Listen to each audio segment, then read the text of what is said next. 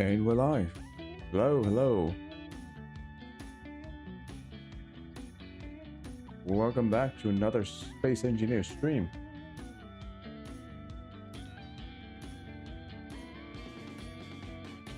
And how are you doing, Bri? New best on Theory of Everything, 41%. Let's get that number up. Get that number up to like 90%. Alright, so today, I'm gonna spend just a little bit of time working on the Mother OS script and how it works with the flight planning system. And if I can't find a good fix, we're just gonna move on, go back into survival, and actually start building everything we made. We made changes to... Man, there's a lot of stuff that we made changes to. We made changes to Taco Bell. We built the 3D printer with a crawler. And we also made the tool stand for Boba.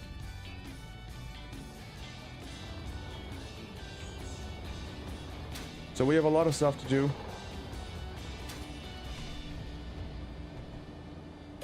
Let's just get right into it. So the first thing is...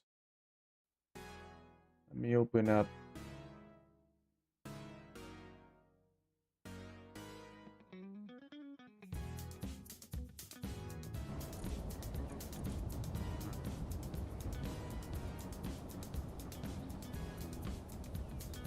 Alright. So yesterday, before I ended the stream, I was trying to figure out how this flight control system worked. And if there was a better way to like make it not crash. So setting a nav flight plan once does work, but if I run it again, it becomes a problem.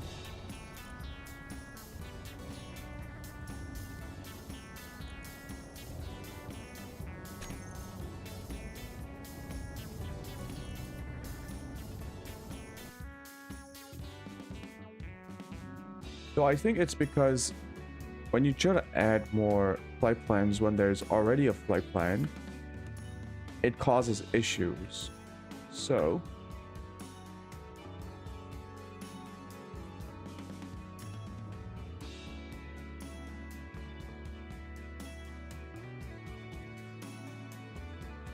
look at the level.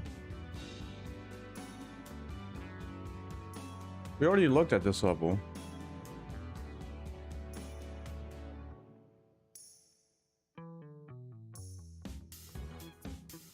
Didn't we?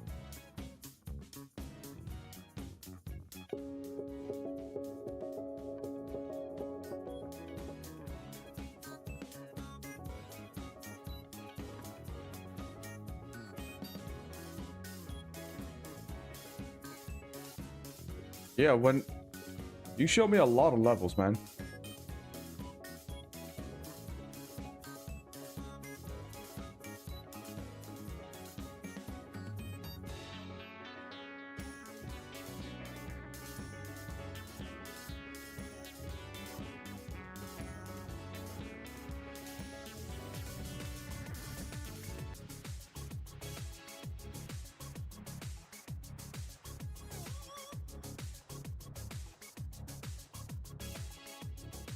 Yeah, this is definitely more challenging.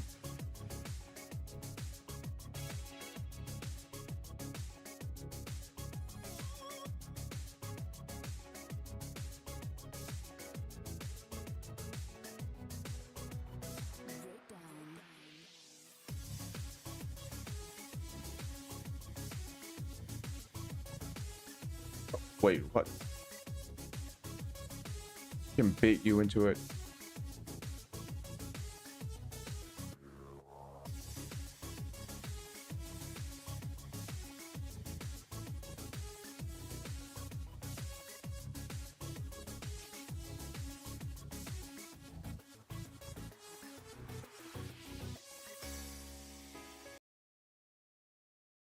Damn. Your best is 42 now?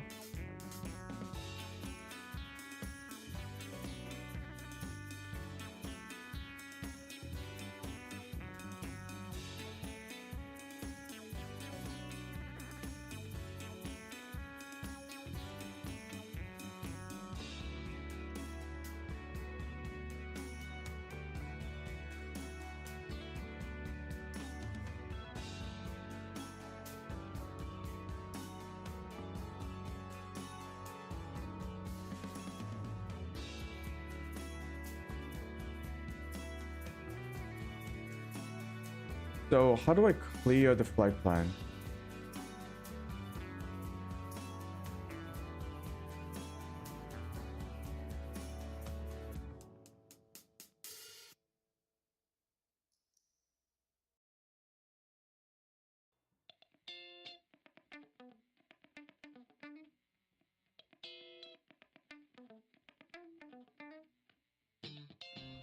Hey guys, welcome back. Let's talk about the base that we really care about. Waypoints, as they relate to flight plans, are also really important. So let's quickly look at our waypoints. So we've got waypoint 1 over here, and we've got waypoint 2 over here. Okay, it can be a little long. All right, we got to learn a little bit. It out just yet. Let's give it lots of room to breathe, so we can prove our example. Okay, so remember how GPSs work. So we'll notice in our GPS menu, we've got access to all of the GPS. So what we want to do is build a flight plan. Including here, this just really is the best interface to be playing around with something like this. So let's build our flight plan. Okay, and it's going to receive a string. And that string is going to just be a collection of the GPS waypoints you want it to fly between. Right? So in this case, we're going to paste in that first GPS point. Okay, I'm going to bring that. The amount of down clicks in so we can see. ton 618 is inhuman. And I'm going to bring down the closing quotations so that we can play around a little bit more. So that is going to set the flight plan into our system. Okay, and let's get a second GPS waypoint so we can actually see them both appear on the almanac at the same time. So let's go back to our GPS menu. We'll get waypoint 2. We'll copy that to our clipboard. And then we're going to go back to our mother custom data. We're going to go down to our command, and we're just going to add a new line, which would be space separated. So imagine if these are on the same line, it would look like this, where we enclose, we'll bring this guy down to our new line. Okay, so we'll bring it down to our new line. Let's just set FP as our command action, and we're going to press OK. And then we're going to go here into mother, and we're just going to run set, we're going to recompile because we updated our custom data, and we're going to run set flight plan. Boom. So our flight plan has been loaded into our grid. You'll notice that as we move, those points actually change on the screen. So this is happening in real time. The grids are communicating with each other, and we're in real time determining where we are relevant to all of those other waypoints. Now, kind of a trite example because we all happen to be in a line. Our flight plan. But of course, we want to fly our flight plan, right? So knowing that our flight plan is in our system, we can just engage the flight control system or autopilot. I think I'm going to change the name for this one, but for now it is flight control system start. And when we run this, basically mother is going to one by one pass the waypoint information to our remote control block on our grid. And so mother is going to manage the flight plan rather than the remote control block. And I did this because we want to monitor that flight plan. We want to know where we are against it. We may want to run actions when we get to certain waypoints. That's another feature I'm working on right now. Okay. This is all stuff that I know. Waypoint 1. And actually watch. Is there like a way to clear it? Here. And as soon as we get to waypoint 1, it's going to, yeah, it's going quite slow. I have to update the speed on this. Max is 5 meters per second. Of course, that's really, really slow. But to prove the point, it's going to tag this waypoint. And as soon as we get here, precision mode's probably off.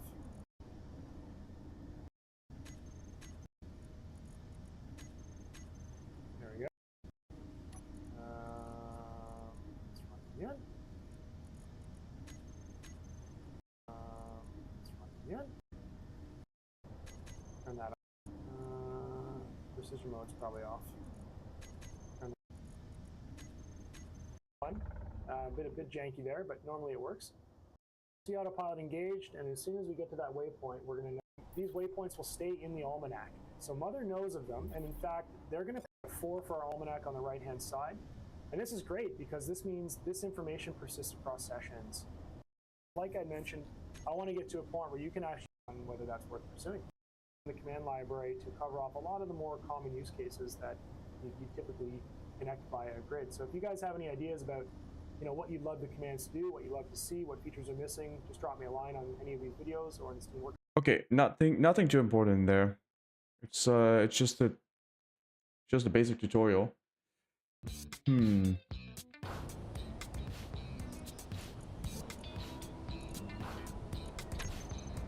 I really don't want it to cause issues.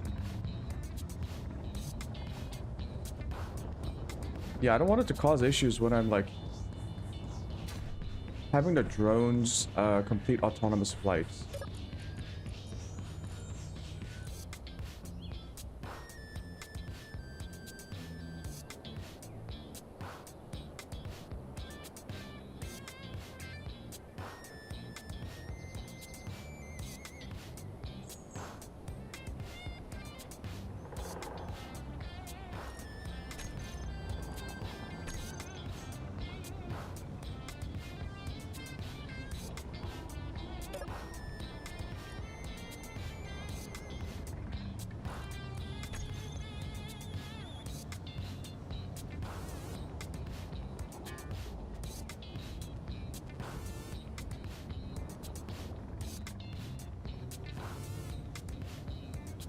I mean, it flies well enough. I guess if we're careful about not spamming the flight plan.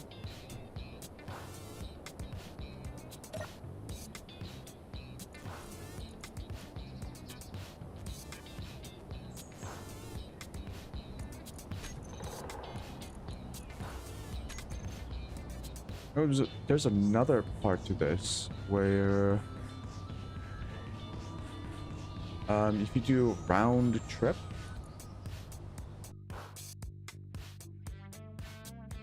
it keeps going around or something. Round trip, continuous. Capital R or C at the end. So let's do round trip.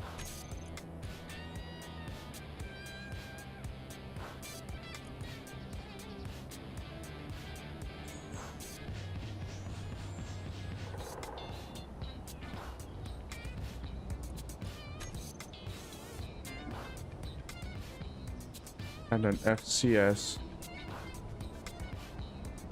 starts. Speed of 50. So this should move from waypoint 1 to 3 and then 3 to 1, right? We're at 1. Moving to 2.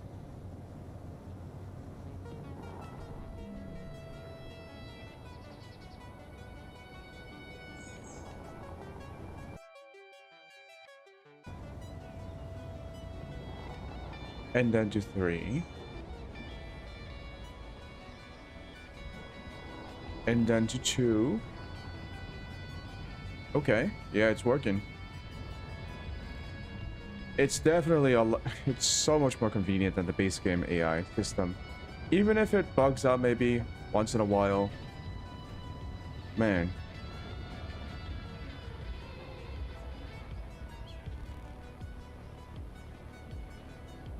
Yeah, that's really good. Let's try continuous with C.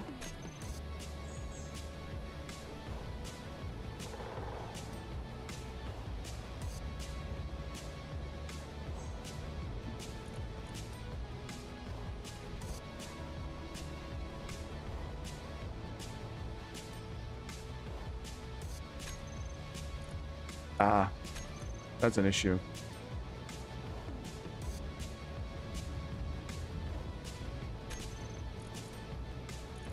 I don't know why sometimes it causes issues, huh?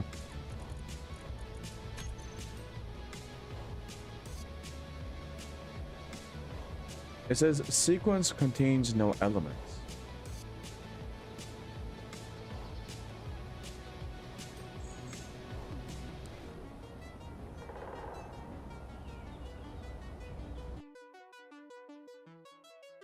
I really do want to be able to prevent that from happening. That's like the only major issue that I've seen.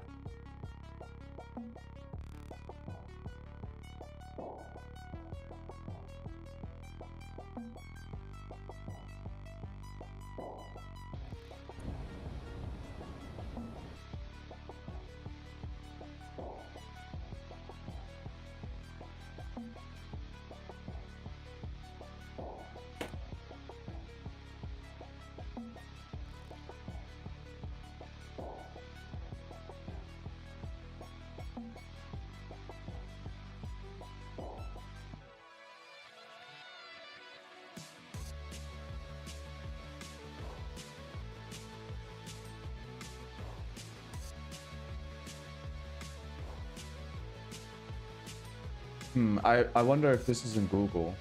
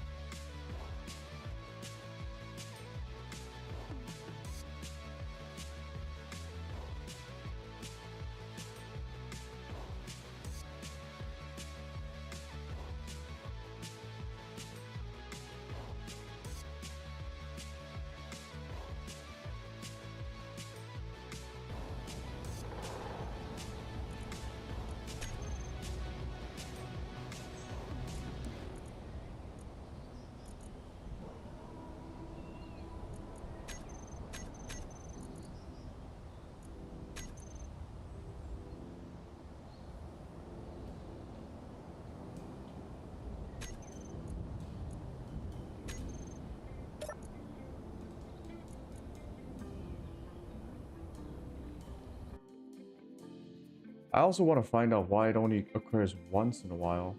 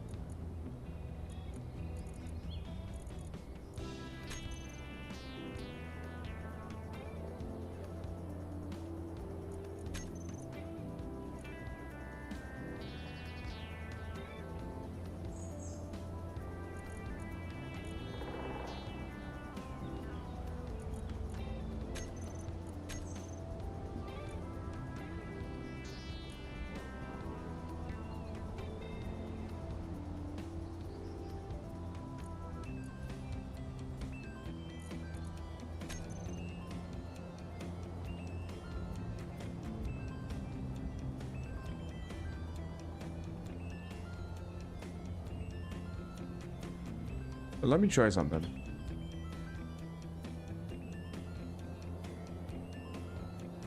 So all those GPS points are in the almanac for Mother OS.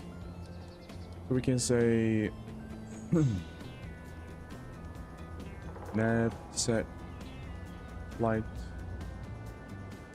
plan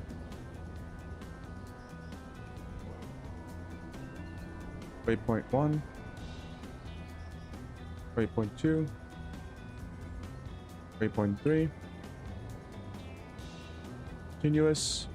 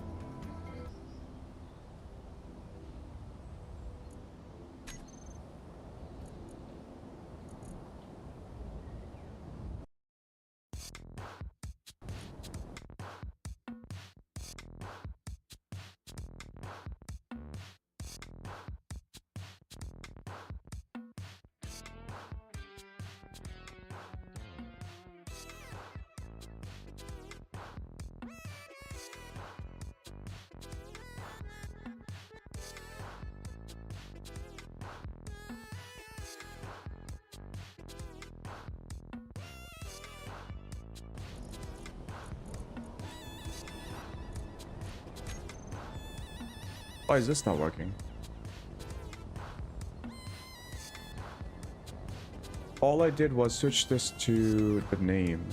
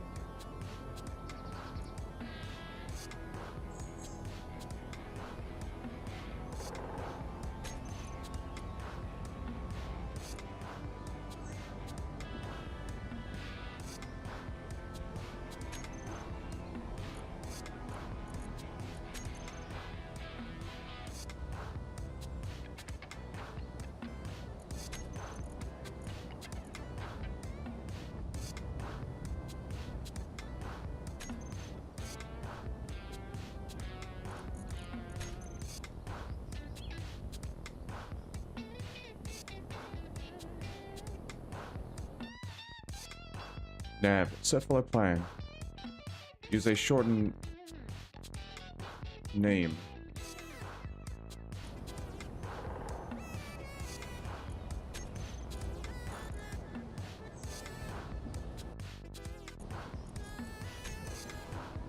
Set route short.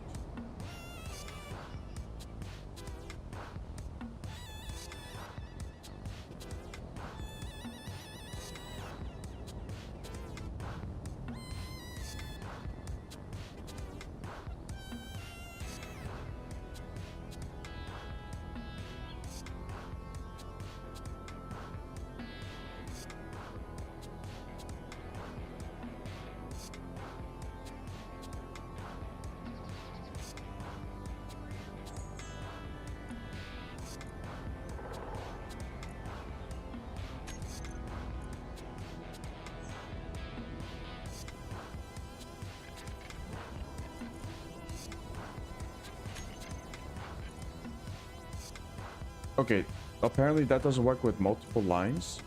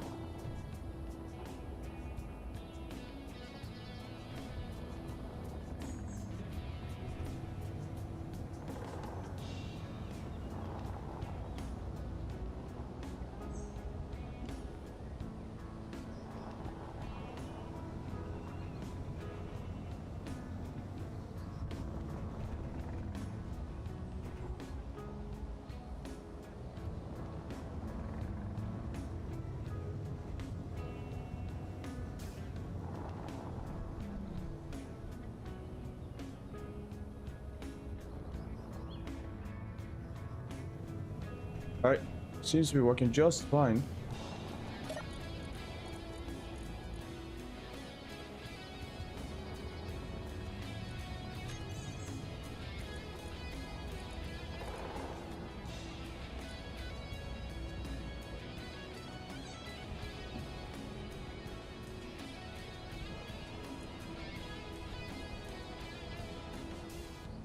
If I clear first.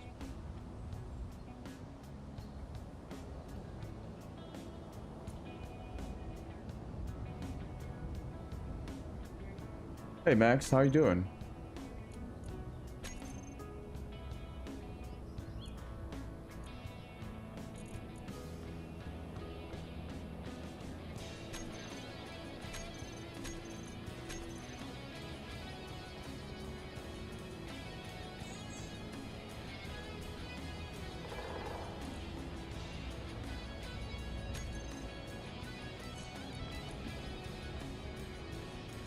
How about we chart boot?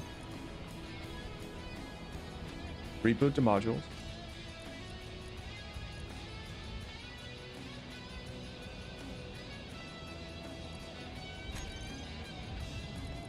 No, no, no, no, no, no.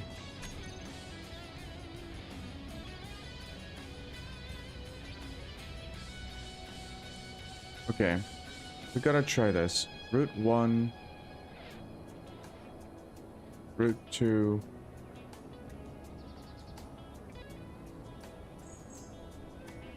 And we have multiple routes.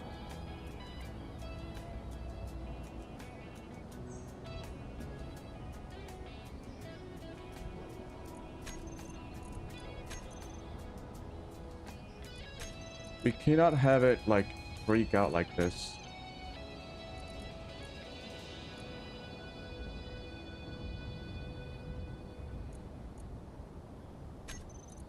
Route 1 is set. What if we say, but I want to change it. If I want to change it again. Issue. So, this is definitely a problem.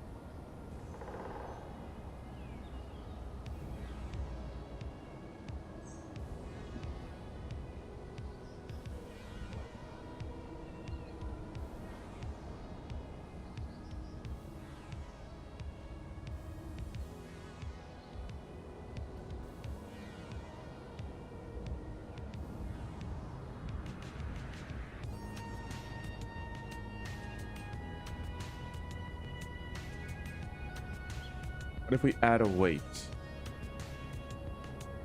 Sometimes that fixes weird issues. So let's add a weight. Recompile.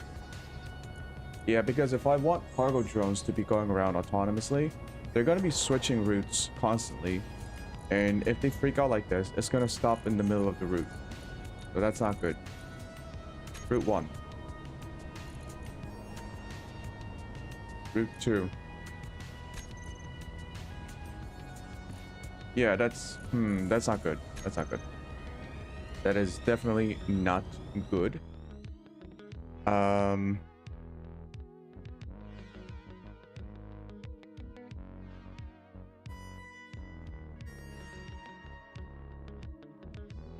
Maybe this isn't the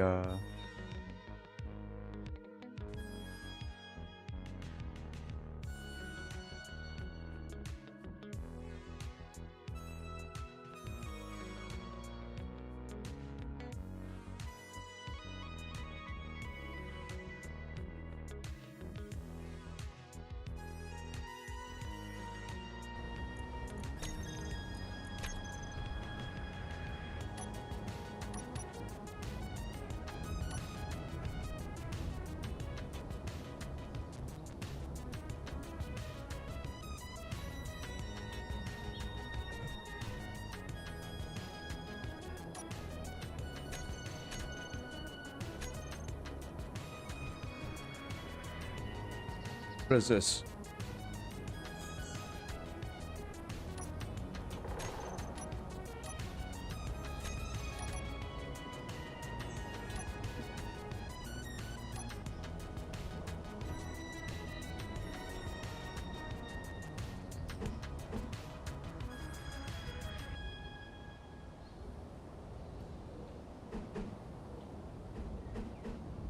I don't know why that's...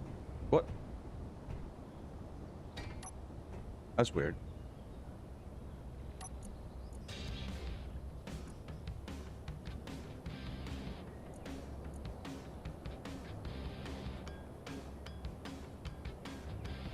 Check out the map.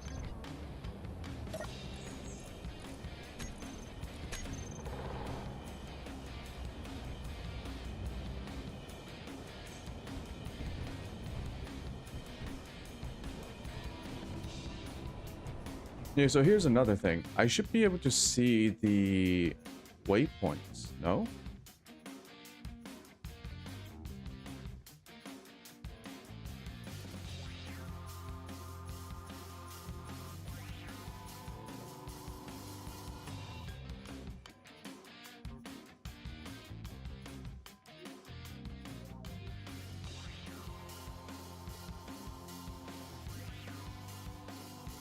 It says in the almanac contains a list of all grades.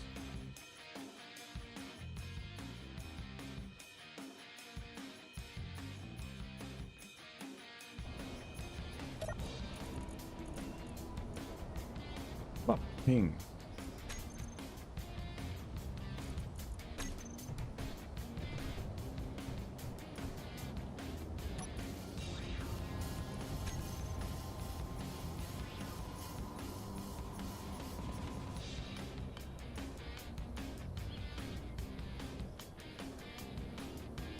Go to 500 meters.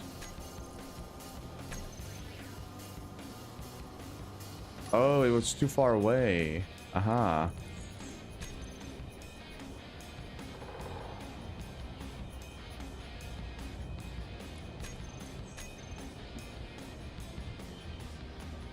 So yeah, here we do see waypoint 1, 2, and 3, as well as our test base and all of that stuff.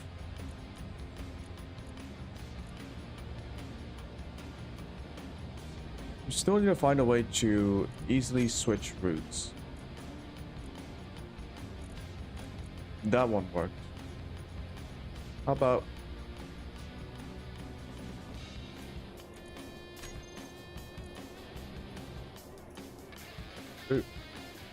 Two?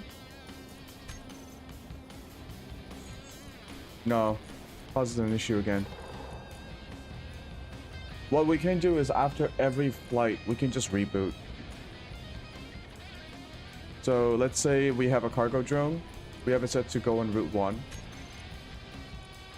I think it reliably starts for the first one, but not for the second one. So we can set this up using easy automation to trigger Mother OS. So we begin with route 1. That works. And then assume that we finished it, right? Or we want to change it. We gotta manually say boot, I think. And then it refreshes.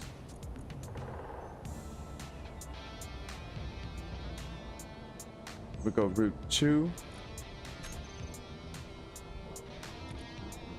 Huh. So that doesn't work. Waiting doesn't do anything. We'll get rid of it.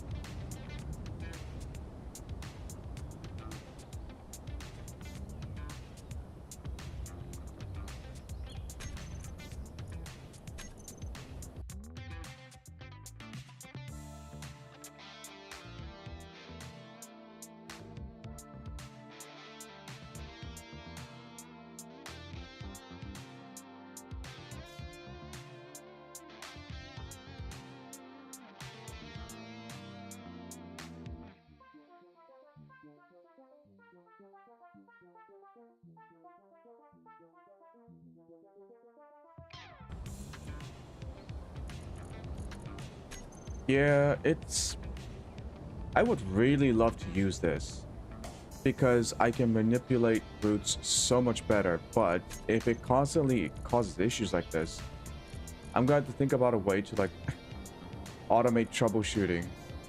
Let's say the drone was flying and easy automation, I wrote a script that triggers a second route to be like created in the flight planner, and then it stops. So I would need to hit reboot until it works again, right? How the frick would I...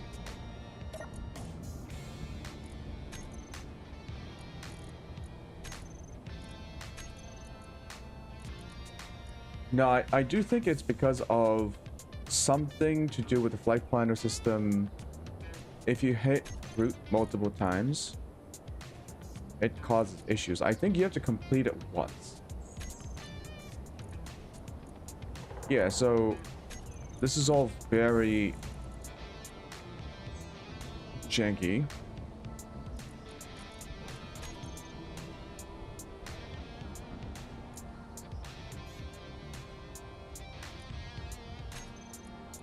Let's have 2 routes.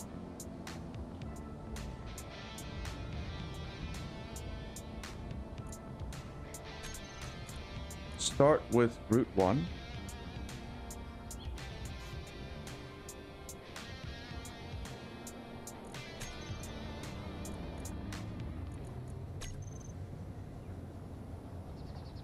Oh, we can actually see the oh, that's really cool though.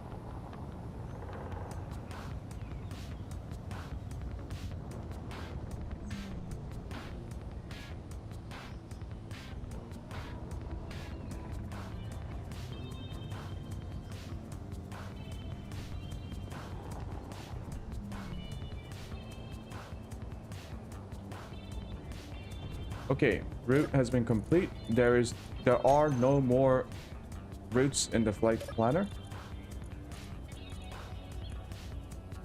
So we're simulating the easy automation triggering route 2 now.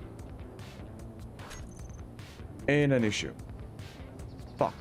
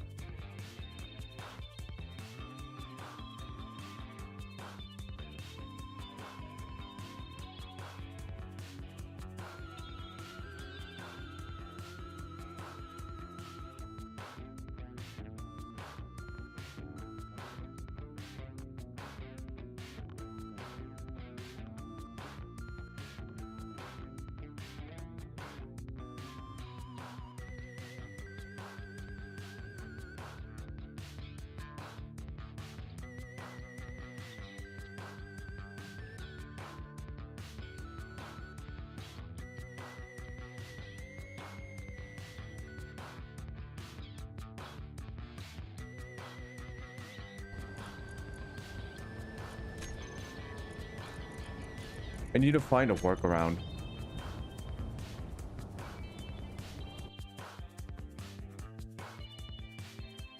It's sort of like that problem with easy automation with the magnetic plates. There's something wrong with how the script addresses magnetic plate names for easy automation. So certain names don't like break easy automation. Like that's why I spent like hours trying to fix the infinite printer with the magnetic plates. So I'm assuming it's something like that where I have to come up with like a sort of like a janky workaround.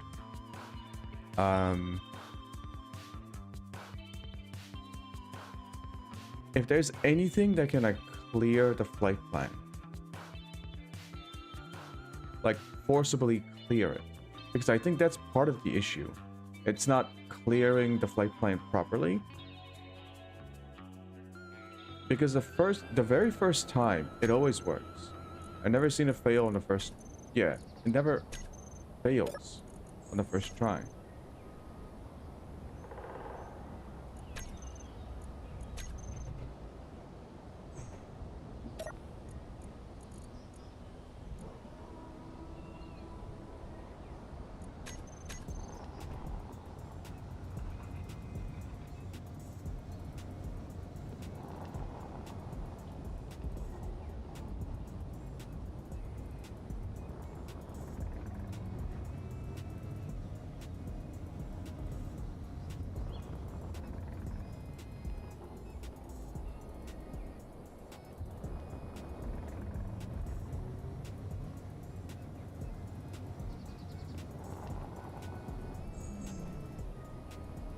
So I gotta find a command or do something with Mother OS here at this point where we completed one route so that the next route that we set doesn't bug out.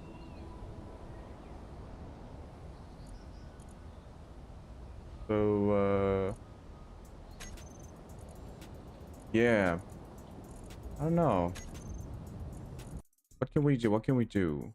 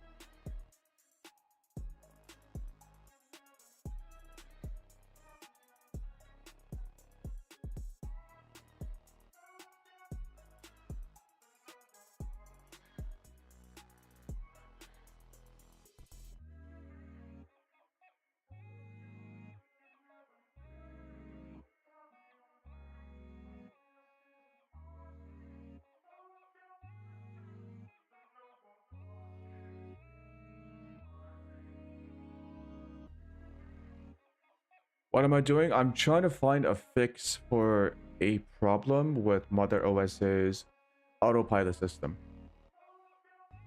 Specifically, when we set routes using Mother OS, the first time we essentially like input a route, it seems to work fine.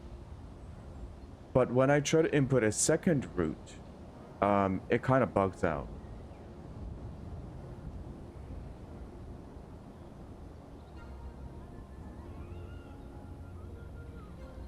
That's what I'm trying to fix.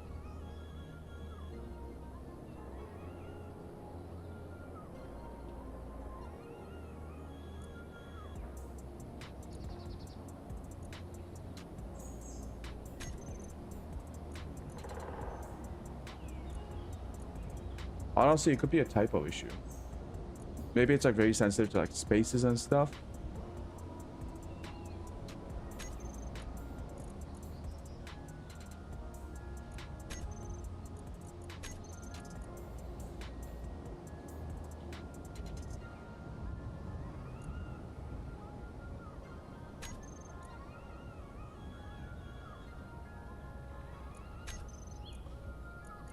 Yeah, it keeps having that issue.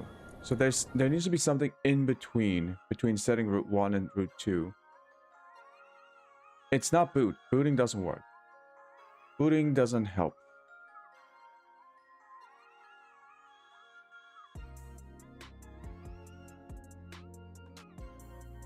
Maybe I could try triggering FCS start.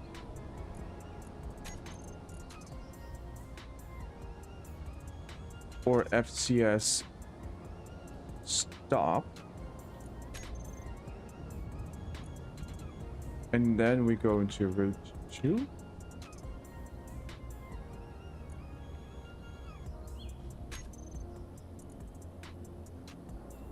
No. No.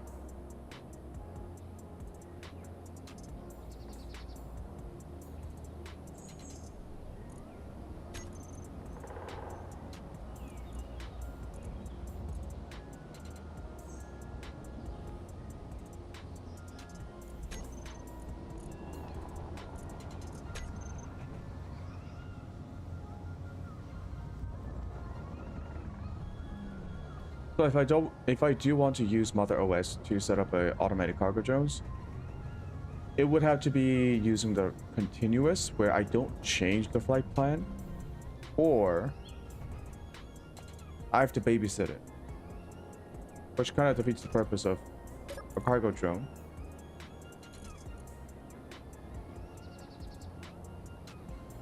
What happens when I say FCS start now? Okay, so flight plan is empty.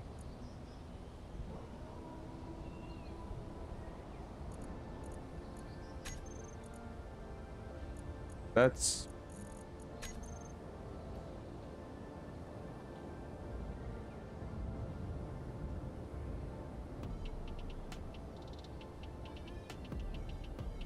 I wonder why that happens.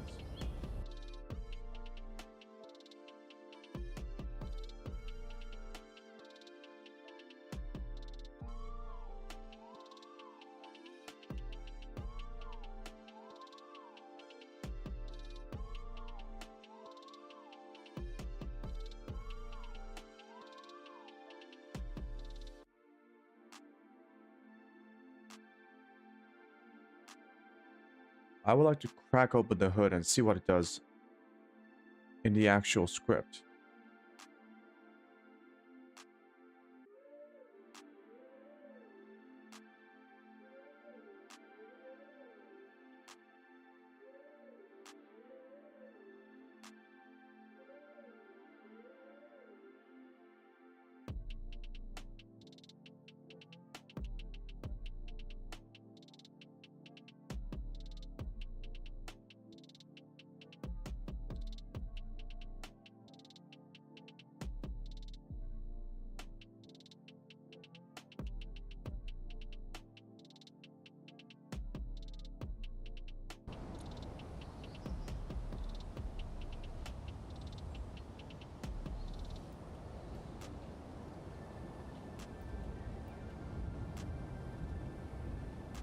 Hmm.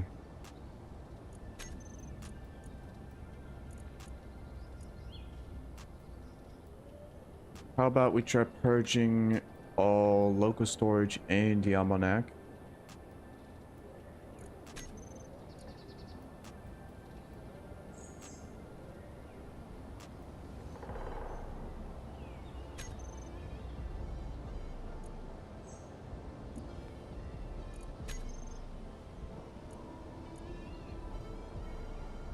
Purged. Now we ping to refresh.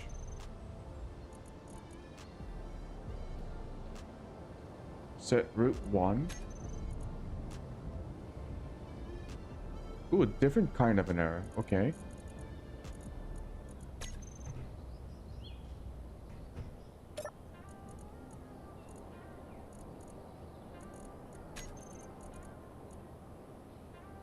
And I think that happened because now we don't have waypoint 1, 2, and 3 within the almanac.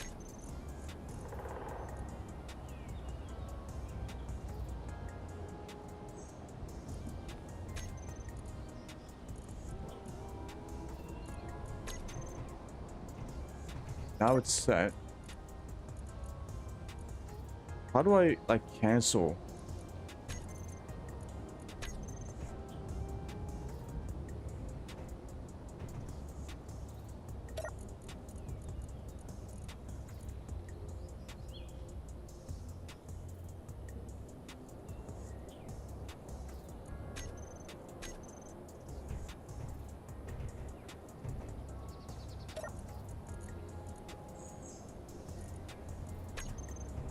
Do I have to purge every time?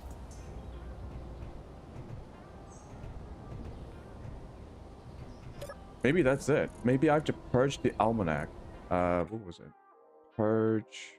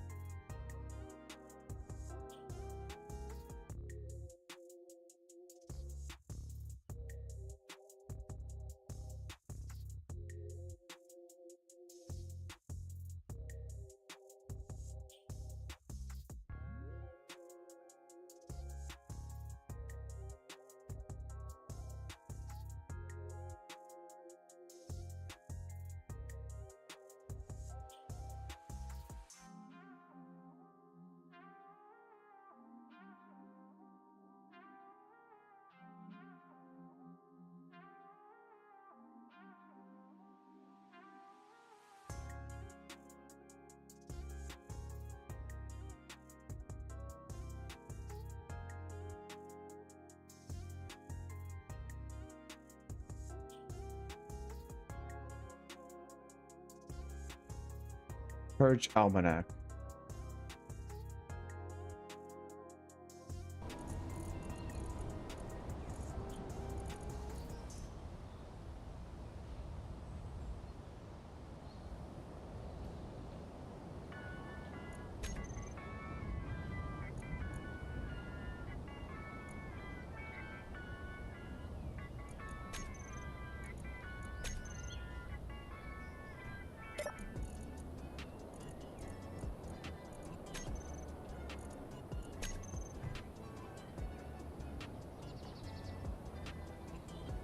Now it's reset. Okay.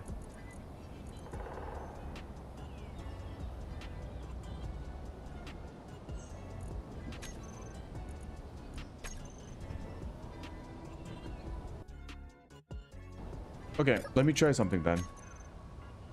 So we got set route 1. I'm actually gonna delete those two. We're gonna copy paste. Go set route 2. Actually, I'll just call it route 2. Route 1. And I'm gonna switch around. I'm just gonna delete that one.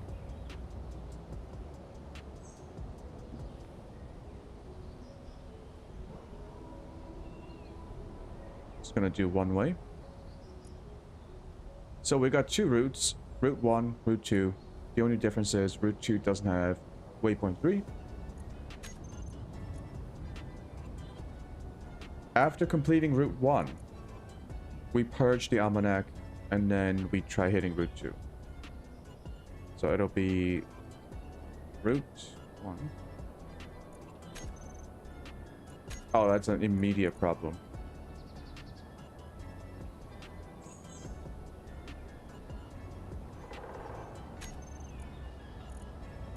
It worked. Purge, almanac, horse.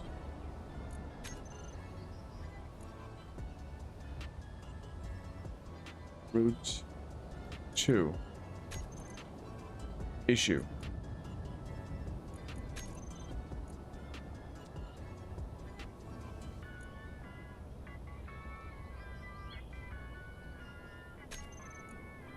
Route 2 set. Route 1. Issue. So purging doesn't work. Okay.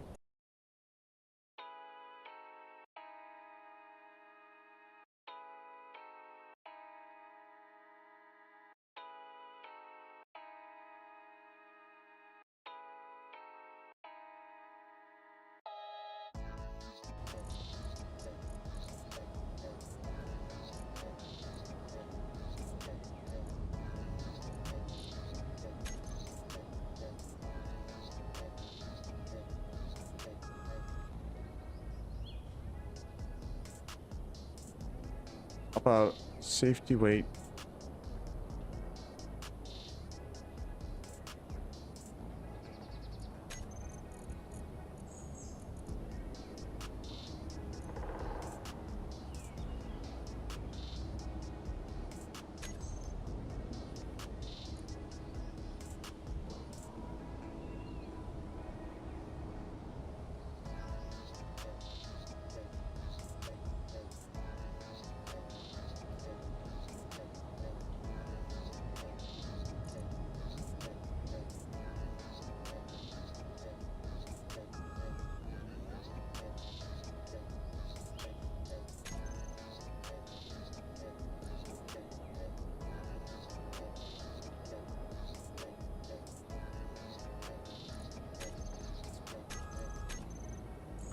No.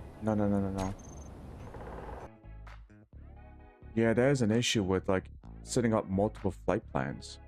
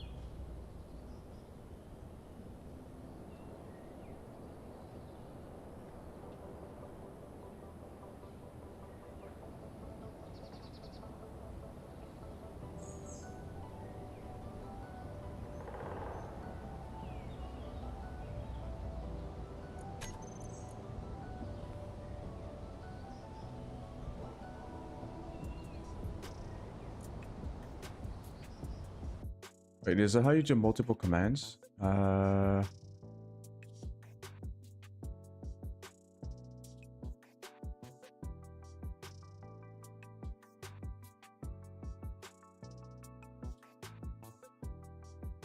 Yes.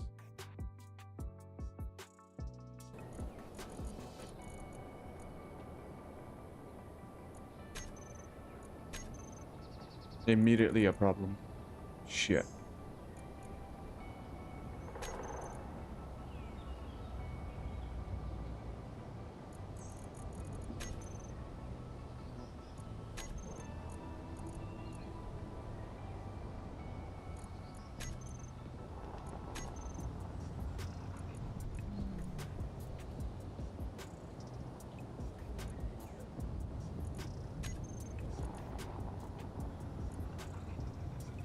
Ooh, it didn't wait.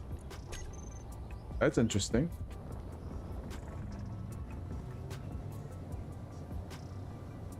Huh. It didn't wait.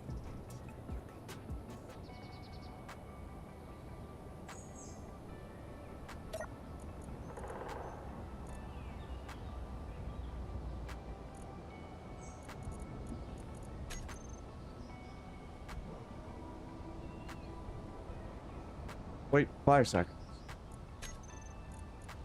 If it's not waiting, maybe that's kind of a clue as to what's going wrong. Yeah, it doesn't wait. Okay.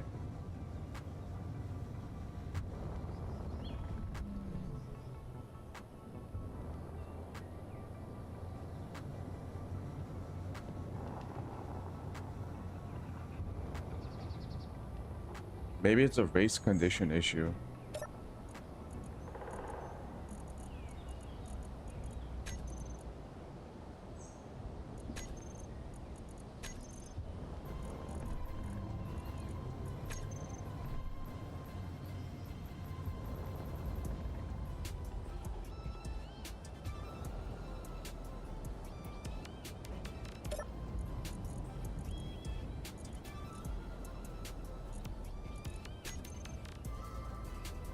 I think it's something like that. Mother OS is definitely not looking like going through each step properly. It just skipped wait 5. And I think that's part of the reason why the route planning bugs out.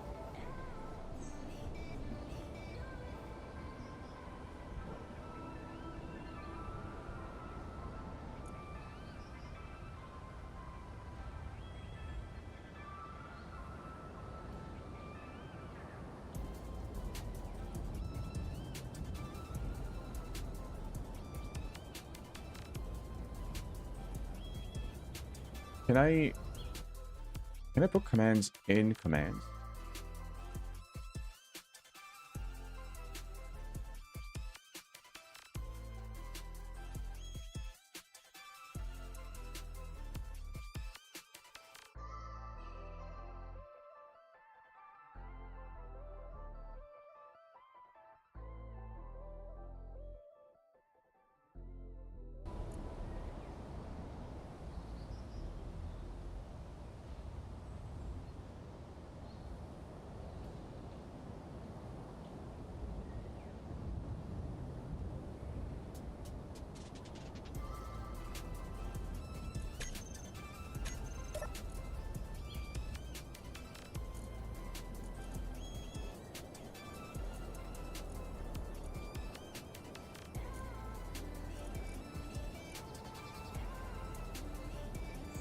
Hmm.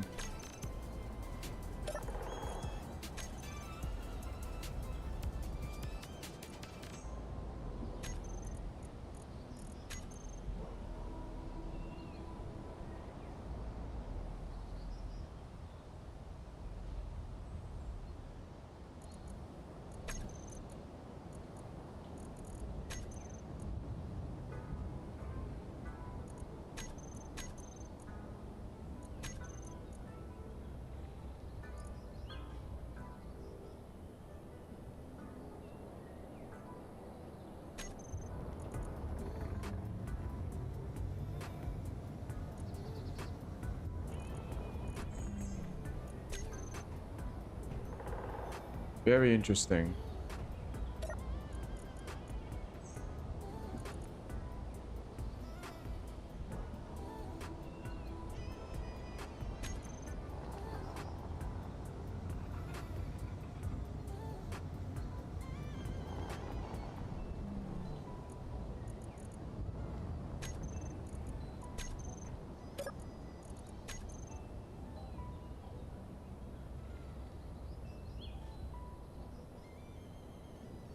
Maybe it's not waiting because... Oh, wait.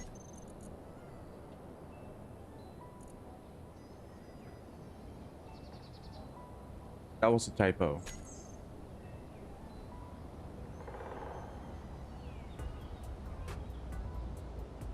Oh. Okay, now it's actually waiting. Never mind. I'm an idiot. That was a typo. That's why it didn't wait.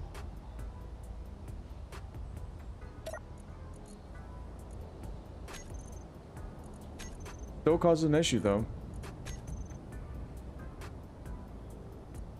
So that doesn't help.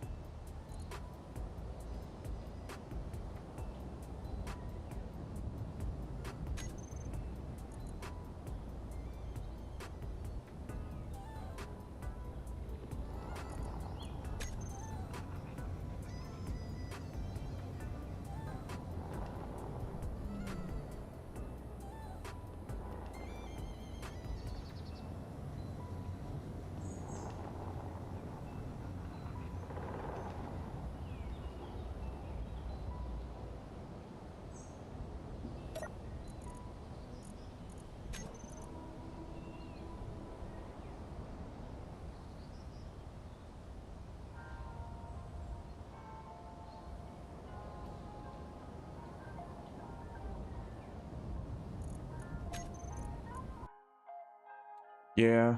No, as much as I would like this to work, I don't think it's gonna work for automated cargo drones.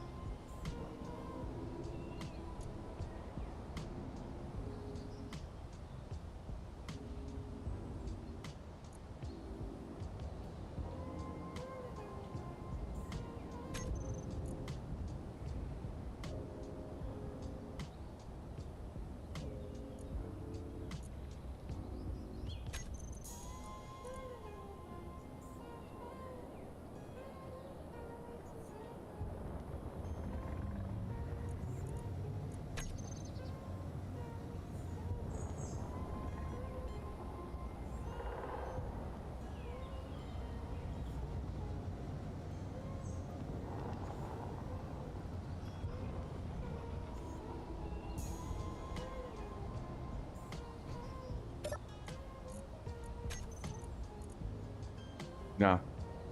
Nah, it refuses to run the second time. Oh, man.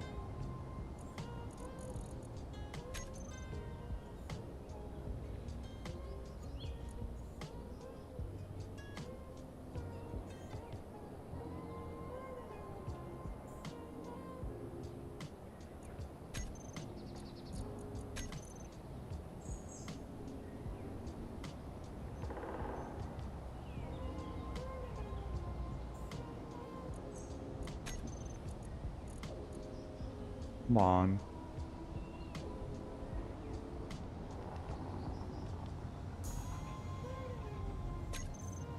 Look up Nexus. He played a GD level that looks and plays like Hollow Knight. Hollow Knight Silk. Wait, was it Hollow Knight Silk Song? That was on Game Pass.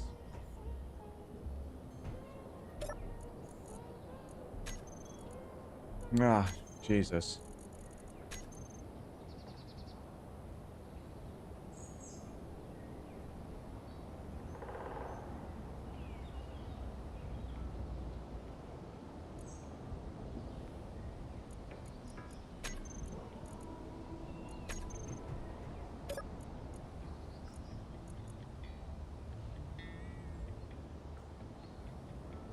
Brother, why doesn't this work? I'm about to not use it.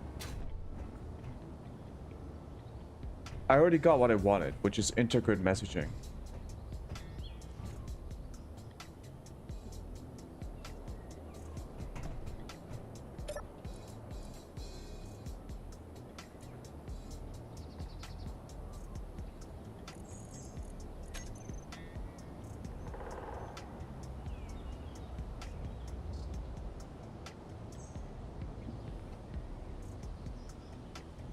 It's only 1 minute long. Listen, I might just like make time in the beginning of the stream so that I can watch all the videos you guys want me to watch.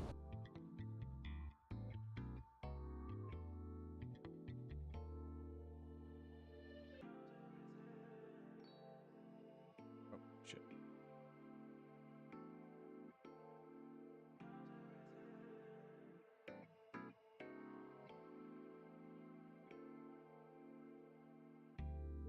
Because this constantly going back and forth between YouTube videos and Space Engineers, it's kind of confusing my brain.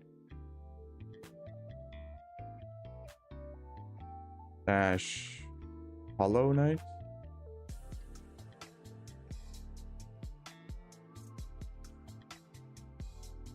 What, this one?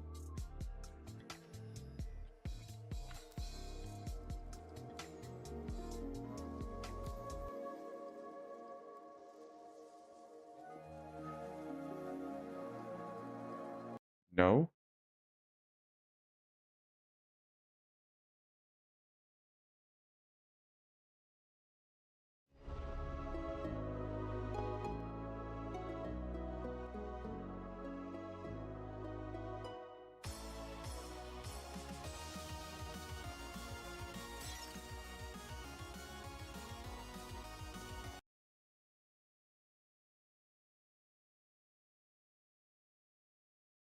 What, this one? I don't know. I don't know which one it is.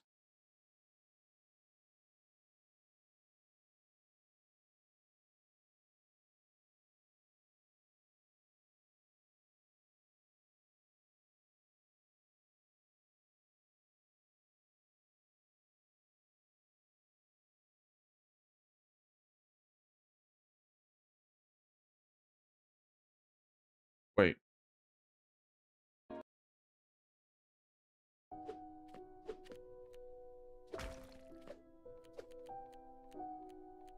Oh, is this it?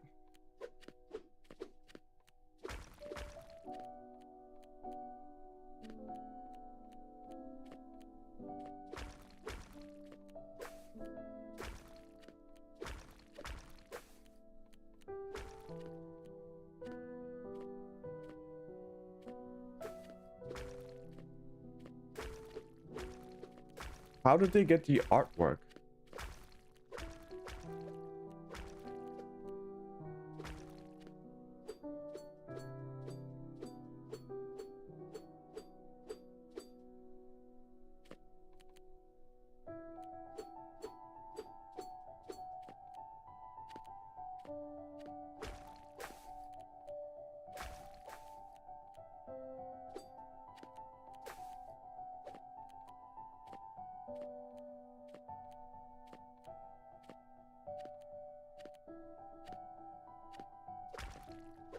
It's pretty cool that they did this in Geometry Dash.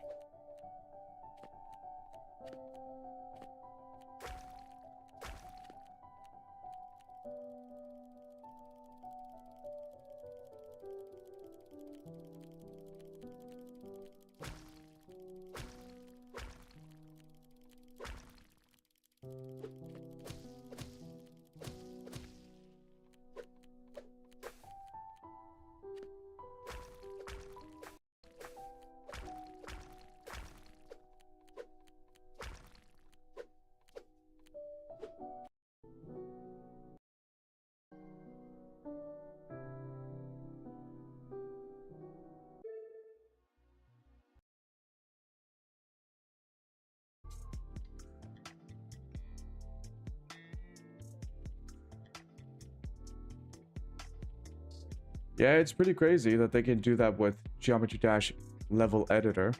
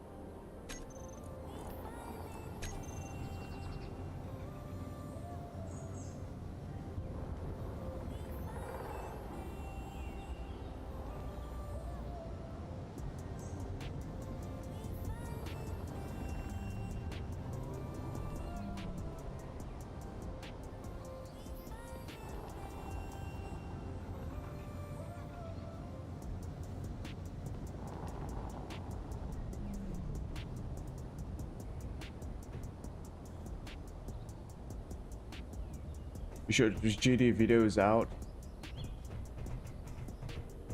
Okay, we gotta set up a system for this. I can't keep just going back and forth, back and forth.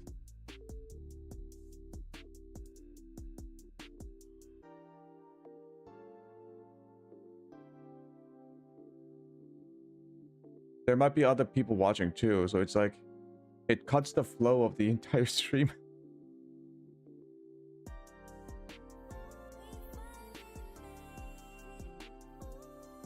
Gotta have like a set time. Maybe like every hour? Maybe.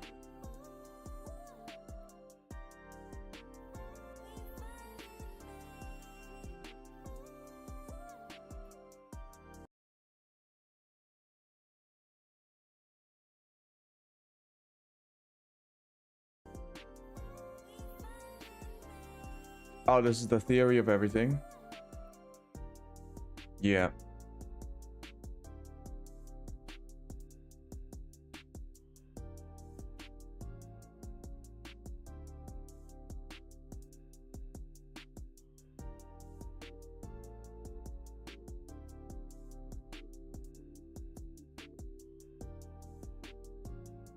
Damn. This does look pretty hard.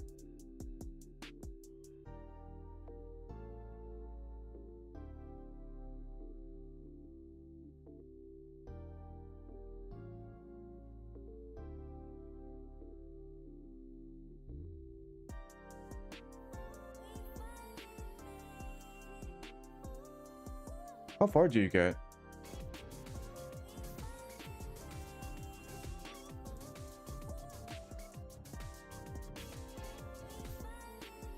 %.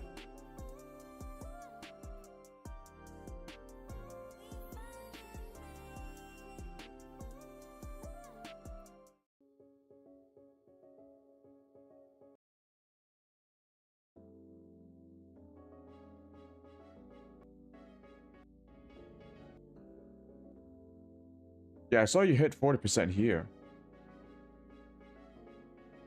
Was it here or there? The music goes hard though. It's very quiet. Not anymore.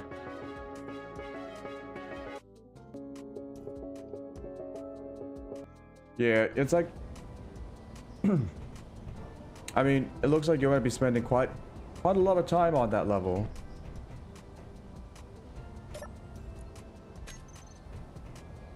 It builds up.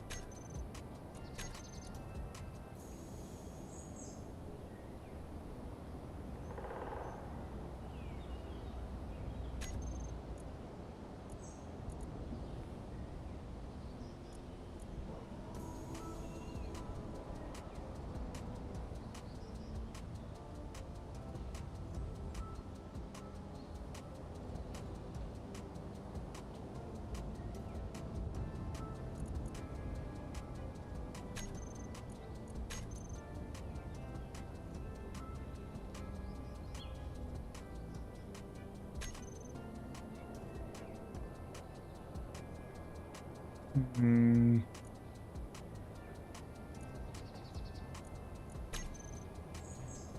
Yeah, I don't know. I don't know how to do this. I think this is it. I'm just not gonna use it as an autopilot system.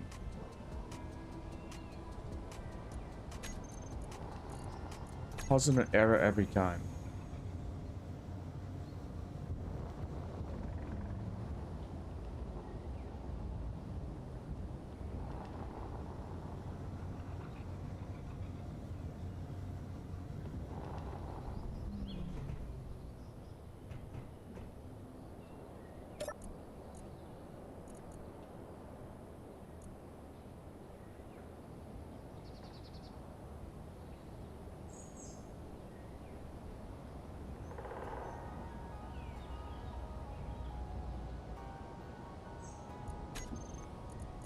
Every time.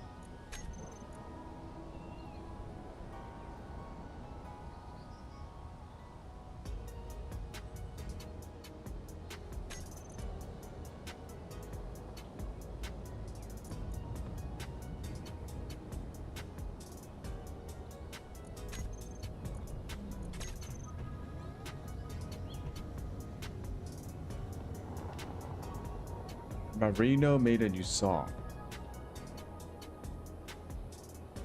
Sure, I'll check it out later.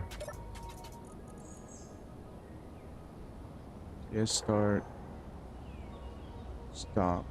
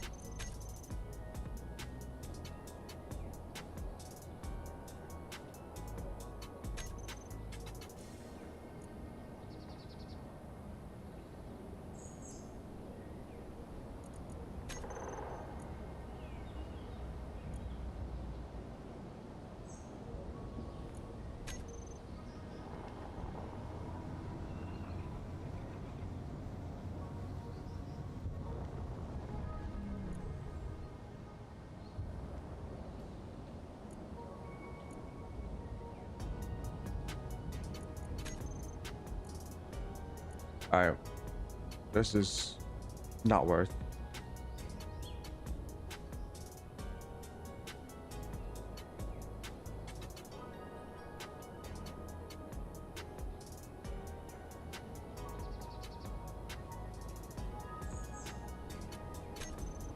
Nope, I'm not doing this. I don't know what's wrong with it. It ain't working. It ain't working. All right. I do want to save this one. Tool stand rotor, welder end plate, grinder end plate.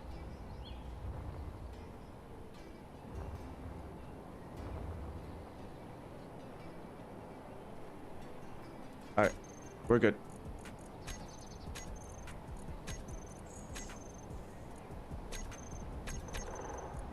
Got a lot of stuff to build. Let's go ahead and do that.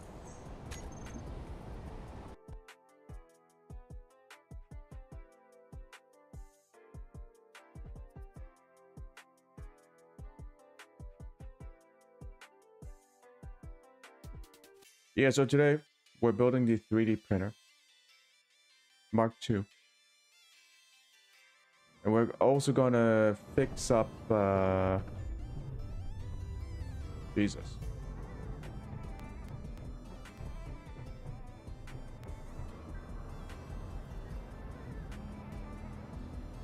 What is this?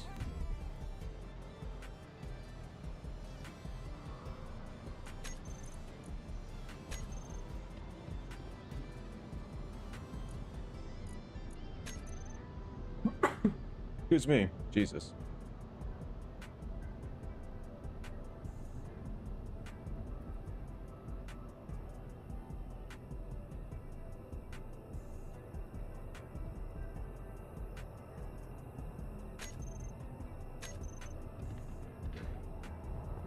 First thing we're gonna do is I'm gonna go back to Taco Bell.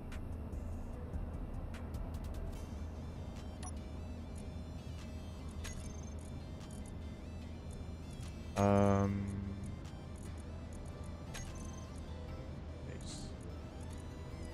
And I'm gonna update his code.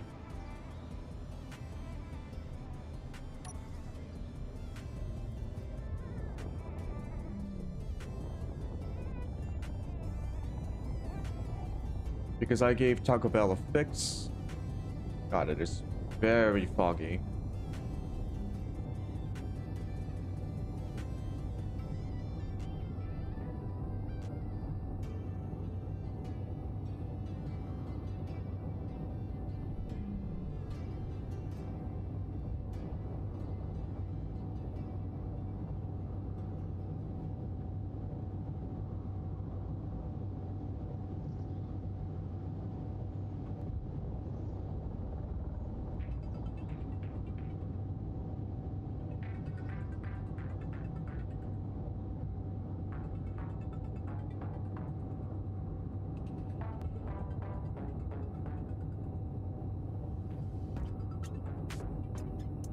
So Taco Bell is actually injured because the drill bit has messed up the rear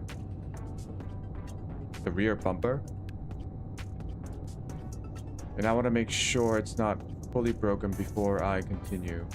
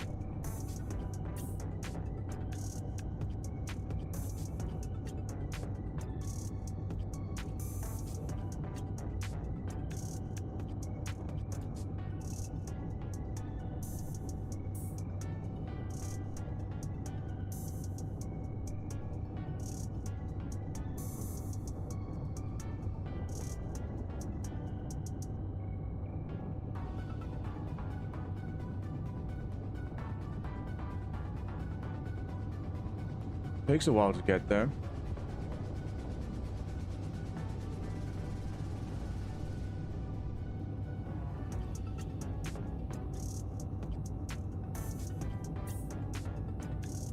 That's the mountain. Oh, shit.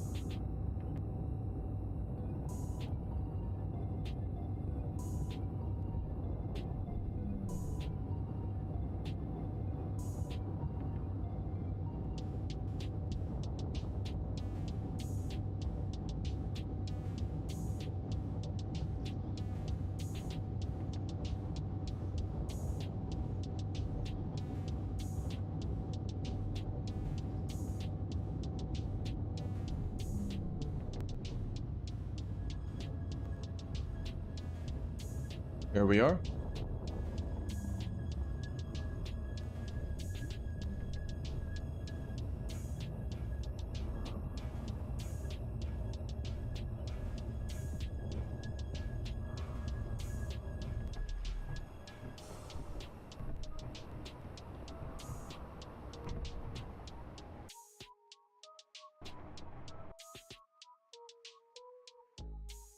Let's find Taco Bell. Script.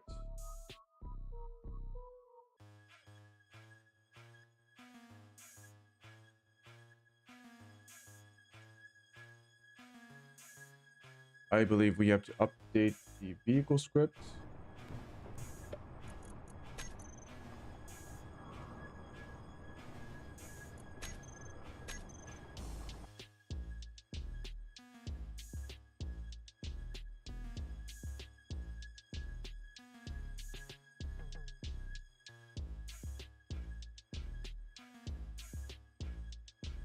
We also update the loop.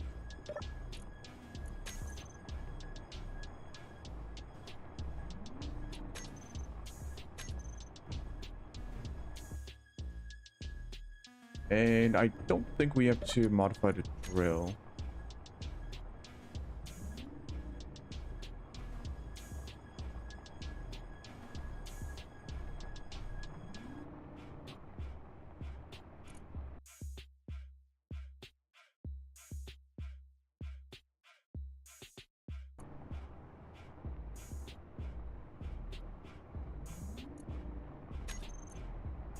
I'll just modify it anyway. Alright, I think that's it. Pretty simple fix.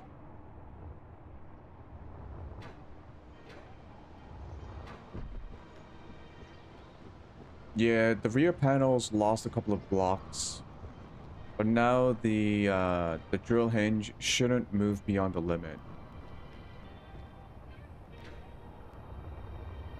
All right, good.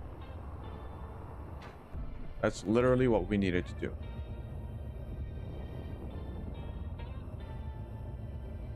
Literally all of it. So let's go back. We're not gonna build Yellowjack 2, which is the hydrogen transporter for Taco Bell, just yet. I'm going to build the 3D printer first, and then we're gonna build everything with the 3D printer. Just so that we can also check how the 3D printer fares in survival.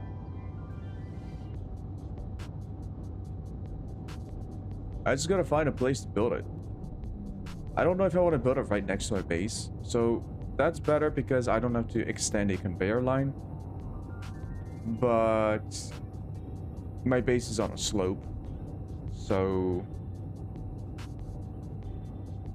if anything does go wrong, say something falls to the floor from the 3D printer, it's gonna go through my floor. I could always use concrete, but concrete is pretty heavy.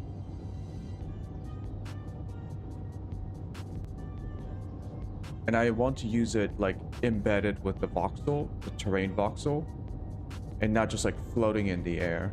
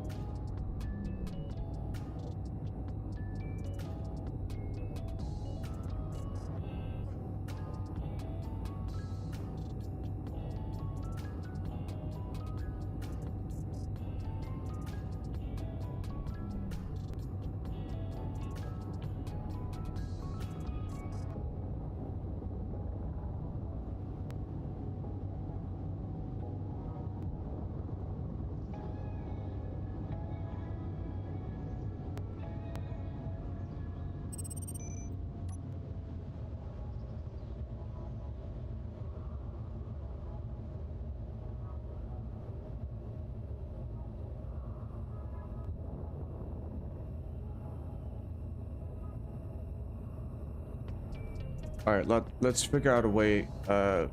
Let's figure out a place to build the 3D printer. It's not as large as the first one, I don't think.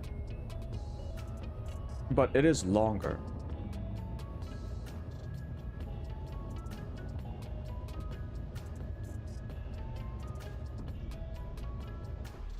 Shit, it might be a lot bigger. What am I thinking?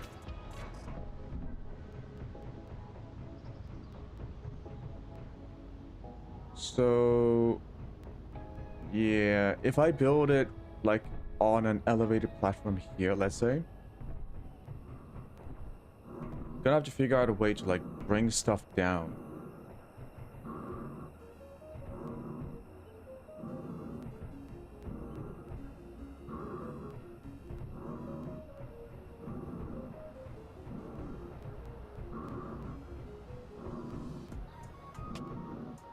I also want to leave some space for the drones to fly around. I don't want to like smack into something.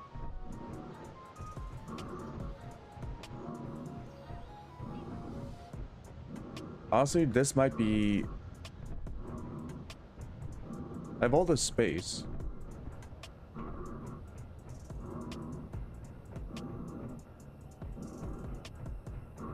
Just build it here.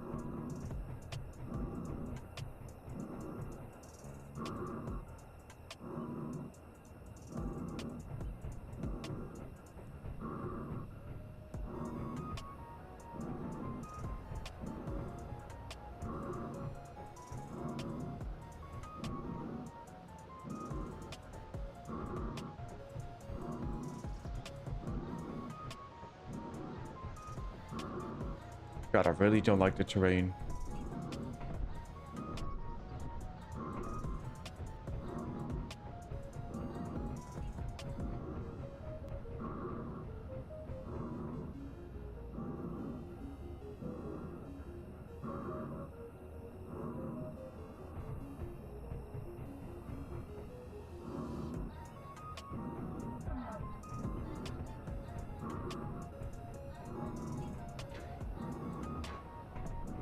This is where I'll add more docks for the drones.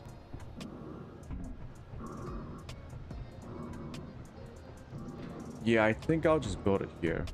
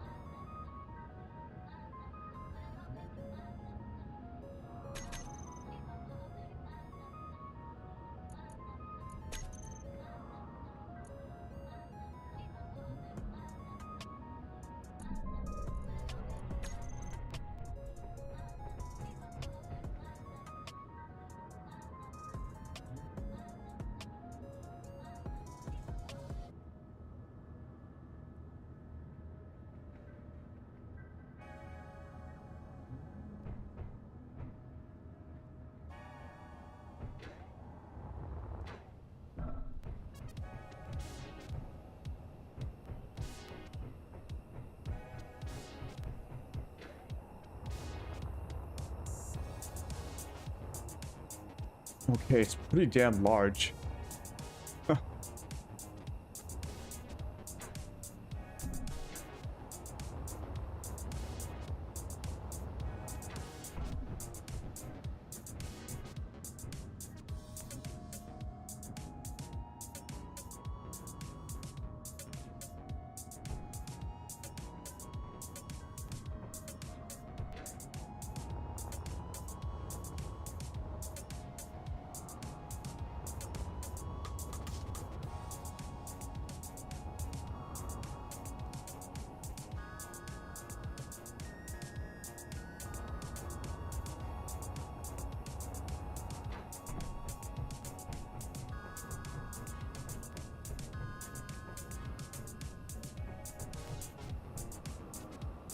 Alright. I'm gonna do it. Do it facing this way.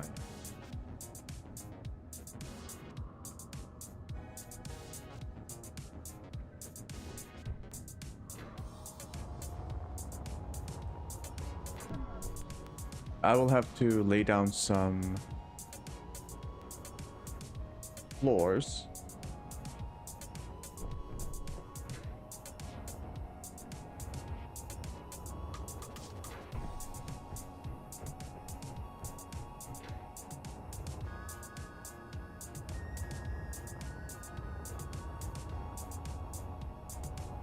Fuel low. Fuel critical.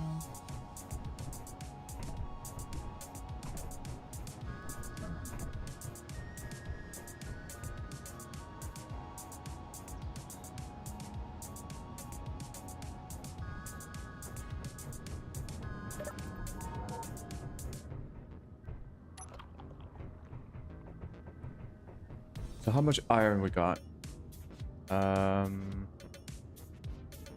None. So let's get iron and start building up the base of it.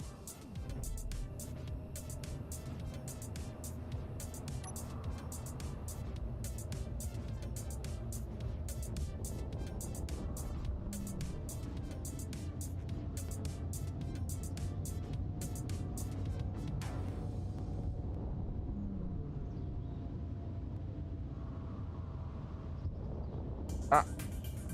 Okay. Almost crashed.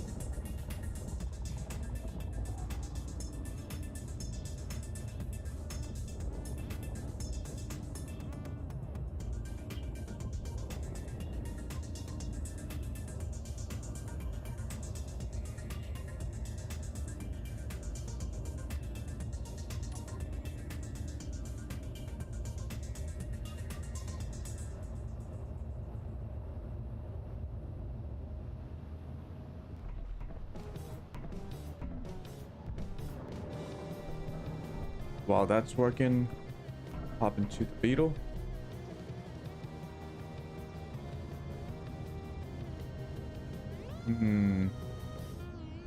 Actually, I might just use boba.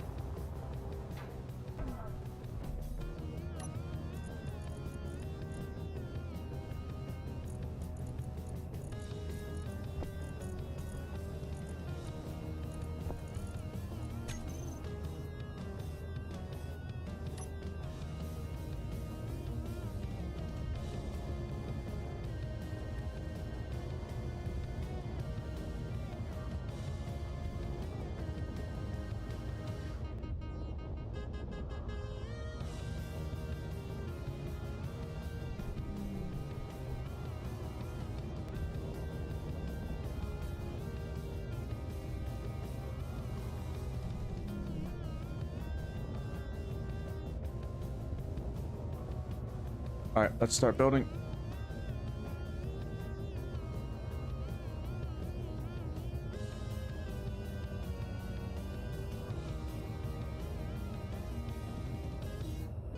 Oh, I'm using grinders. Oh.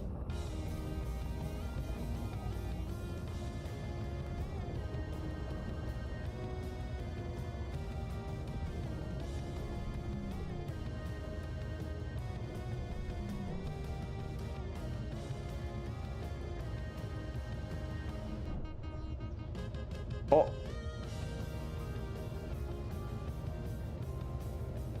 Whoops.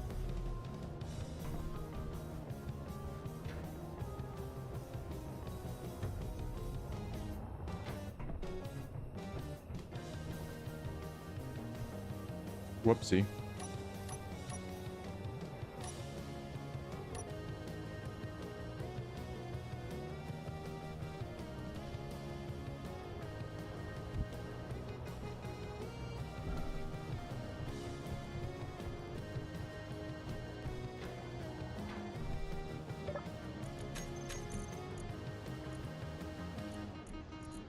Conveyor per small grid.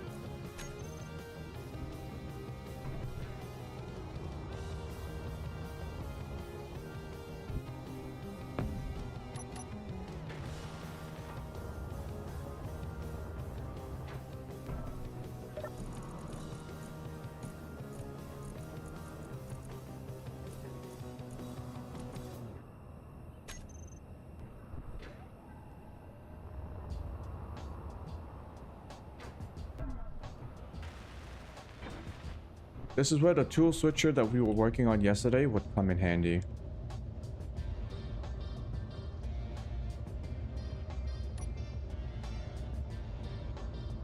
But I want to get started on the printer ASAP.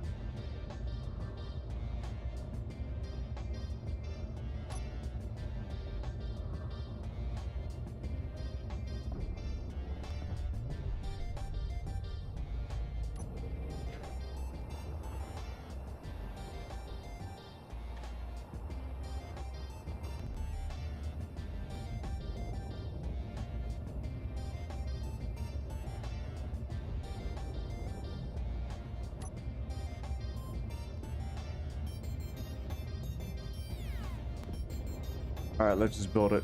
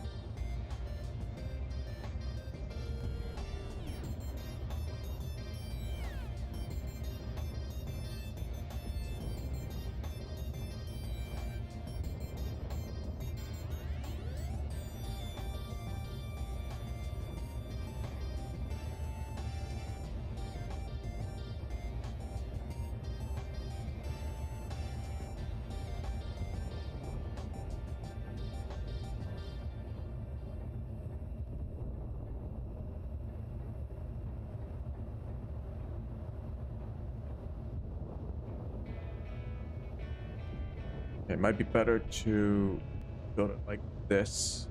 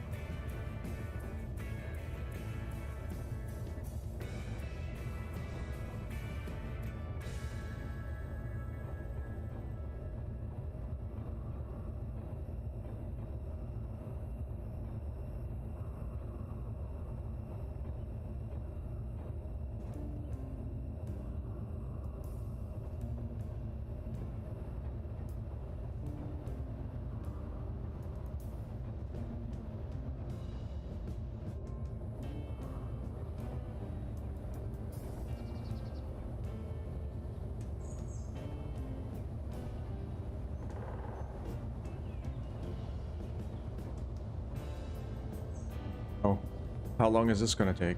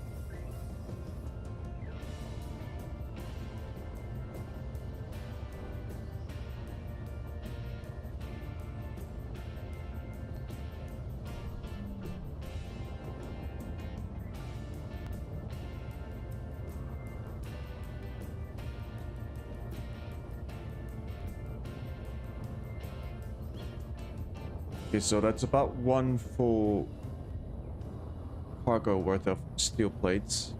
Gets about quarter of the platform done.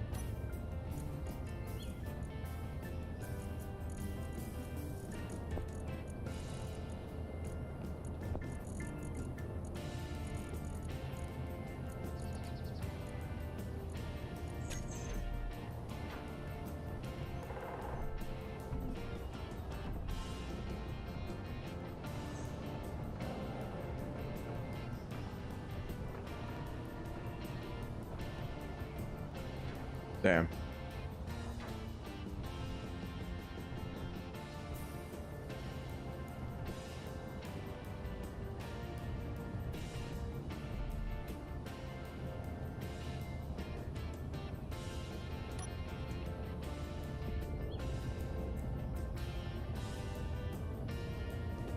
I'm gonna go turn on the infinite Joe. It's been charging for like at least a day, I think. So I think it should be fine.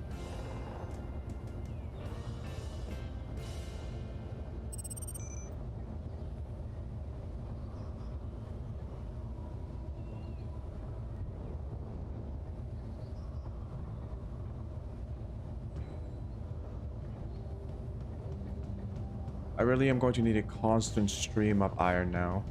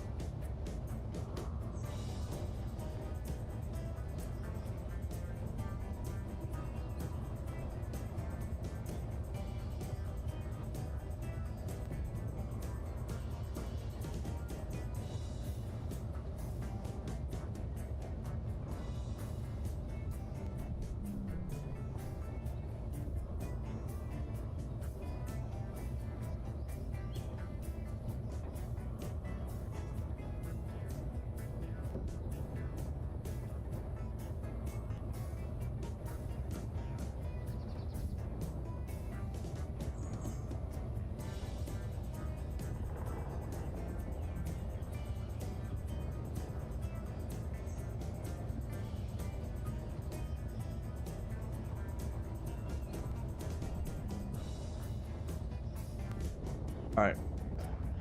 Now that the cargo is empty, let's go ahead to the infinite drill, turn it on.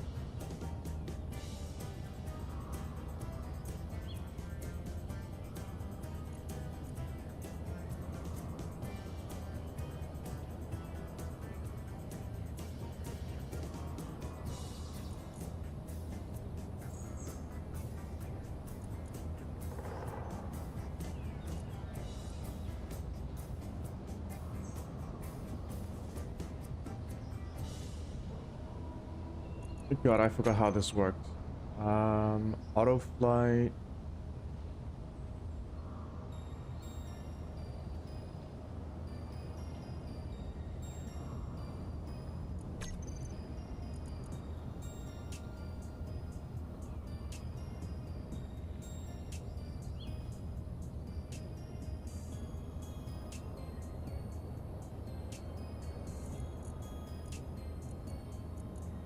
Dot number is set to 1.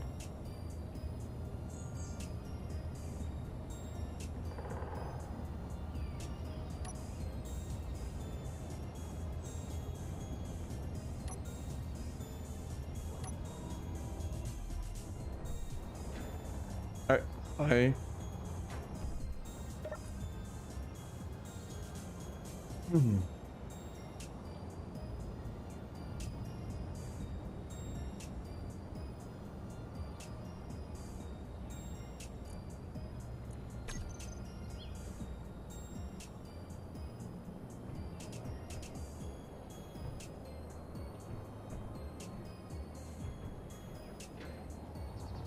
Oh no.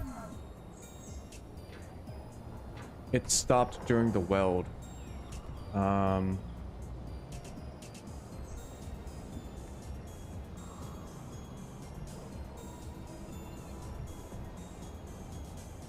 Yeah.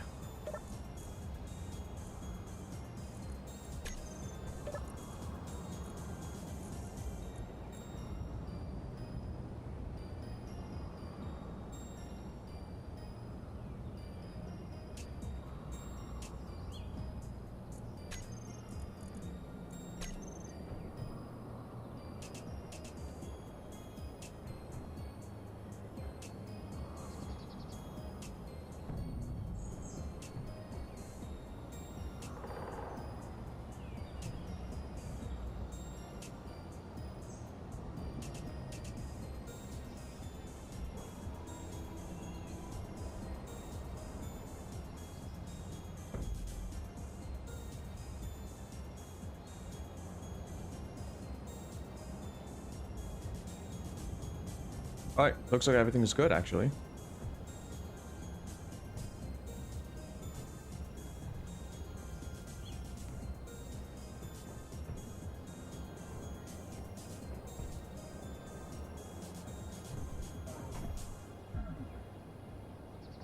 Yep, we're back to drilling. Infinite drill is now on. Let's go.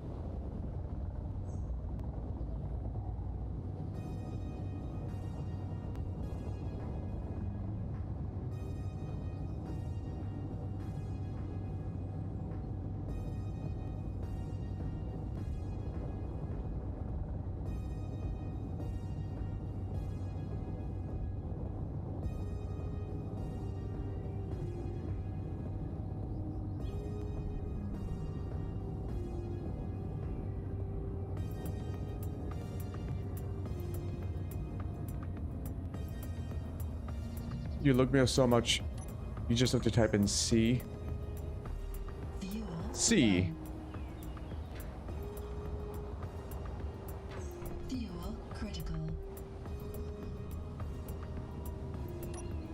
I'm gonna modify this program.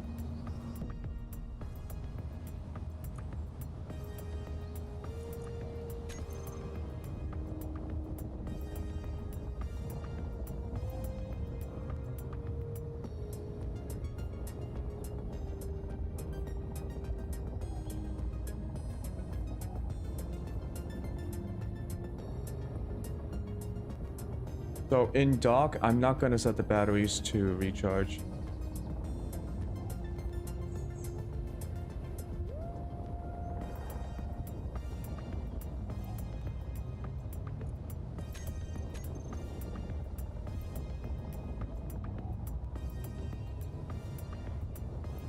Just see, I'm your number one result.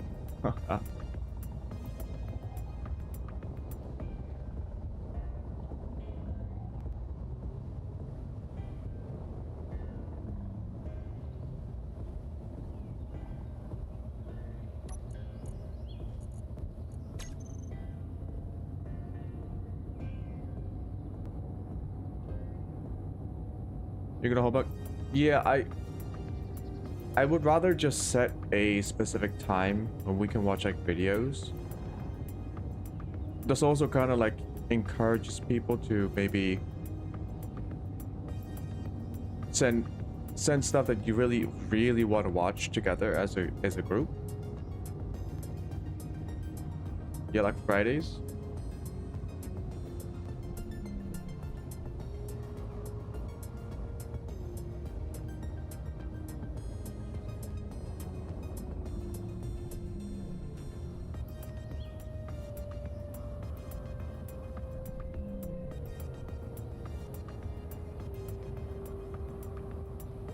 We can also do like a midstream break.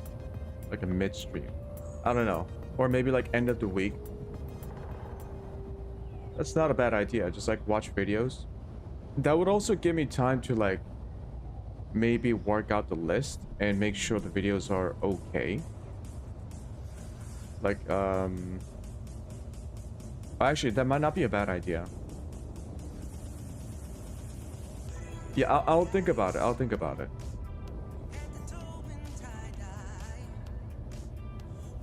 I need to work out a better system for it.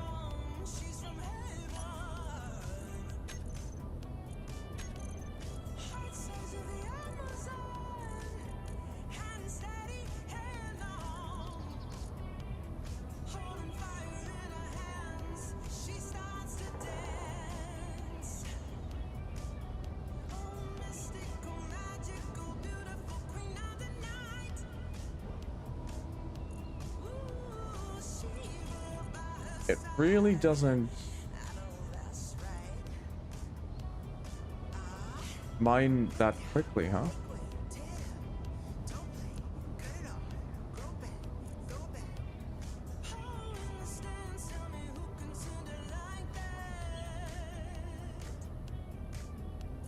Just on my streaming schedule? Yeah.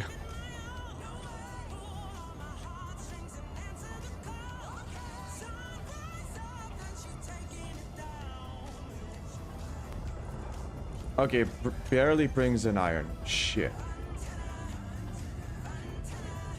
Actually, it didn't bring in anything.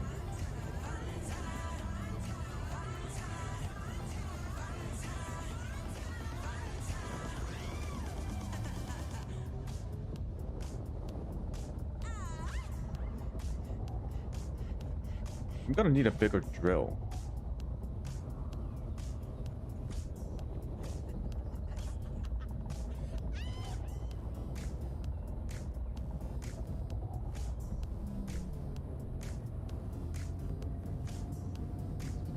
Mining it myself is faster? Yes, but the point of that one was it goes on infinitely.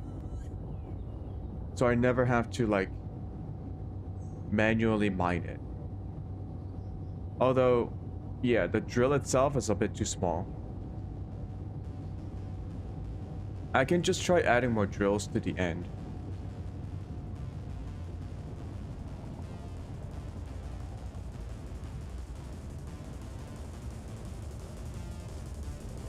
Or I can make another one. Like another one with like a bigger drill.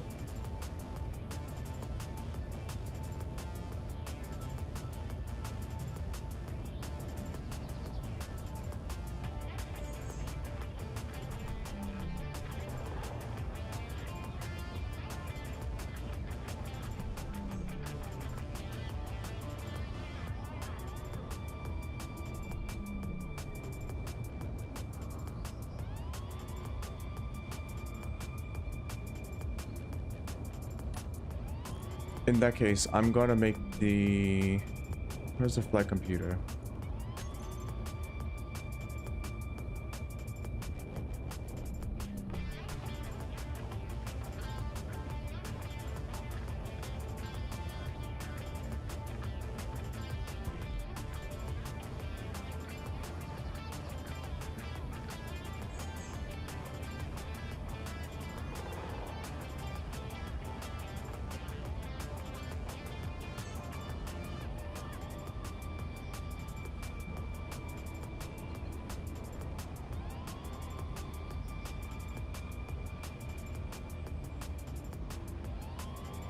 Right now, it waits a minute.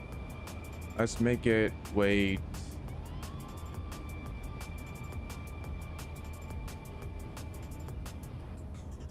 Few minutes.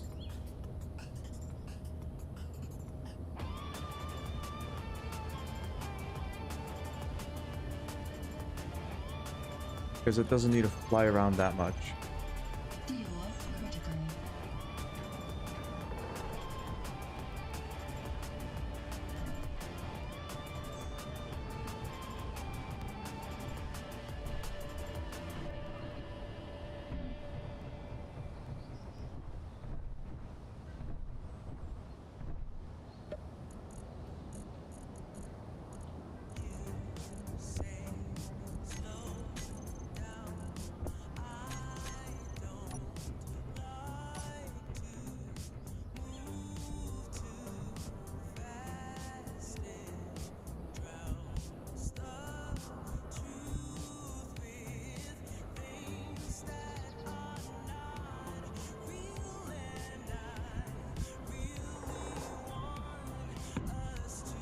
I really should just build some stairs.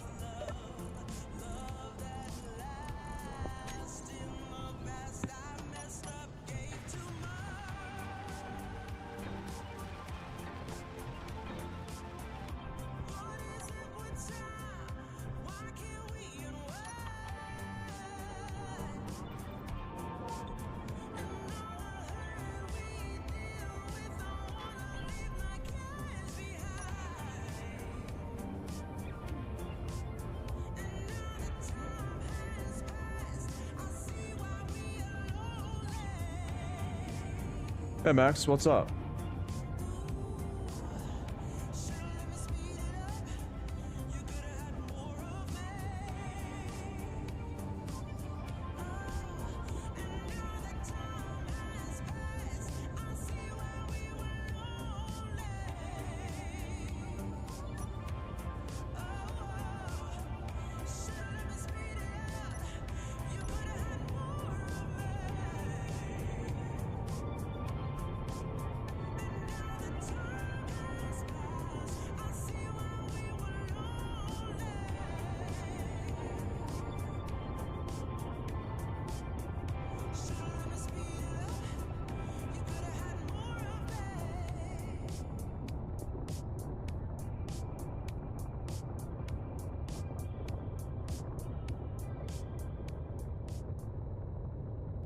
You sentence me to be middle class in America? That's not bad.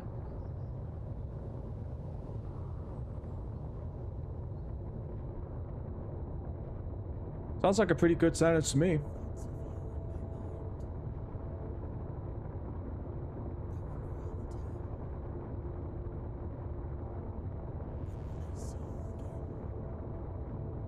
In Wisconsin, I love cheese. Let's go. I'm sorry. That's the only thing I know about Wisconsin. I know you guys got a lot of cheese over there and cows. I love beef and cheese. And milk. Middle class in Wisconsin sounds pretty great to me.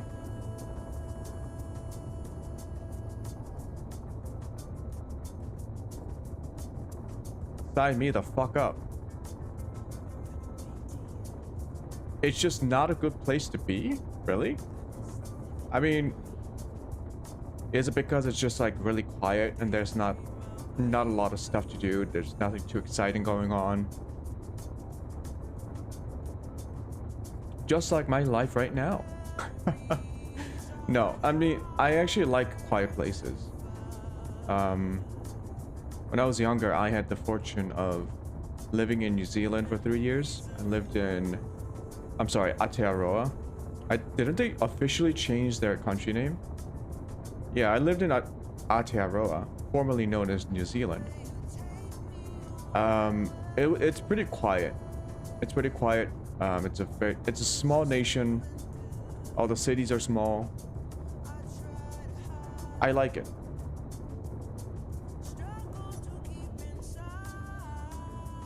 That's actually where I learned how to speak English. Until I moved back to Korea.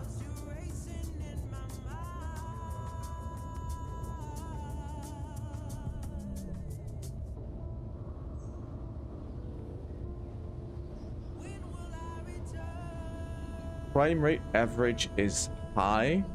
Well, it's Wisconsin. I'll just get a gun. Or like a dozen. I'll get like a dozen guns. See if that helps.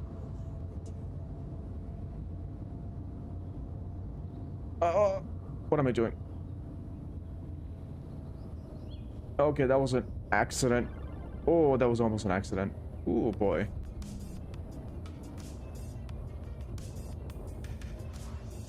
Yeah, it's Wisconsin too, so you can get like a dozen guns without license. That's how it works, right? Just go to a gun show, get like a whole bunch of guns without a license. Loopholes.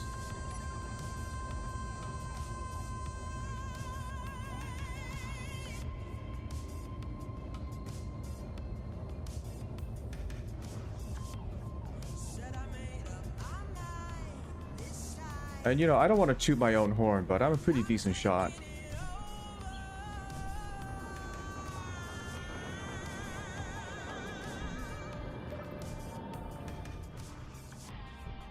Jesus.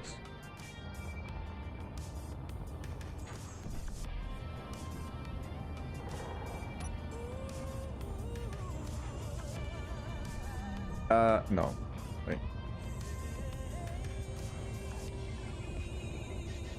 Am I over the age of 18? Yes. I am well over the age of 18. Oh god, I'm so over the age of 18.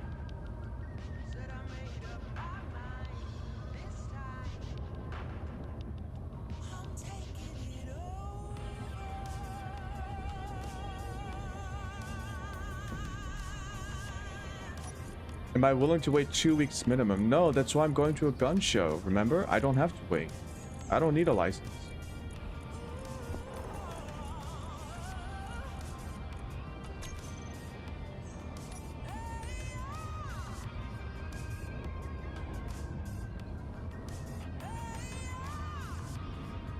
I'm sorry, not a gun show, like a gun fair or something. You can get guns without a license there. It's like, apparently there's like some fucked up loophole.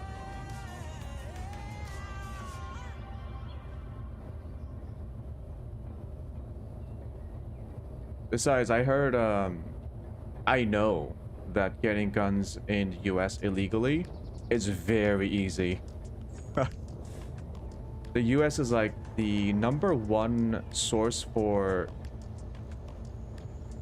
illicit arms trafficking in the entire Western Hemisphere, or like at least the American continent, so North and South. I mean, yeah, what do you guys expect?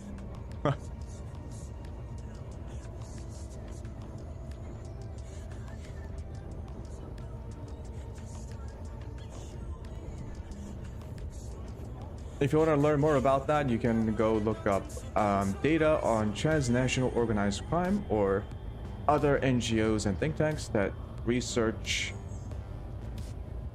illicit trade or like organized crime. Yeah.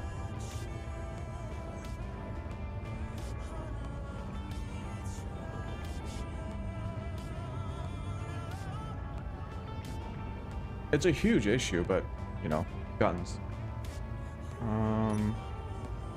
Man, I'm still kind of just waiting around for steel plates to produce.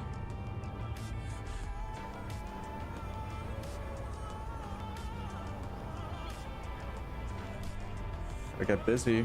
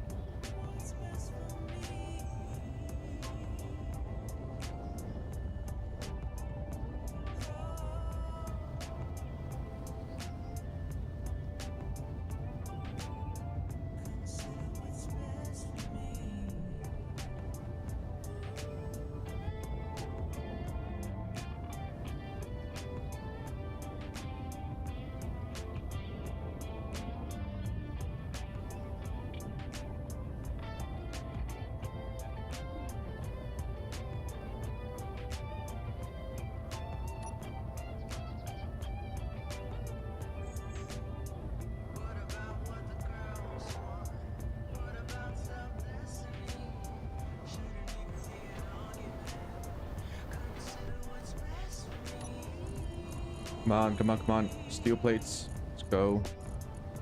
God damn it. More iron.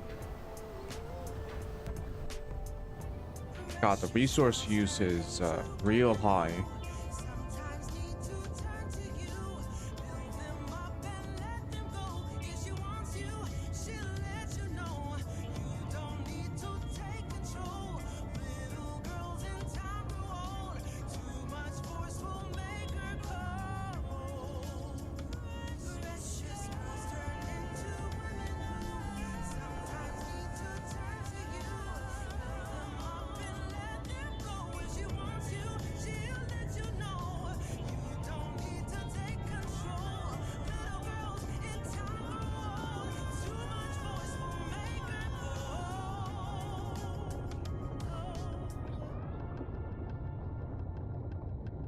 I think Panini makes like 140,000 kilograms of iron ore every time.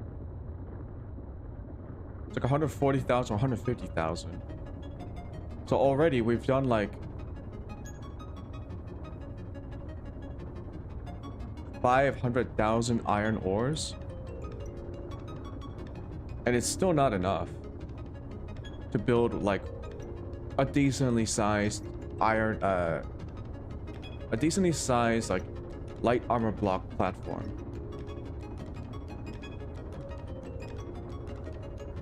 It's not even that big compared to like other people's bases.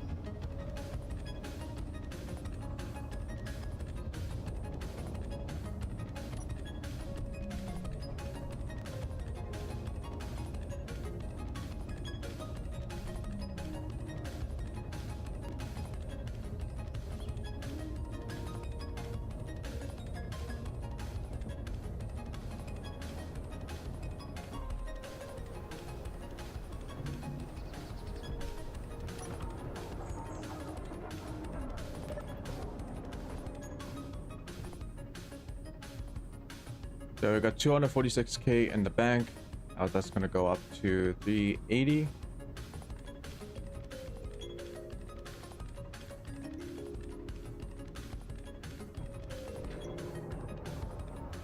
I just spam more.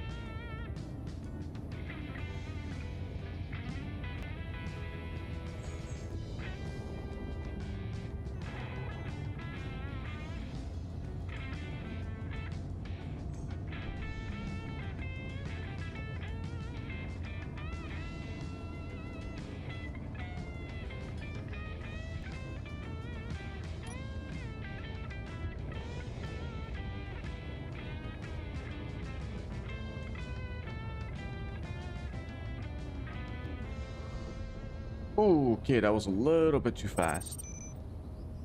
Little bit too fast.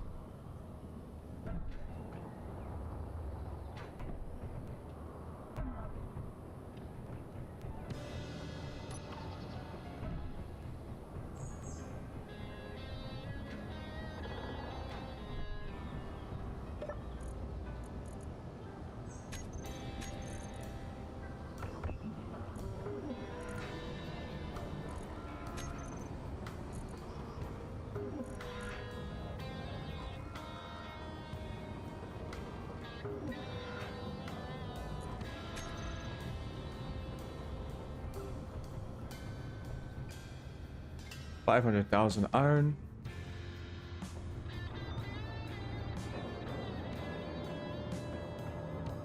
Got 2,000 steel plates. Still gotta make more.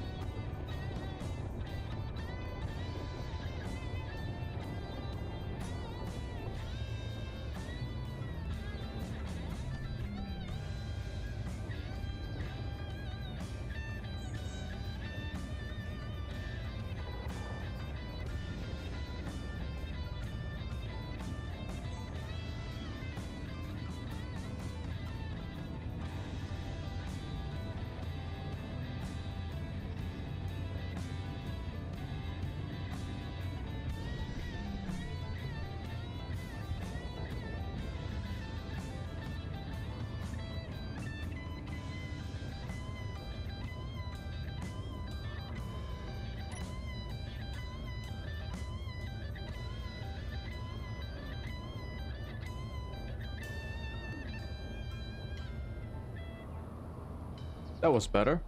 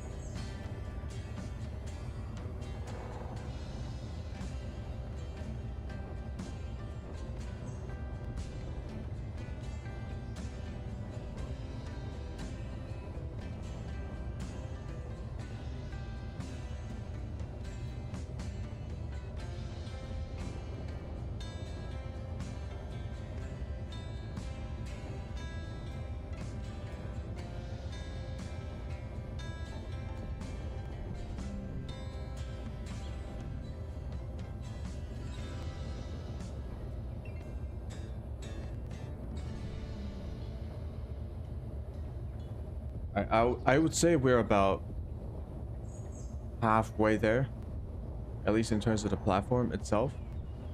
Whoa. Okay. What the heck was that?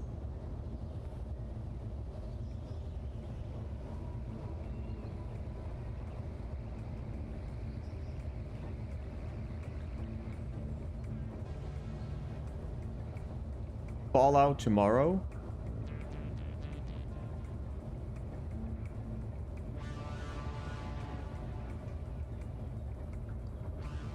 Sure. Let's do a Fallout series.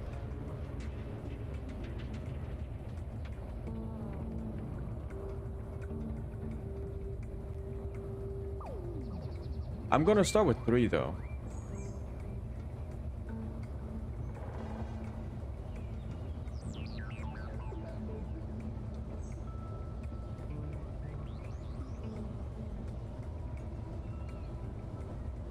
It's the one I have in my Steam library. Also, the only one that I haven't even like remotely experienced. New Vegas, I think I played like about an hour when I first bought it. Once again on Steam sale. Fallout 4, I did play some of it. I don't think I finished. No, I finished the main story. If what I'm thinking about counts as a main story.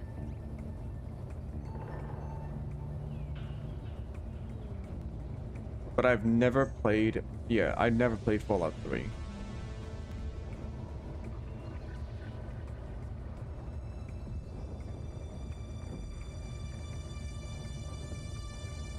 You love every part about that game besides Preston Garvey. You mean you don't want to be helping out the Minutemen? What were they called? The Minutemen? Every 2 minutes? Hey, a settlement needs your help. Hey, look at that. Another settlement needs your help. Jesus.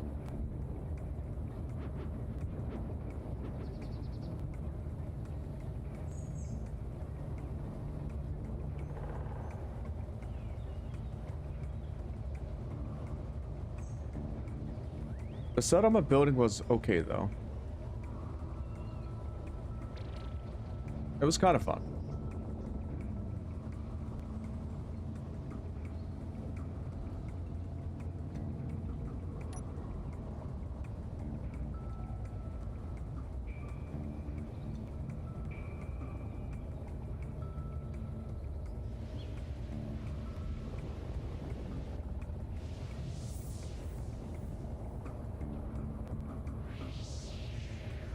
Oh, you just don't like the Preston Garvey? Oh. What about him? I mean, most of the characters, I'll be honest, most of the characters in Fallout 4 kind of fall flat for me. There isn't really a memorable character that I can remember. So if I can't remember them, then it means it's probably not, they were probably not that exciting. I do remember Preston Garvey because you see that guy a lot. Porter Gage. Who was Porter Gage again? I think one of the very few side stories that I liked was the, what was that town with like the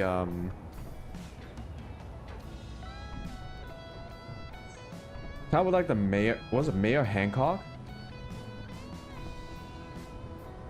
The raider person you meet in Nuka World. Oh, I don't remember that. I like Hancock, and especially the serial killer side story where you go through a building and like you're retracing the steps of a serial killer. Yeah, Good Neighbor. Yeah, Good Neighbor. There were at least a couple of like interesting characters and like something interesting going on.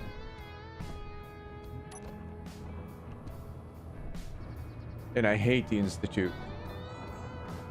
It's like, blah. Just a bunch of scientists. That's it.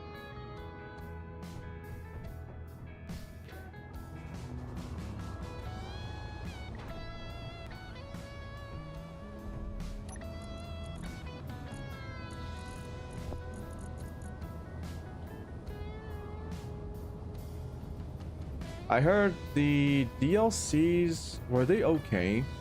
Wasn't there one based on like Maine or something?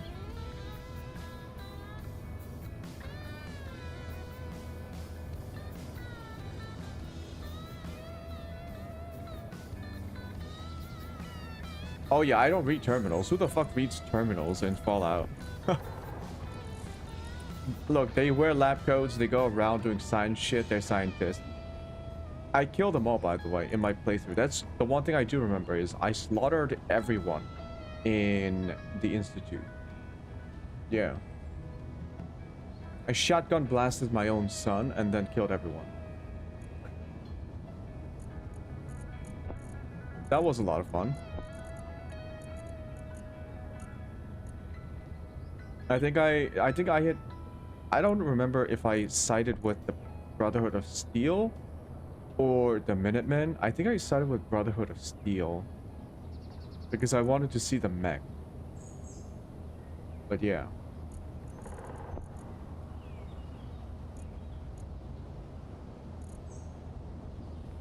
I ain't got no time for scientists. Or anyone who is scientist adjacent.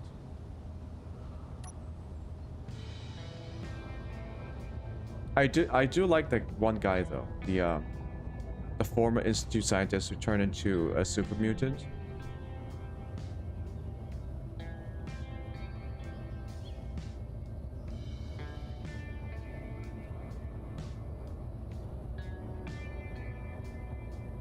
Yeah, the DLC, I think, was it called Far Harbor or something?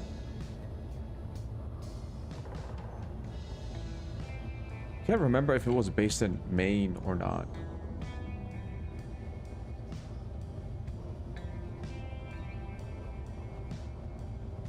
Yeah, I didn't care much about the story, like the details, you know. The Institute, I killed them. Brotherhood of Steel, I liked their armor. I liked Good Neighbor and Hancock. But aside from that, you know, they're just like, they're target practice. Everyone else is just target practice. You don't need to know their backstories. You don't need to know their characterization. Just need to, like, shoot them. Make their limbs go flying. That's Fallout.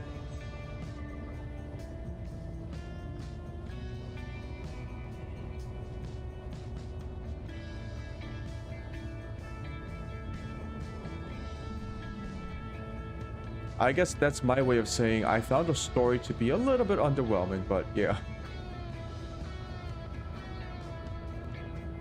If a game makes you read freaking terminals to understand the backstory, I don't...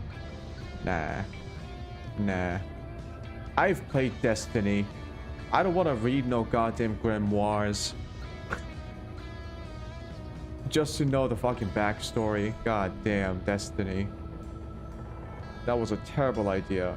Even today, like, who thought that was a good idea? Hiding the story in grimoires that you gotta read on a website outside of the game? Jesus.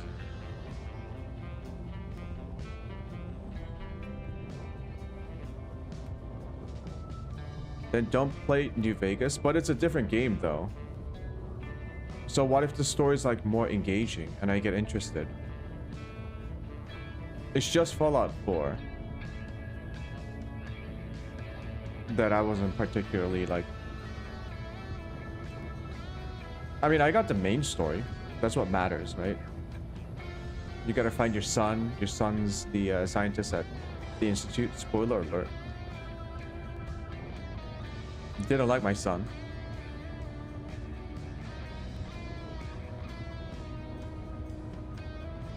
Oh, don't play Fallout 76? Oh, hell no. Hell no. Why would anyone play Fallout 76? Why did anyone ever play that game?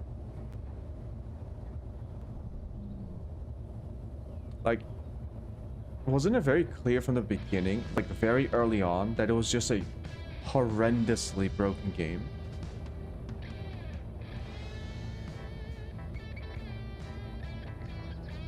Like, I don't know who thought making, who asked for like a co-op Fallout? Who asked? Hmm. I blame them.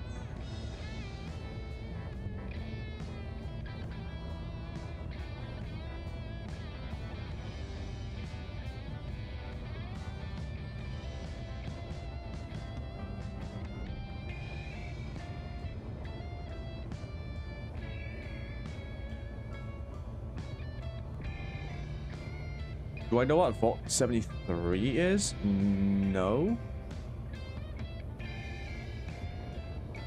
I'm not too familiar with like Fallout lore, as you can tell. I mean, I haven't even played Fallout 3. And that's like the one that kind of sets the whole modern series, right?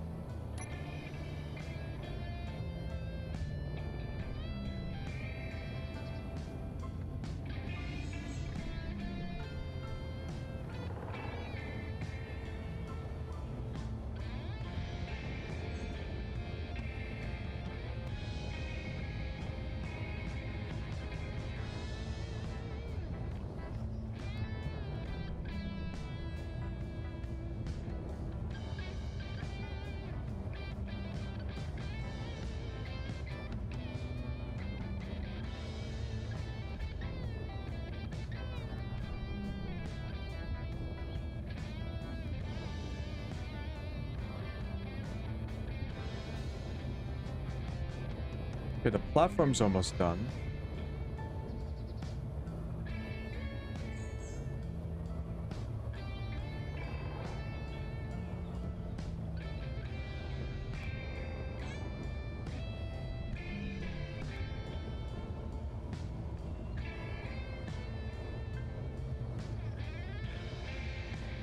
Take a guess. Wait, how many vaults are there? Canonically.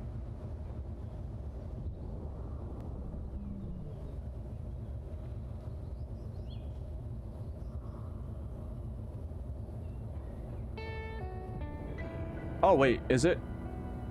Okay, let's play some 20 questions. Is Vault 73 featured in Fallout 4?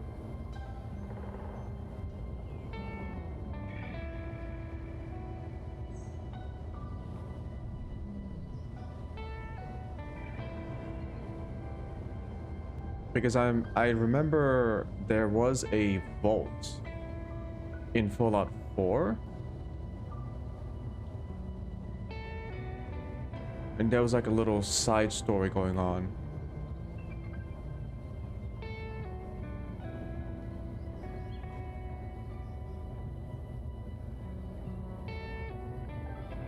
Vault 43. Nope, I got no idea.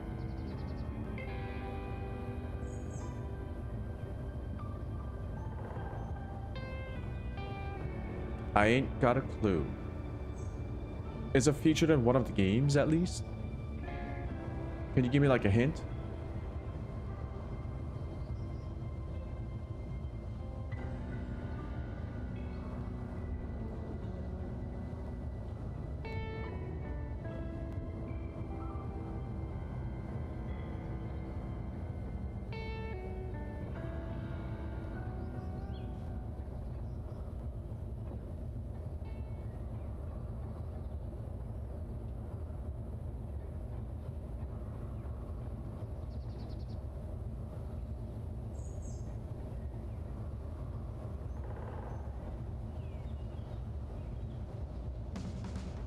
Ten men, 5 women, and a panther. What the okay, so I have no idea what that is then.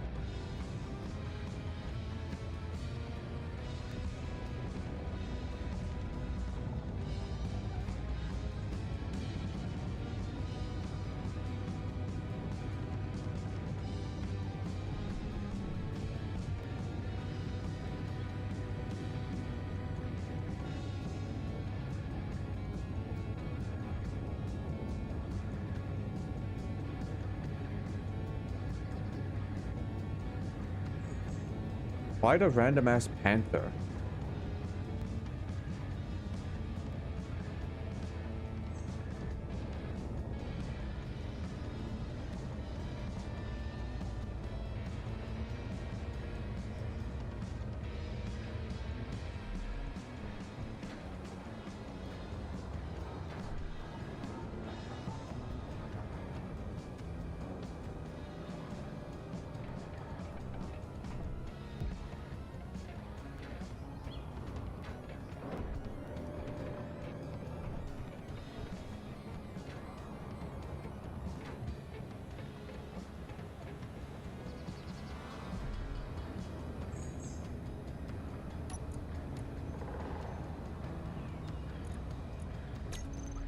Everything seems to be okay here. It's transporting stone now. Oh yeah, we got plenty of stone.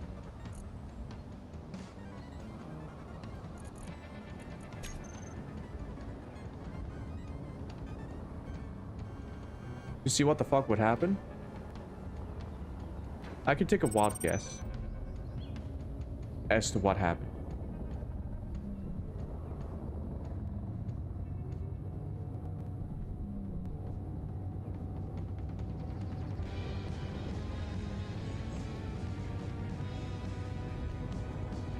Is that part of the like actual canonical lore? Vault 43?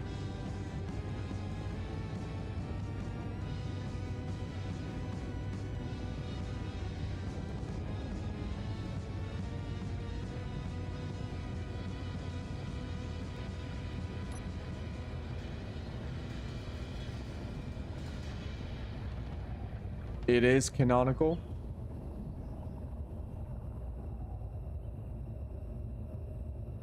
You know, I heard that the Fallout the TV show, the Fallout series, is also canon. Apparently. Or I might be mistaken. No, I heard that it was canon. Like Todd Howard said it was, or something. But then again, who would trust Todd Howard? The most honest person in all of the video gaming industry. He never lies. Never. He never exaggerates. Nope. He just tells it as it is. Practically everything besides 2 games you don't talk about is canon.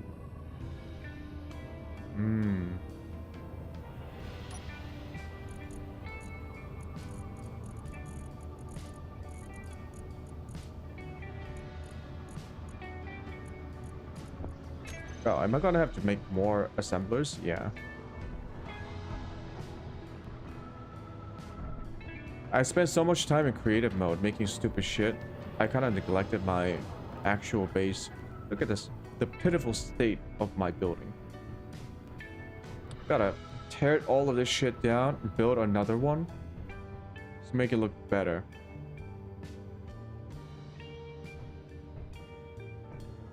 Just get like 10 fucking assemblers, 20 refineries, like a gajillion wind turbines and solar panels.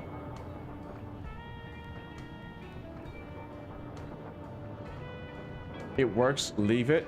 I should at least put up walls, man. I ain't got no walls. I'm starting to plan out a docking area here. So at the very least, I should make it into an actual building. But you're right. I wouldn't tear it down. I would still like build stuff up around it.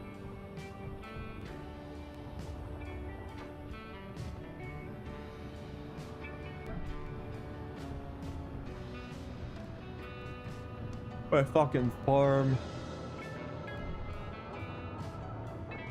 It's in shambles. Ah, disco lights. Okay, so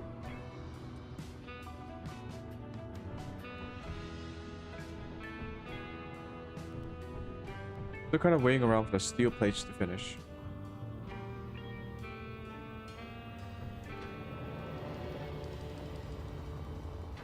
We'll go mine more iron just in the meantime.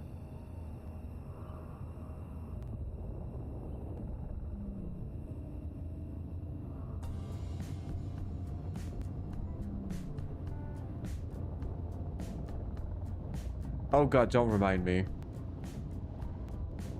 If I die, I actually have to reload my game.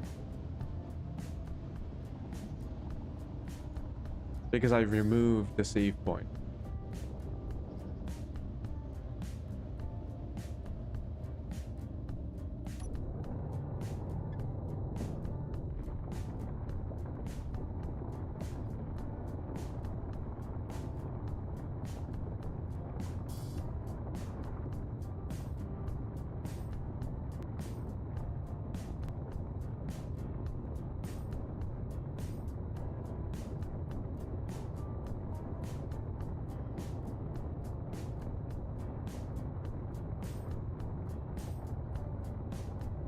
But it'll be okay.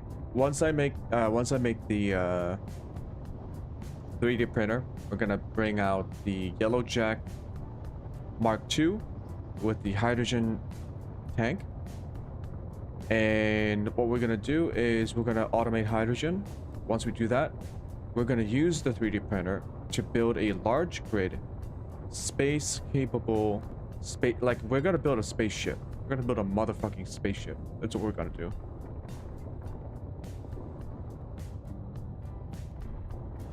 Now we're gonna go visit the trader.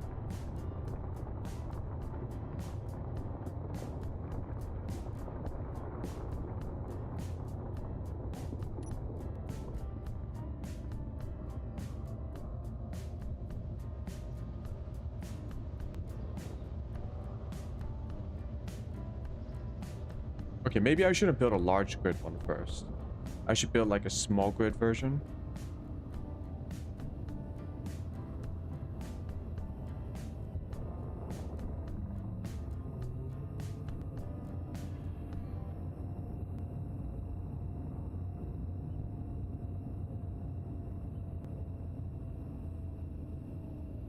Slow down.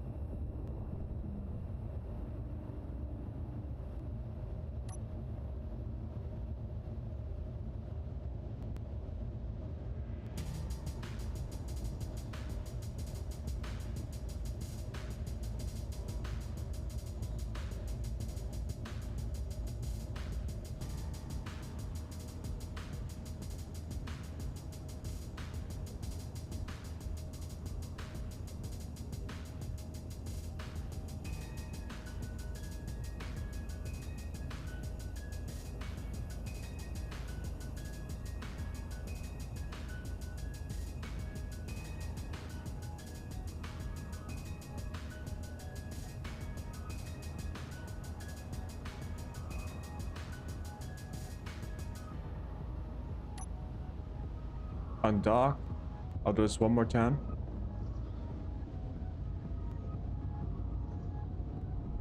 And that should be enough for the 3D printer because we already have the materials for the actual like wait, we might not have enough silicon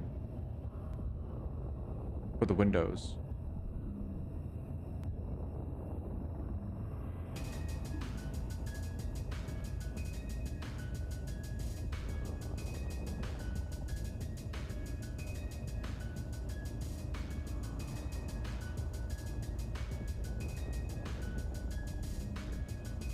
Oh yeah, isn't Fallout, the season 2 of Fallout coming out soon? It should be coming out this year, right?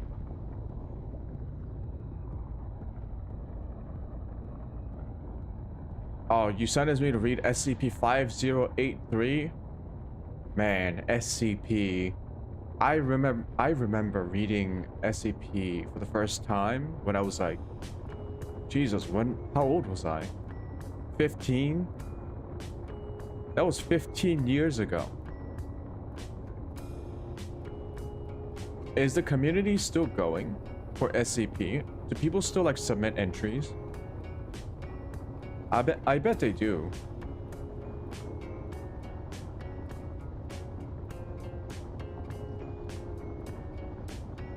And some of those entries are so good. I love the vending machine. It's one of my I love the vending machine, the Arctic blood pool.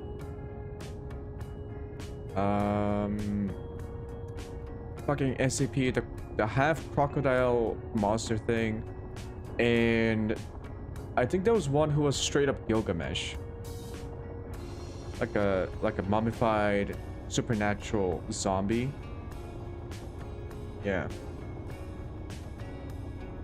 But my favorite entry in SCP, in all of SCP, has to be the pen.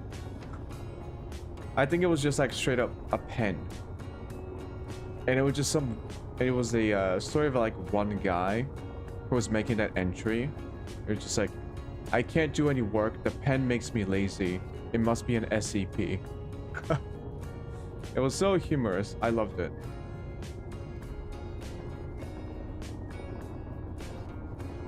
So like the user of the pen feels the urge to click on it and stop and procrastinate. Go read it. But I whoa, shit. Listen, reading, my time for reading is over, okay? It is high time for humanity to abandon literacy and embrace AI. We're gonna have AI read for us. That's right. Go watch it? Wait, do they have a video about it? Is there a live action SCP? I've seen a couple of live action SCP shorts on YouTube. Some of them are pretty decent.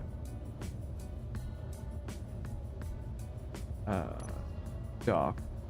I know that there's one with like the cult leader thing. Oh. It's got a bunch of YouTubers were featured in it too. They were actors.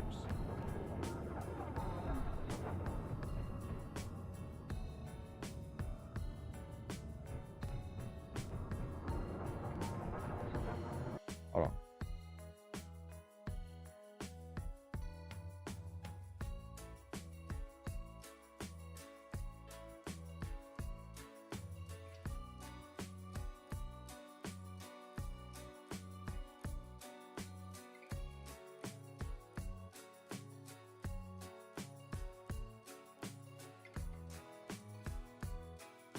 Which SCP drinks sperm?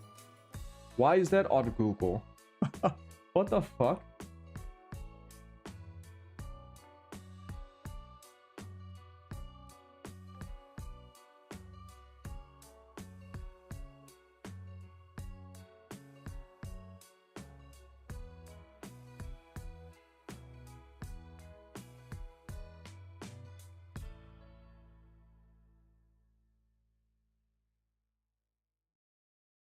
SCP-5083 Keter class. Why is it Keter class? It's just like a gold humanoid.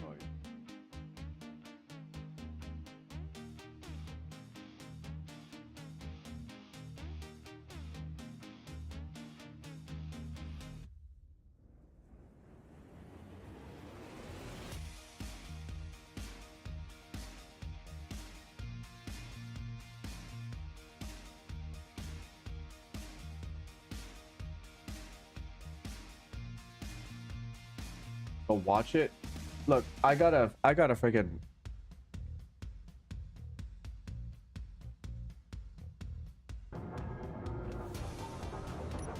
We're gonna standardize video watching.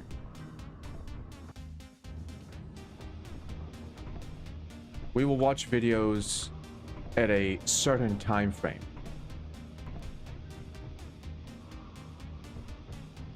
I'll put it in the playlist though.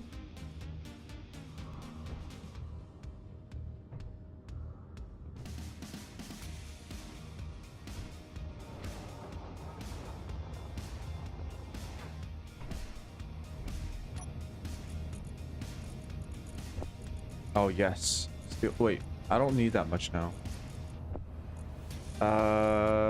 Just maybe... No, I do need it. Gotta finish the inside.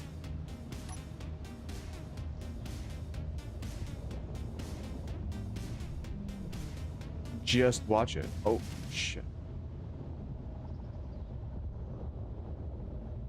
Alright, hold on. What? Let's do it this way. I'll finish this round of putting down these plates. And I'm gonna get a cup of coffee. And then we'll watch that video plus... I think Bri wanted me to watch something too. While I'm having coffee, we'll watch it. How about that? I'm just gonna very quickly build this up. Just the floor here.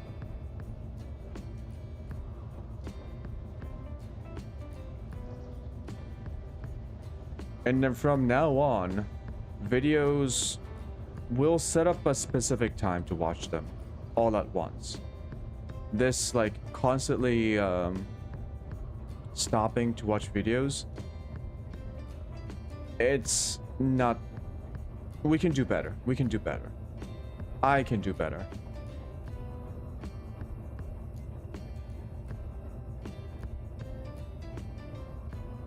It's not 5083, it's 5081. Well, which is it? Because a 5083 was the from a brief from a cursory glance at the entry, it's like a gold humanoid that people eat, and it gives people gold like currency or some shit. Fucking gnarly.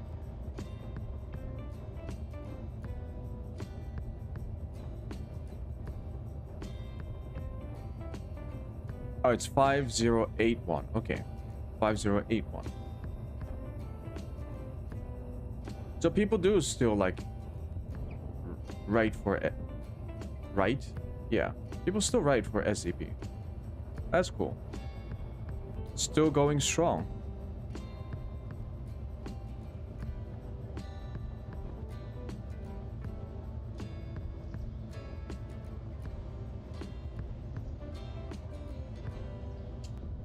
I kind of wish like a major studio, like a major television studio would pick up SCP and turn it into a series.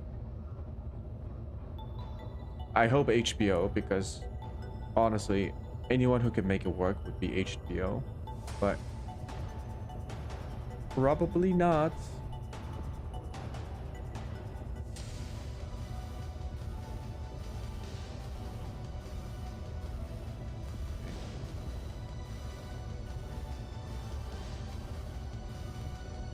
I'm actually not gonna build up the pillars here.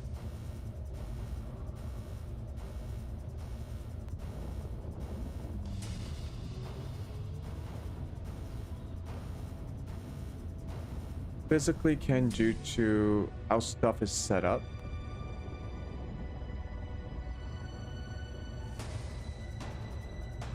Oh, you mean like a television series for SCP? I think it can work.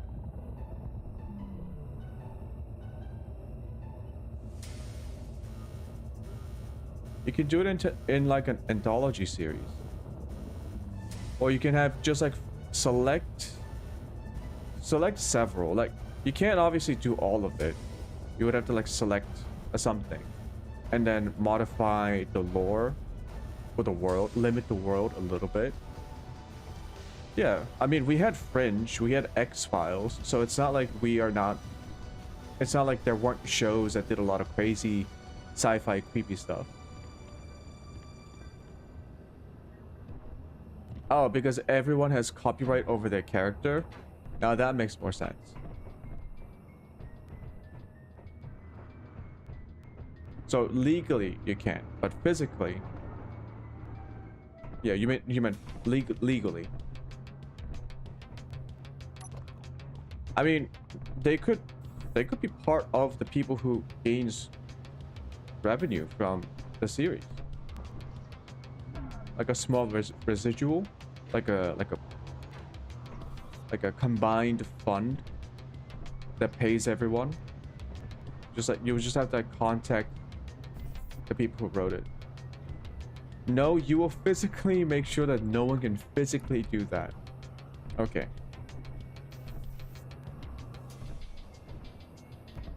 Or like what the big studios can do is they can make their own SCP stories.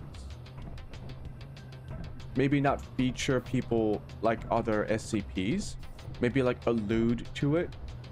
But like have their own SCP stories.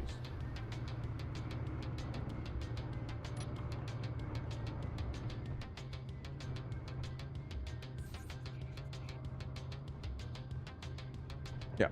Alright, let me go get a cup of coffee. I'll be right back. And then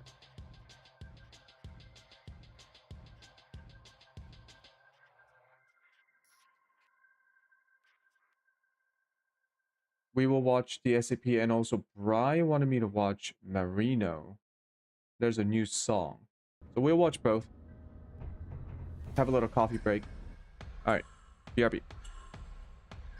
There we go.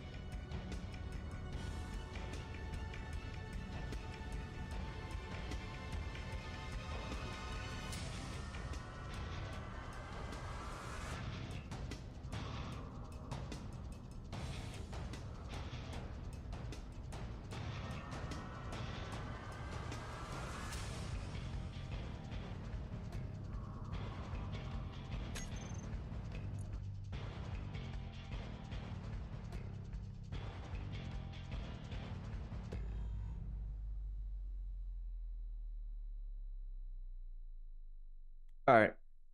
I'm back. We're gonna watch these two videos. One from Max, one from Bri. While we drink some coffee. Let's take a look.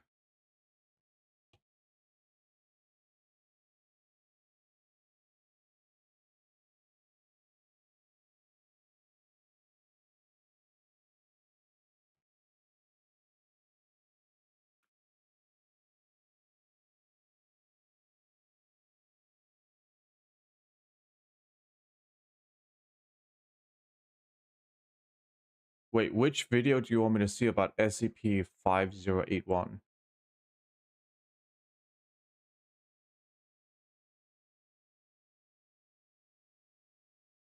Is it this one? It's a short. What the fuck?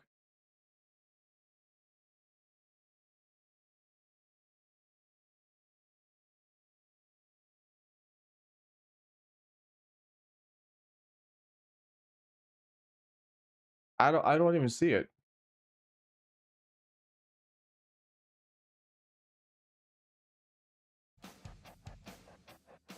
Are you sure it's 5081? Max.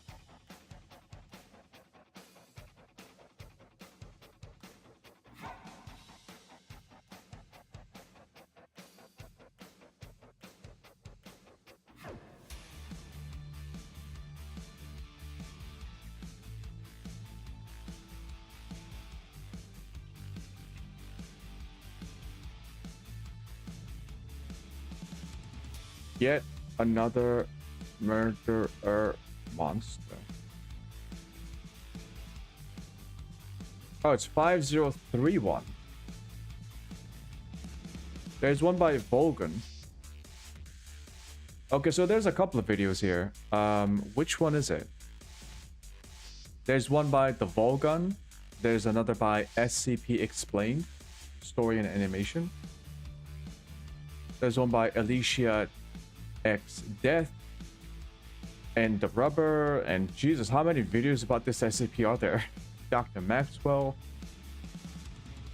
Site 42. What the fuck? Also, why the fuck does YouTube give that weird ass? Wait, hold on.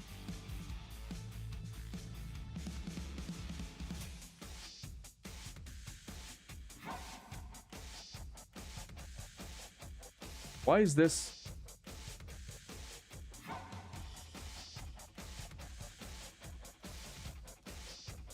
Can I report this? I don't think this is TOS safe. I'm sorry, that was like a weird ass thumbnail that popped up on the search for whatever reason. That was really unexpected. I'll be a bit more careful about showing the YouTube search results. What the fuck was that? Yeah, I was not expecting that. I usually don't like search SCP stuff. Actually, isn't YouTube very strict about those kind of stuff? That's so weird. Anyways, yeah. So I'll pick the second one because I kind of know about this channel.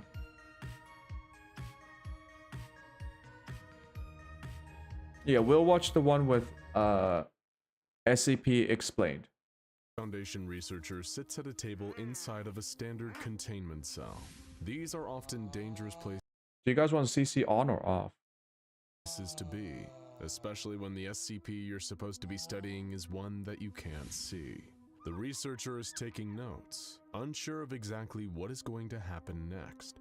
He can hear the sounds of knives scraping behind, of flesh sizzling and searing from high heat. He braces himself as a burst of heat hits the back of his head, as if a fireball has erupted. An object floats through the air and settles in front of him on the table. It's a plate of food, and it looks delicious. It may surprise you to learn that there is no rule that the SCP Foundation must deal exclusively with violent and vicious creatures. Not every SCP held in containment shares the same malevolence and contempt for humanity as SCP-682, or the world-ending threat posed by the likes of SCP-2317. Some, perhaps not many, but some, are benign and might even seem outwardly friendly, but you'd still be taking a huge risk to assume that anything contained by the SCP Foundation is completely harmless. Such is the case with SCP-5031. As per the Foundation's containment procedures, this quasi-humanoid, meaning it appears to have some vaguely human features, is held in an airtight cell that is regularly checked by Foundation personnel on a bi-weekly basis. SCP-5031 has no need for regular nutrition or regular interactions from staff. The trick with SCP-5031 is not being eaten by it, since though it doesn't need food, it does still hunt and consume anything it encounters. Wait, that's still eating though. Or otherwise. You can't say it Avoiding being doesn't eaten is hard eat enough food, with but that it creatures that can consumes actually be seen. But like people. so What? many other creatures the Foundation keeps contained, SCP-5031 has developed an almost perfect defense mechanism, which is when observed, it will literally cease to exist. Some might choose to refer to this as a quantum lock. However, it is worth noting that traces left by SCP-5031 still remain observable when the creature has temporarily disappeared. For example, trails of blood and scratch marks left behind by SCP-5031 still exist when the SCP itself does not. Naturally, this makes both avoiding the creature and capturing it using cameras difficult. However, when SCP-5031's existence ceases, it still casts a shadow. From this, researchers have been able to determine several of the Wait a creature's minute. physical Wouldn't that mean that it still kind of exists?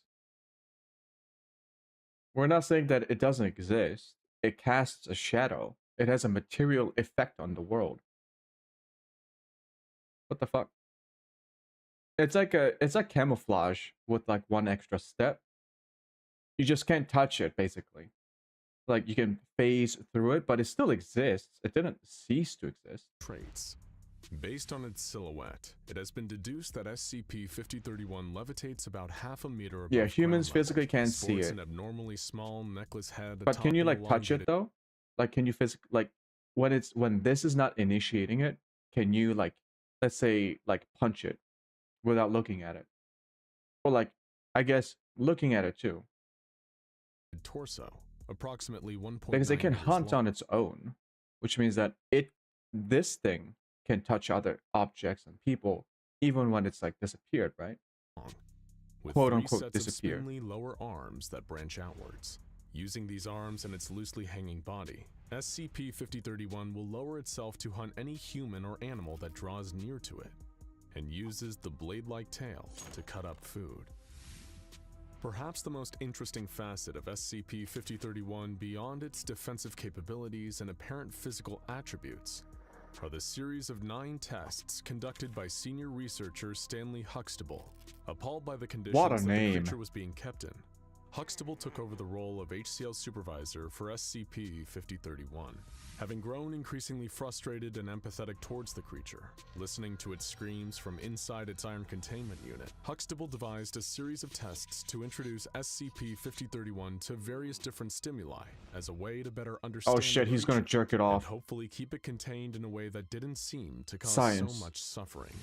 It's worth remembering that the SCP Foundation makes its mission to be cold, not cruel, in performing their duties to protect normality. And many of the researchers and staff are just as capable of having empathy for creatures as you might for a stray animal at a shelter. The first of Huxtable's tests involved installing speakers in SCP-5031's cell, through which a variety of different ambient and popular pieces of music were played to see if they had any effect on reducing the creature's stress. By judging SCP-5031's stress levels based on how much it screamed when Acoustic compared to normal, therapy. The fuck? Huxtable was able to determine how to best use music to calm the creature. SCP-5031 seemed to convey higher levels of stress when listening to Morning Forest, Deep Grotto, and Seaside Paradise ambience, as well as the best of late 60s British rock band Jethro Tull. However, Okay, I don't know best any of Mozart, these songs. Enya, Kiss, and Ben Folds produced dramatically different results, decreasing SCP-5031's apparent stress. Following this test, senior researcher Huxtable compiled a playlist featuring SCP-5031's favorite music. What? Over time, the stress-reducing effects of music on SCP-5031 seemed to decrease, but keeping the playlist on shuffle seemed to keep the creature consistently calmer than it had been previously. The next test involved introducing inanimate objects into SCP-5031's enclosure to monitor its reactions and how its stress levels were affected. When a softball was thrown into the enclosure, SCP-5031 immediately sliced the ball in two with its tail in one swift motion. A similar result occurred when researchers threw the creature a basketball. How did which was quickly they catch punctured it and though? sliced open by SCP-5031's tail. Its stress levels first seemed to diminish when the creature was offered a bowling ball, which it rolled around the enclosure and then later knocked it against a second bowling ball. However, when one of the balls chipped, rendering it unable to roll properly, SCP-5031 stress increased dramatically until a replacement was offered. Oh, so it likes playing with Researcher balls. Huxtable noted that SCP-5031 seemed to possess a similar level of motor skills to an average human toddler, with similarly explosive emotional reactions to match. Next, when given the choice between two food sources at opposite ends of its enclosure, SCP-5031 seemed to gravitate towards higher quality food, most notably favored cooked rotisserie chickens over animal carcasses. It even chose this option over a live chicken, using its tail to cut its food into more manageable bite-sized portions, rather than ripping its meat with its hands or teeth like many of its fellow SCPs. Researcher Huxtable recorded these findings and highlighted that, even though SCP-5031 didn't need to eat in order to survive, providing the creature with food of a better quality marginally reduced its stress. Senior researcher Huxtable Wait, we gotta get Gordon Ramsay in here. SCP-5031's coexistence with other living subjects, each time making sure that the creature had been adequately fed to avoid any unseemly incidents. Give him some Gordon Ramsay's First, a live grilled chicken cheese was sandwich. introduced. SCP-5031 rolled its bowling ball at high speed towards the chicken, increasing both its and the chicken's stress levels, and inadvertently killing the chicken in the process. When a second chicken was introduced, SCP-5031 gently rolled a basketball towards it, but ceased any further engagement after the chicken squawked from being hit by the ball. Next Well, it to be wants to play introduced ball. into the enclosure was a blindfolded D-class staff member Okay. who was instructed. Really? They just send in a D-class personnel? Jesus. Even like I know D-class are like death row inmates and like other sorts of people who wouldn't be missed and are expendable. But aren't there like bit of rules internally about knowingly sending D personnel into like certain death? How the fuck was this approved? To sit down and roll the basketball towards SCP-5031. Or did SCP like lore get a little bit more cruel? After doing so for several minutes, over the years, the creature began to approach the D-class subject, who was instructed to remove their blindfold to cease the creature's existence and prevent any potentially deadly incidents. Finally, researcher Huxtable had another Class D engage in a game of catch with SCP-5031 while facing away from the creature. This test proceeded successfully, and senior researcher Huxtable remarked how SCP-5031's motor skills were improving. Oh no, it's learning. And with some gentle encouragement, through Huxtable's tests, the creature was learning. The next test, focused on teaching SCP-5031 linguistic symbols, utilized LCD displays and buttons connected to a food dispenser. One display showed an image of a rock, and the other an image of a rotisserie chicken. After some brief probing, SCP-5031 was quickly able to understand that pressing the button under the correct display would dispense a rotisserie chicken for it to eat. The creature was later able to adapt when, the following day, the screen displays and materials dispensed were swapped, and then later set to swap at random intervals. When additional rock dispensing stations were introduced, this time displaying the word rock as opposed to an image, SCP-5031 was able to determine which station dispensed chicken through a process of elimination. Whenever the functions and displays were swapped, SCP-5031 would find whichever displayed the word chicken to receive its food. The final phase we're of teaching this how to test read. presented SCP-5031 with a single station, displaying the word chicken, but with a button that would remain inactive unless the creature spelled out the same word with a collection of lettered blocks it was provided with. After some initial confusion and frustrations as to why the button would not dispense food when pressed, SCP-5031 was able to assemble the word correctly, not only activating the button and dispensing food, but proving to researcher Huxtable that the creature was capable of learning language. Huxtable continued to test the creature, encouraging it to spell words using lettered blocks as a method of communicating. By increasing SCP-5031's vocabulary and the amount of human interaction it received, this shit would have taken senior years. researcher Huxtable observed that SCP-5031 was gradually learning to sing, albeit non-verbally, as well as to juggle with its 6 hands, and was even communicating its food preferences and dish pairings. Later, another Class D, D-52125, was introduced to SCP-5031's enclosure to aid in further testing. Through D-52125's instructions, the creature quickly learned to draw using crayons, and created artworks depicting itself, its newfound friend D52125, researcher Huxtable, a cat, and a rotisserie chicken. SCP-5031's new creative side didn't stop there, though, as the creature quickly learned to play chopsticks in only 2 days once a piano was introduced into the enclosure. SCP-5031 even managed to start creating its own original, admittedly crude, compositions. Next, a spice rack was placed inside the creature's cell, and D52125 demonstrated how to season meat. This proved to be SCP-5031's new favorite hobby, as it spent the next 3 days experimenting with different combinations of foods and spices, using its letter blocks to request more garlic powder. Interestingly, the creature garlic powder is really nice. When D52125 was present, goes well with like almost everything. Enjoy its experimentation with food when left alone. Following this development, senior researcher Huxtable devised a new test for SCP-5031, providing the creature with cooking utensils and using D52125 to demonstrate. 5031 was shown how to prepare a variety of different dishes, from hamburgers and tacos to Mongolian beef, steak, clam chowder, and profiteroles. In addition to a small peanut allergy, this 8th test revealed SCP-5031 to be a phenomenal chef, possessing culinary skills far beyond the average person. The creature quickly and enthusiastically embraced its newfound talents, concocting its very own brand new recipes, with D52125 even volunteering to be the first to taste test 5031's dishes. It was shortly after this test that SCP-5031 spoke its very first word. And it should come as no surprise that the word was salt. Naturally, senior researcher Huxtable was very proud of the progress the creature had made with its development. The final test almost seemed to be what the creature was born for. Over the course of 2 months, SCP-5031 was tasked with creating a full 3-course meal, which would then be served to Foundation staff for Thanksgiving. No way they're making an SCP Thanksgiving food for the staff. But exceeded all of researcher Huxtable's expectations, creating a meal that even Gordon Ramsay would be hard.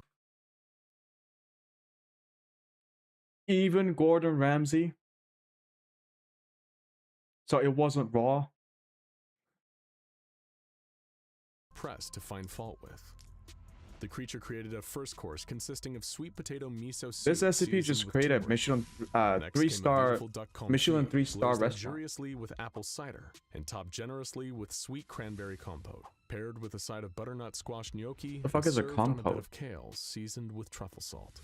The grand finale of the exquisite meal was a spiced cassava pie for dessert, complemented with the finest French vanilla ice cream and a maple hazelnut syrup. He is a Michelin 3-star restaurant. Didn't stop there. The creature also debuted one of its original musical compositions to complement the decadent meal it had created. As the staff enjoyed the food, SCP-5031 performed live from its enclosure the deeply moving Piano Concerto for 6 hands, to an overwhelmingly positive response from not only senior researcher Huxtable, but the entire Foundation staff. As a fitting end to the creature's tale, Huxtable reported that, during the Thanksgiving banquet it had created, SCP-5031's stress levels reduced entirely. Oh, it just needs to socialize and like hang out with people. That would keep 5031 safer, but also far more contented, were submitted for approval. Perhaps some of you may find it refreshing to learn that SCP-5031 isn't simply just another malicious, malevolent monster that the Foundation has to keep under lock and key for the safety of the world.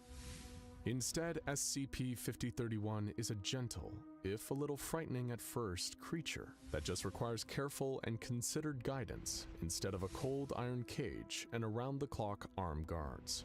Through testing, senior researcher Stanley Huxtable and his fellow Foundation staff were not only able to help the creature develop, but also found what makes it tick, and not just for the purposes of containing it. Instead, it is hoped that SCP-5031's creativity and flair for culinary and musical masterpieces can continue to thrive and grow, under the proud watch of researcher Huxtable. Now that was nice. From the more terrifying archives of the SCP Foundation. That was a very nice SCP story. Cool. Wholesome. Wholesome.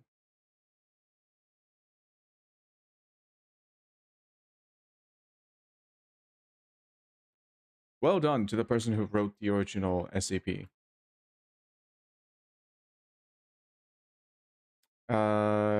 Merino.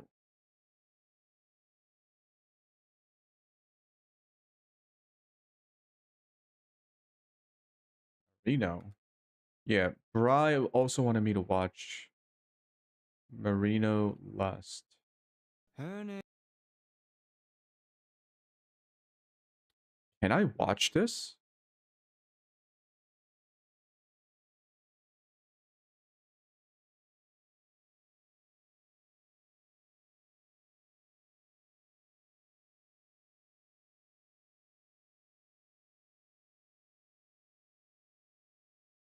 Okay, I'm a little bit.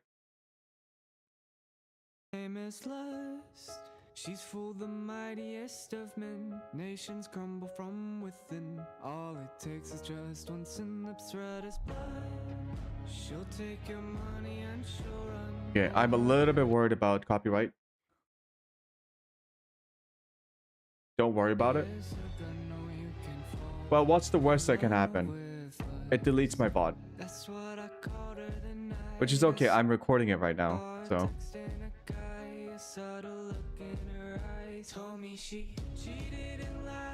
I will like the video.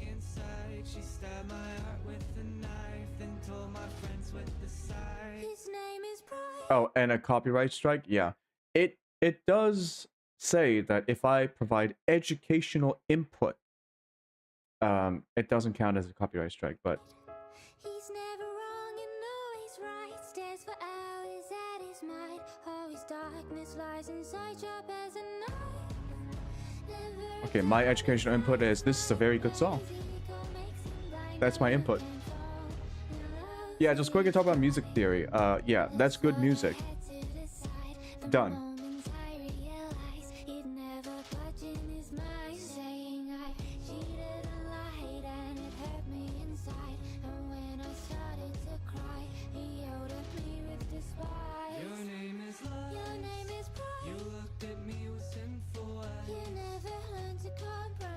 Yeah, it's a good song.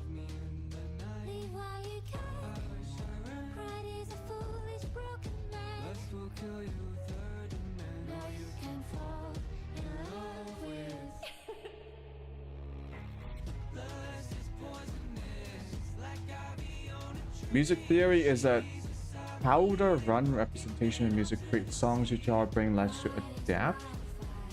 Eh? Man, I've never read anything related to music theory in my life. In my life. Yeah. Cool.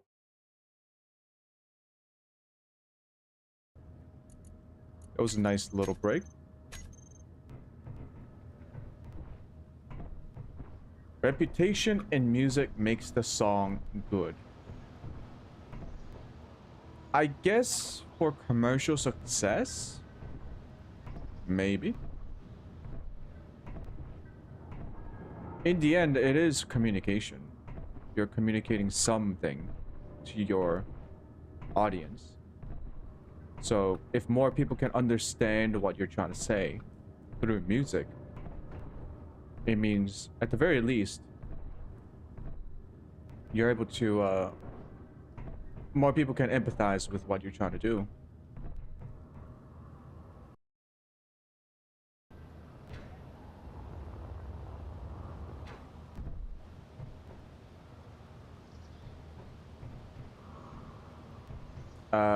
Now I need to do targeted building.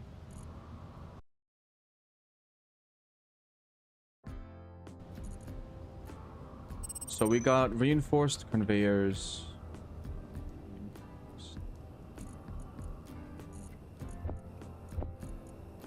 I'll take about 20 of these.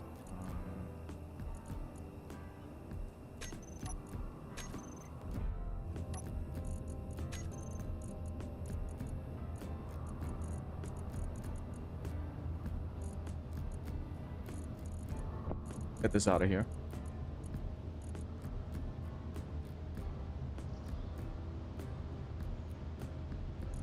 And I also want to take a connector.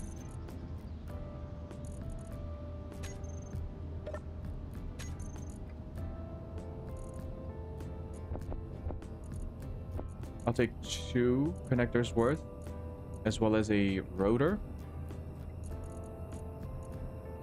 Advanced rotor with a rotor part.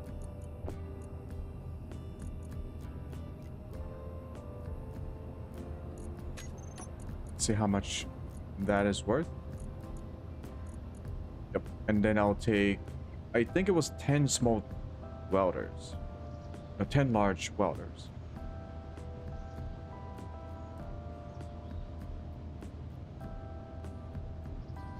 No, I think it was way more than 10. Welder type 2. Just go for 8. See if we can fit that into cargo for now. Yeah, we can. Alright. Let's go.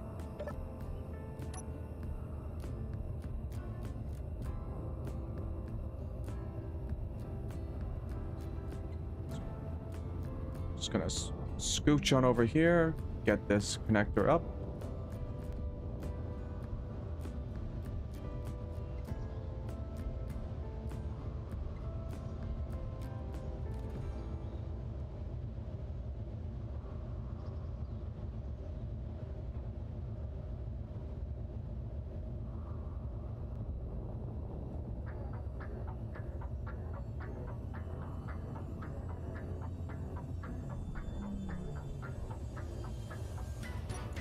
Okay, I'm gonna adjust some of the gyro settings. Where's the comp? Computer.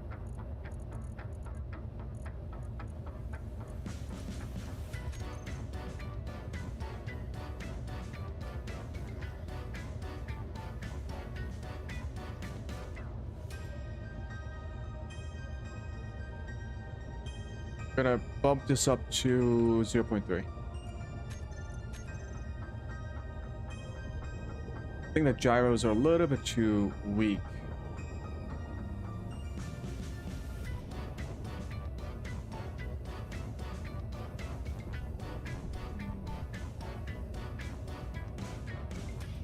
Yeah, I don't want to build up the glass. Let's try to like avoid that from happening.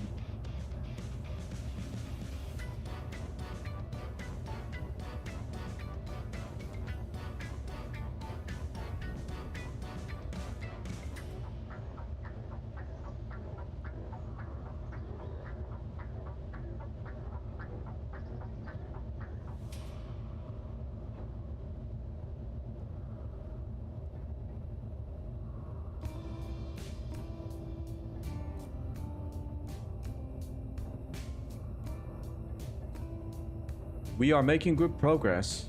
We should be able to get this 3D printer online today. For sure. We might have to get... Yeah, I don't know if we have enough silicon for the windows, but... The windows are just perfunctory. No, not perfunctory. Superfluous. Sorry. If they were perfunctory, then we will kind of need it. But...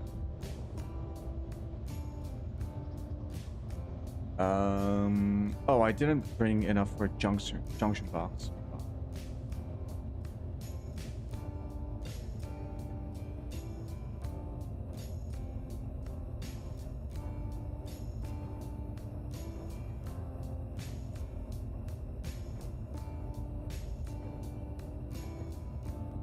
Son of a bitch, it was still turned on.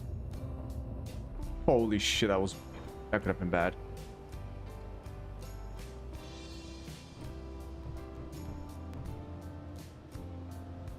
Stop.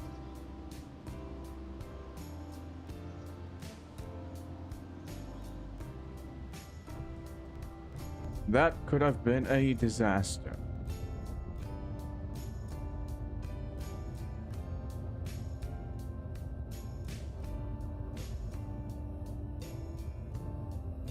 It's Rotato.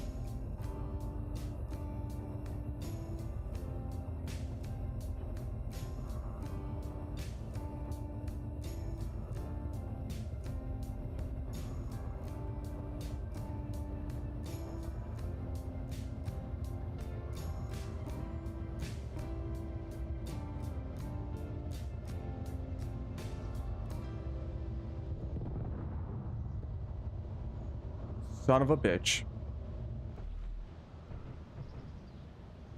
Oh, there goes one of my welders.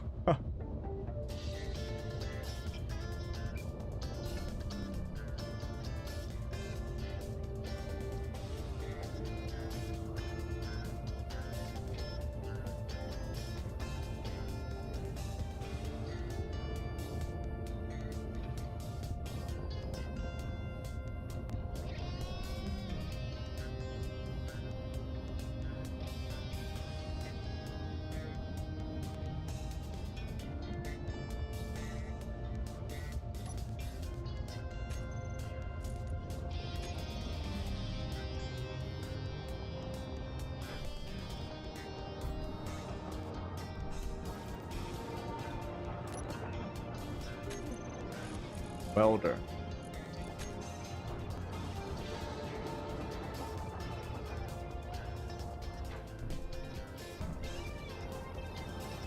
Oh.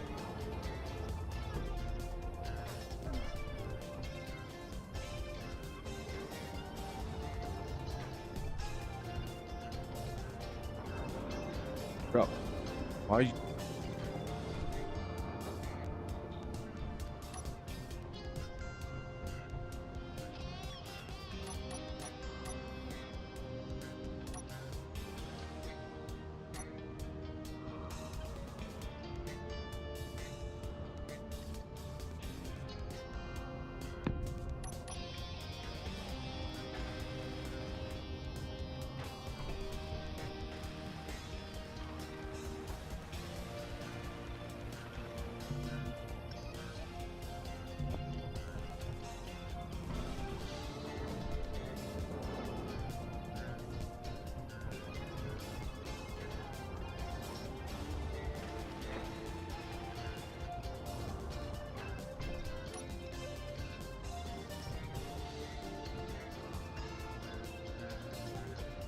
Copy.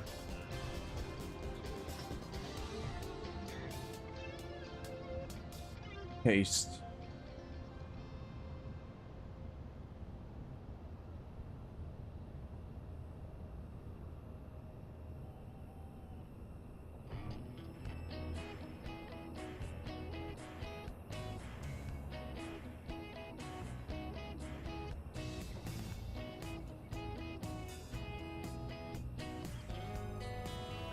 Paste. Why doesn't that work?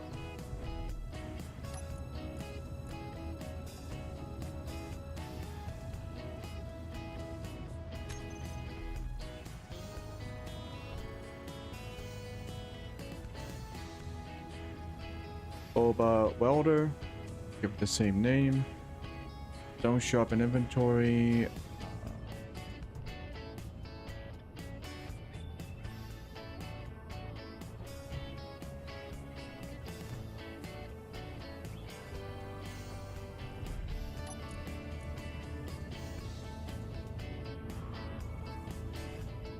Add it to the group. Should be good.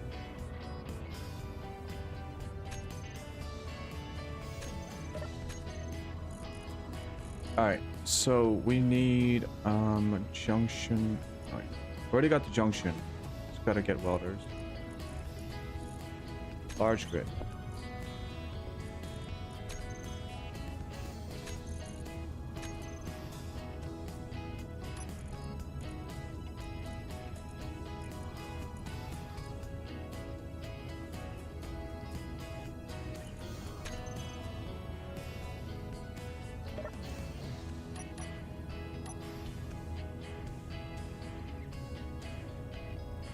Uh-oh.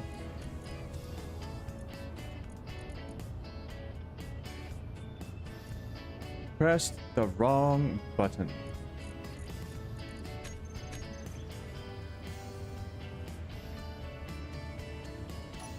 On dock.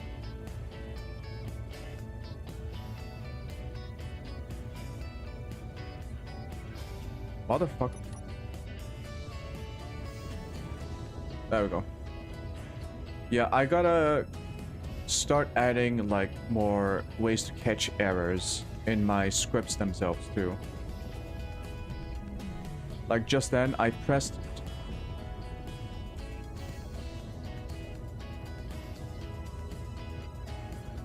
Why? I just built it. Fuck.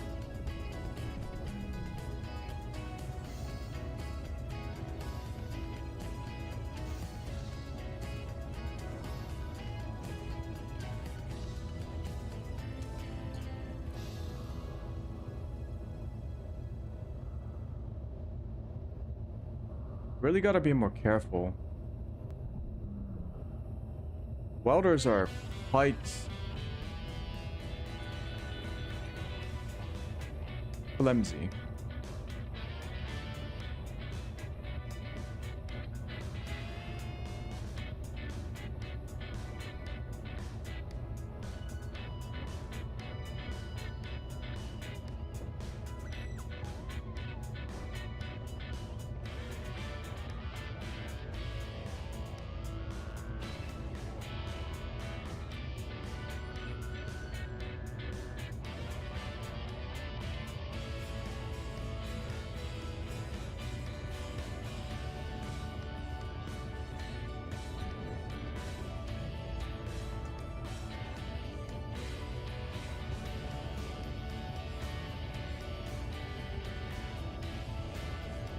Are those all the functional blocks? I think so.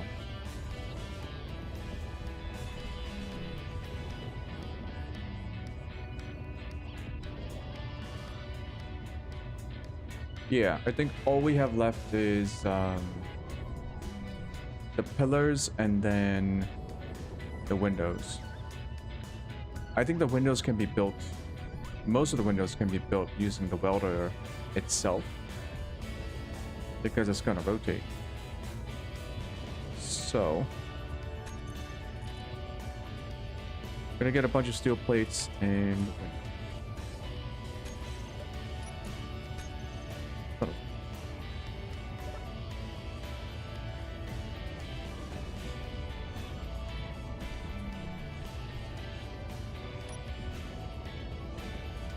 I gotta build a welding arm again.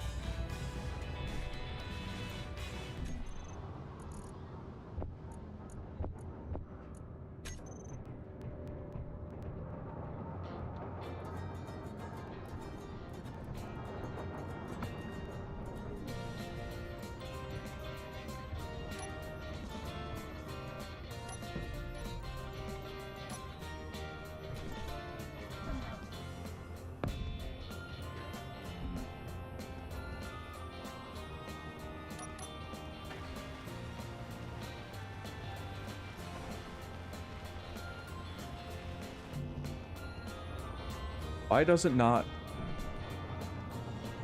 What?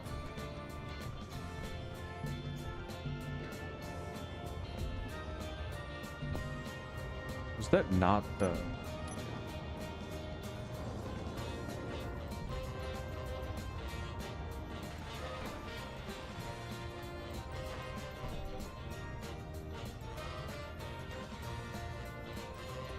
Boba welder.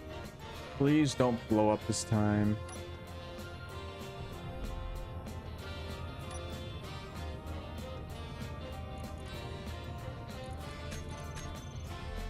All right.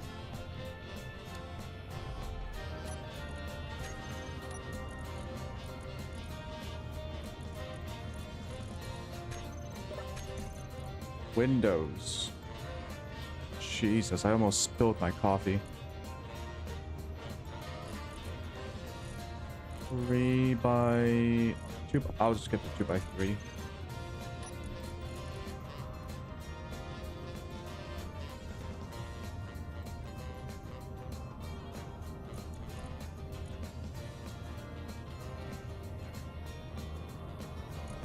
Just load up on Windows and oh, some steel plates as well.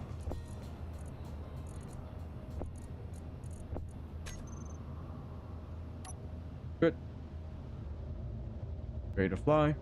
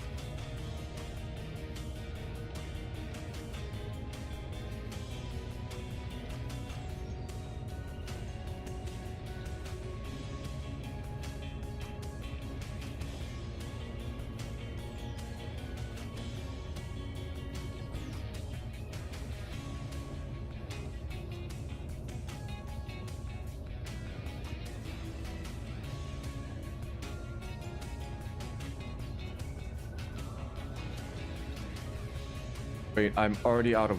What am I out of? Bulletproof glass.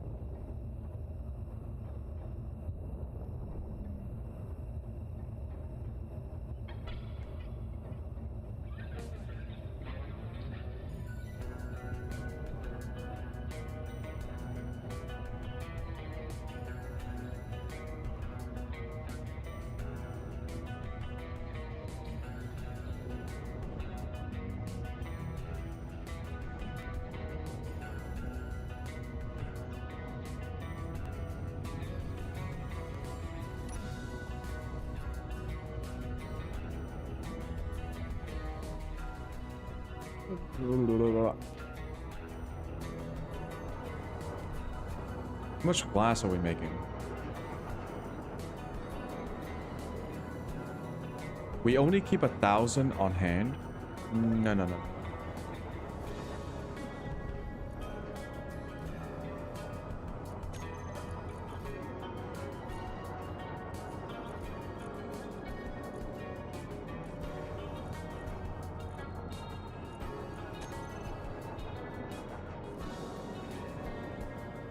Let's bump this up to 2,000. Oh, shit.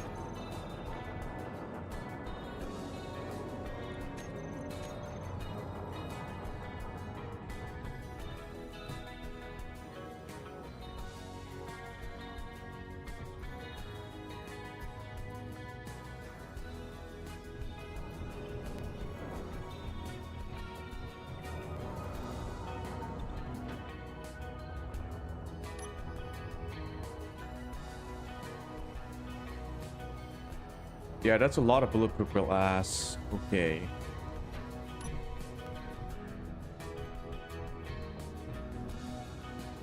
It's quite a lot.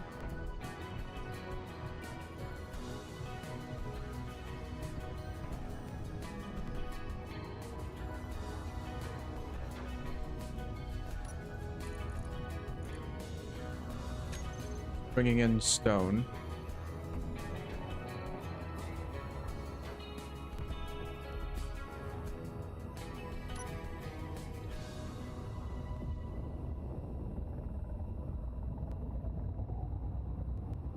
How's our drill doing?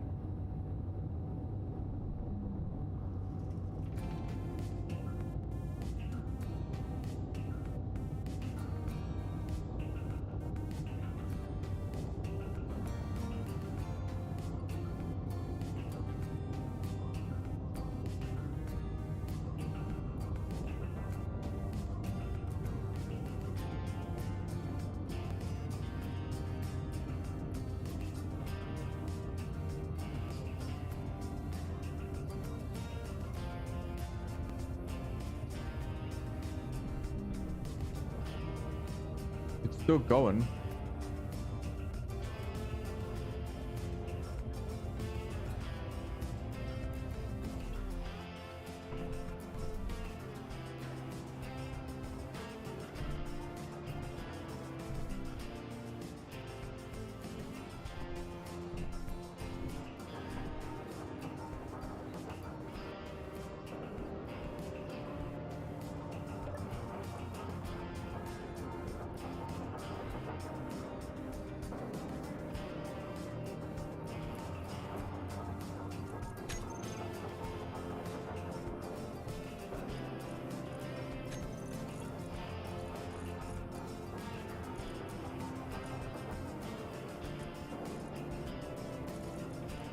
Got a whole bunch of stone, gravel. Yep.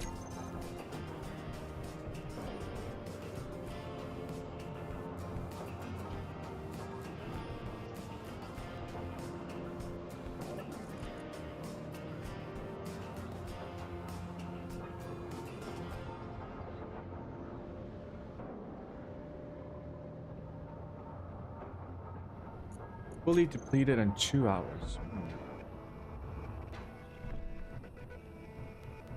Well,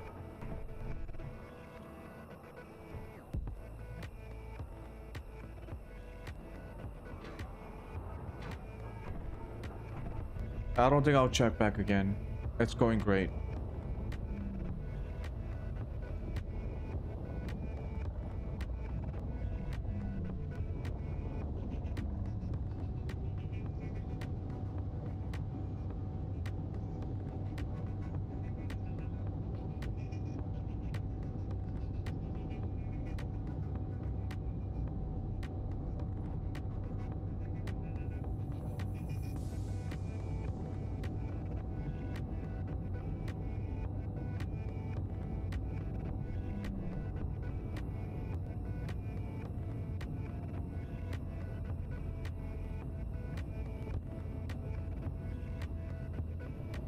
Yeah, I guess while we are waiting for the glass to build up, what I think we can do is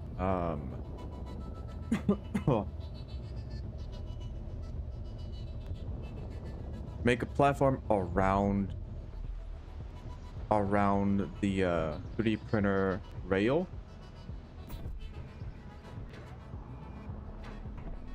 So I'm gonna go ahead, jump in here.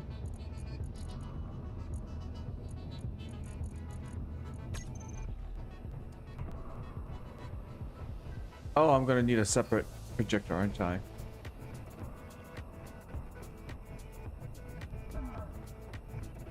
Yeah, I'm gonna need a second projector.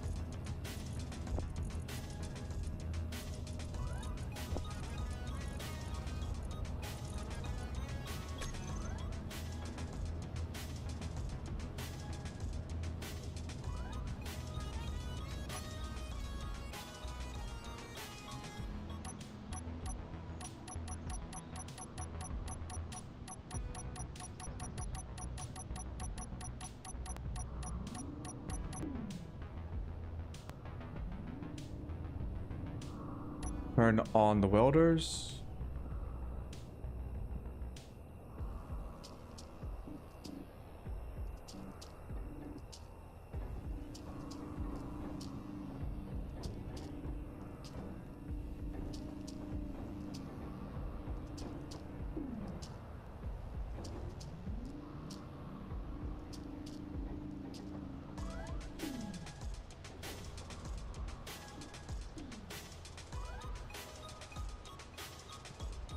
Hello?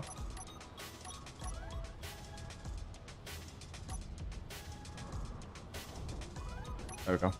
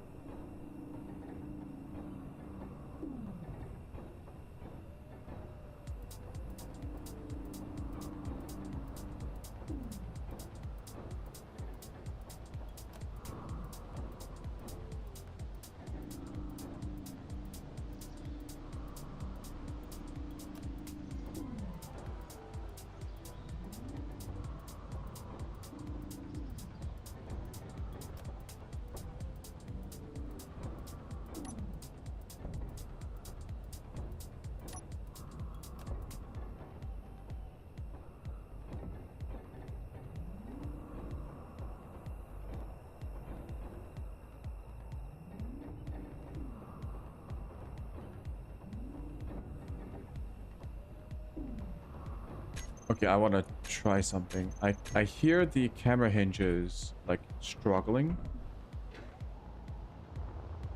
So I'm going to try and turn on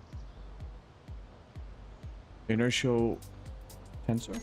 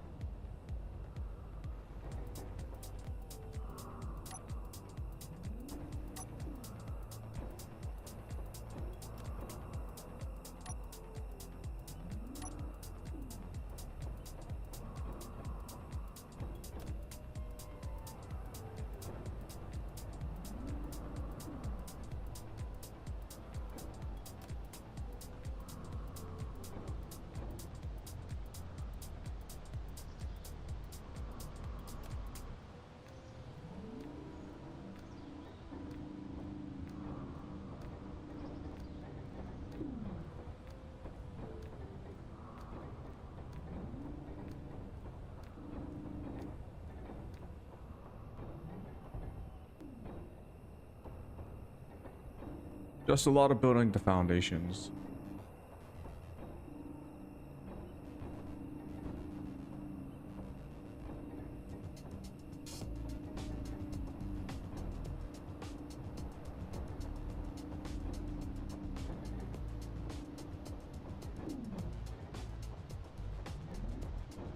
Okay, maybe I won't build up the whole thing. Not yet.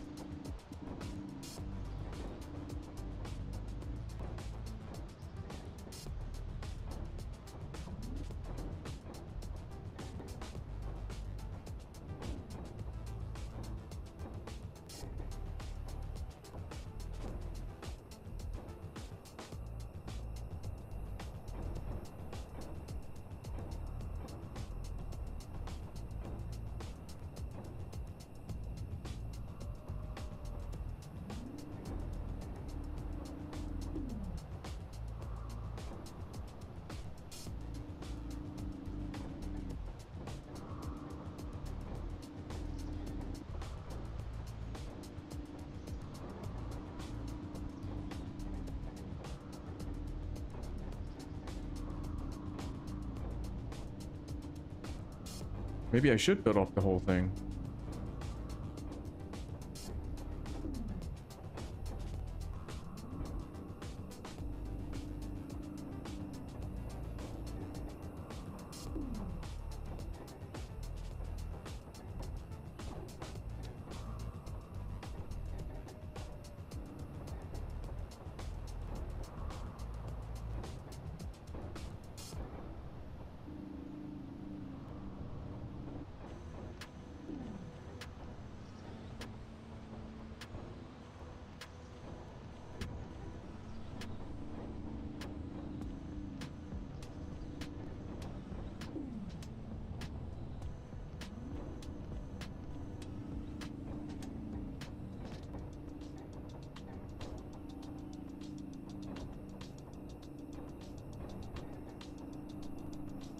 Ba-dum, ba-dum, ba-dum.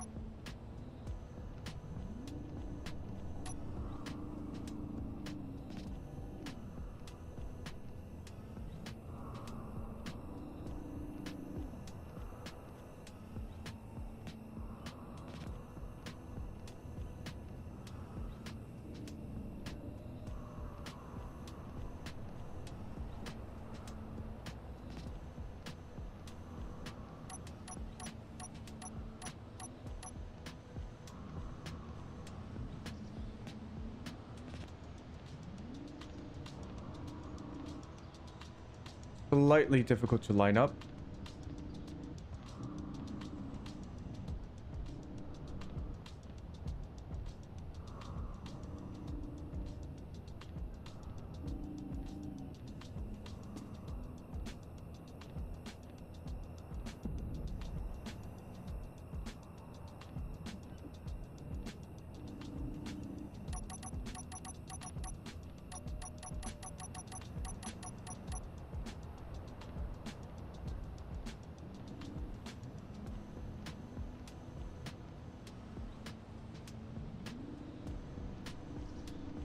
Bro.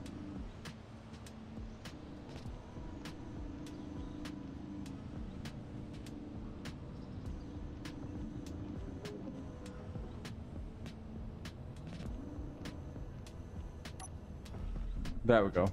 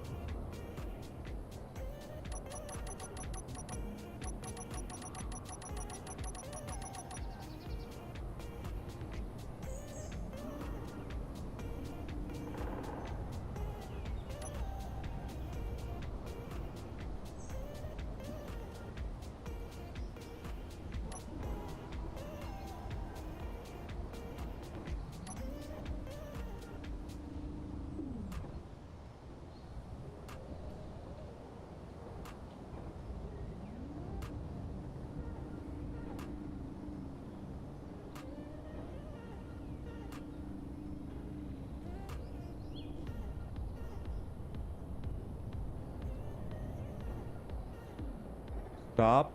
Don't drive over the edge.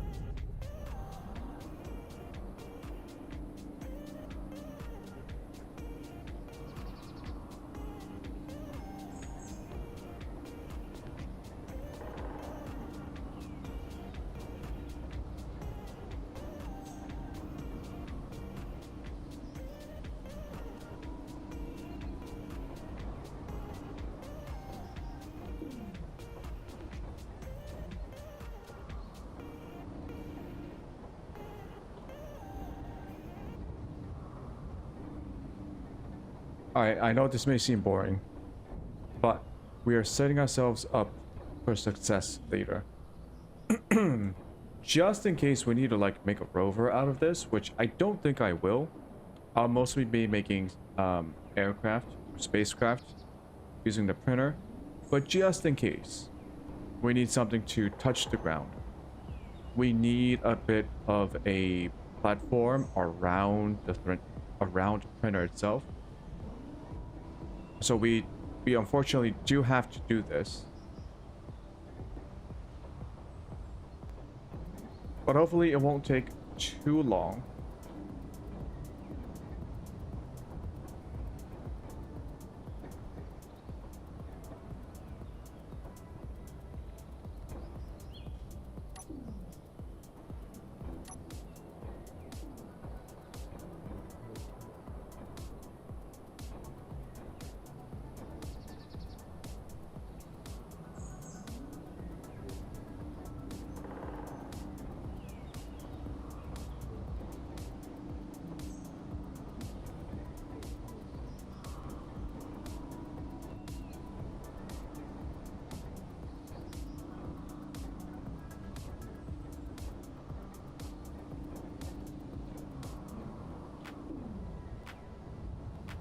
Okay.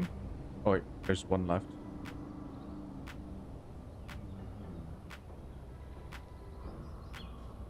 We made it, what, halfway?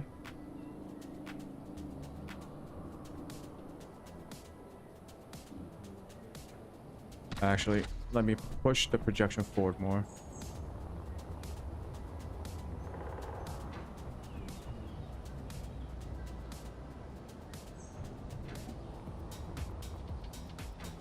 Now I need to move the projector.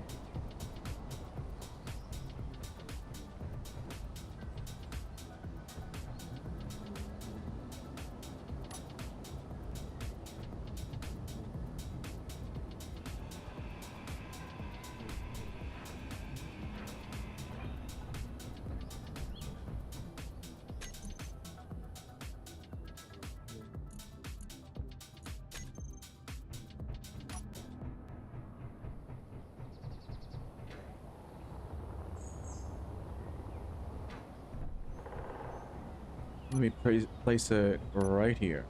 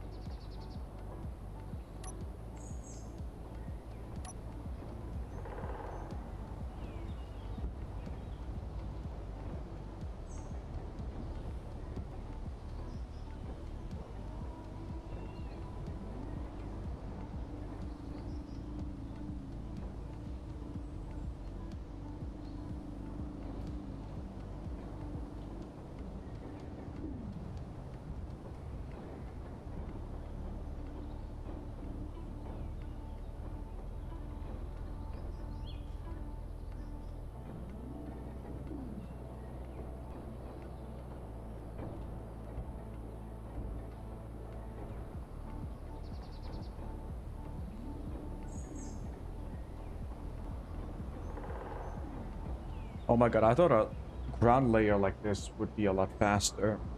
I'm gonna have to make a bigger one. Jesus.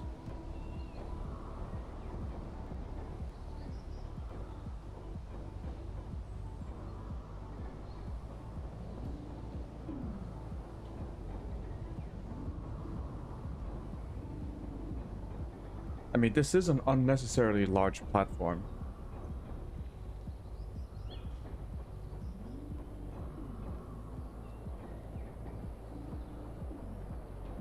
But it beats the hell out of, like, trying to even out the terrain.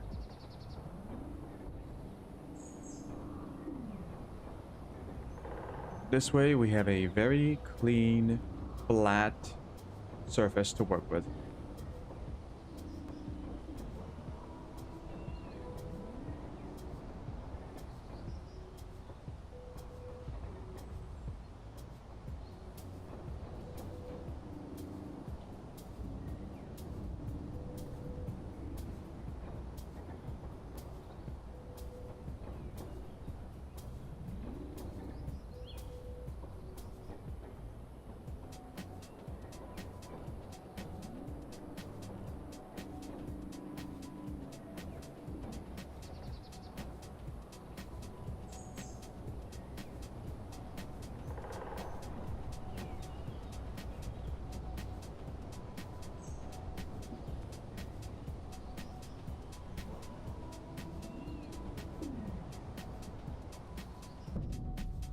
Whoa.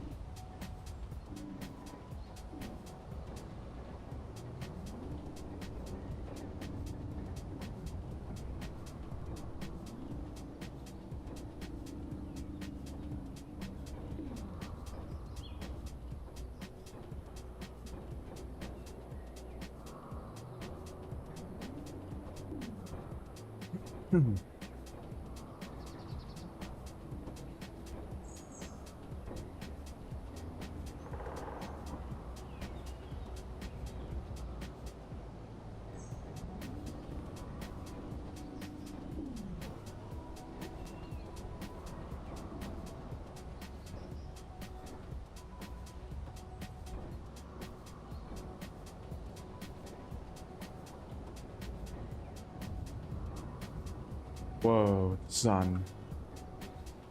Also, what the fuck happened to Big Joe? Big Joe's, like, solar mast has been... It's been fucked up for a while now. I gotta fix it, too.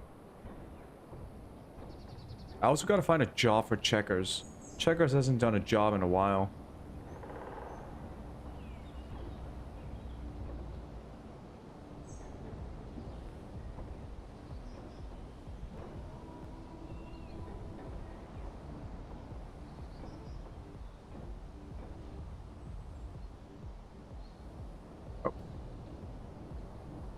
Out of materials.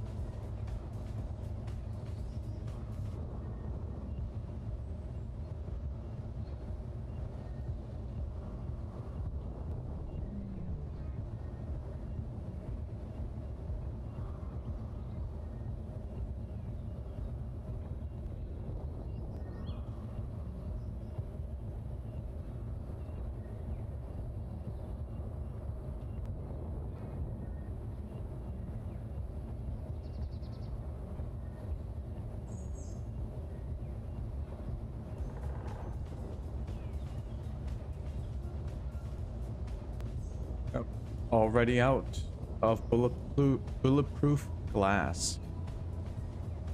Damn.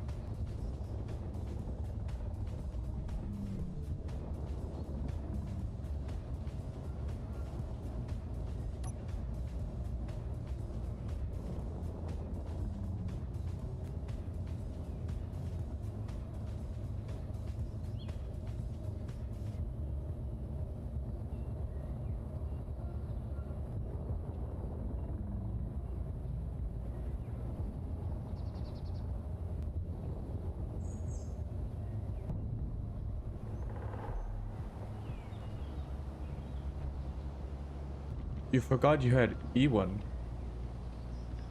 E1? Oh wait, did you name your plushie? The satisfactory plushie?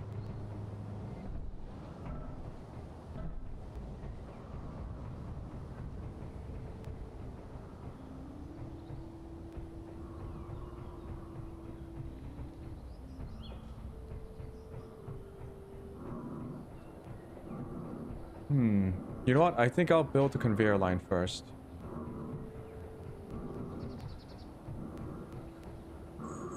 I'm on STT? What's STT?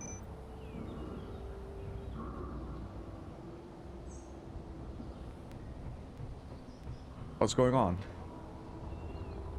What do you mean I'm on STT?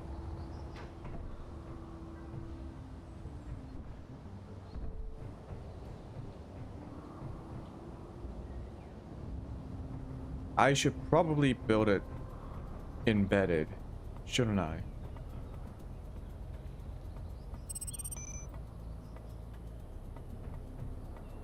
I'm on speech to text? What?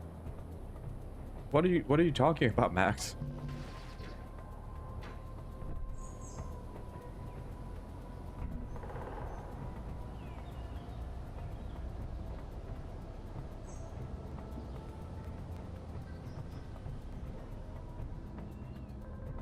Where's my conveyor line? Is this the only one?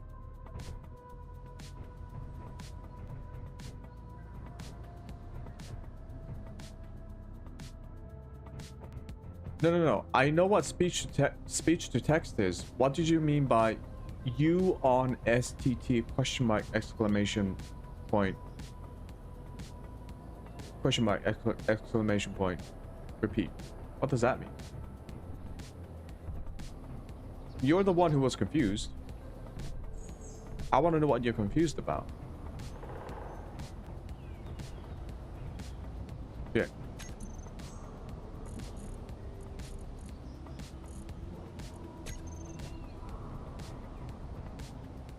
Alright, let's use pipes. Interior plates.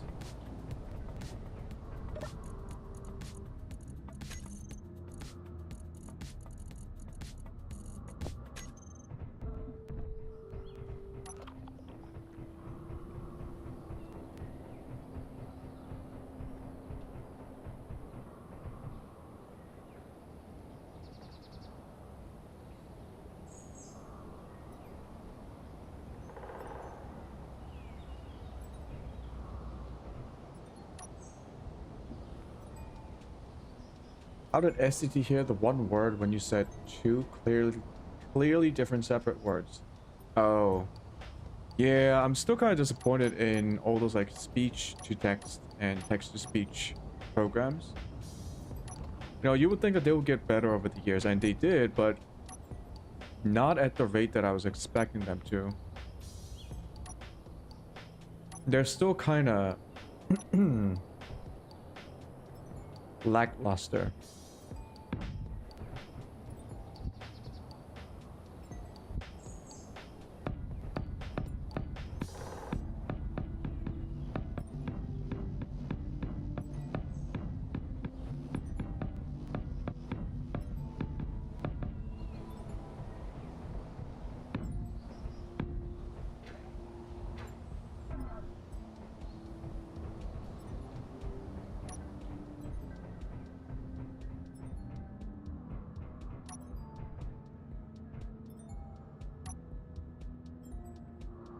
Oh shit.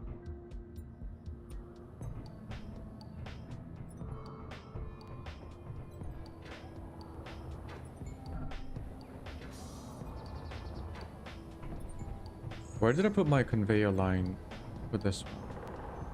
Oh, it's over here now.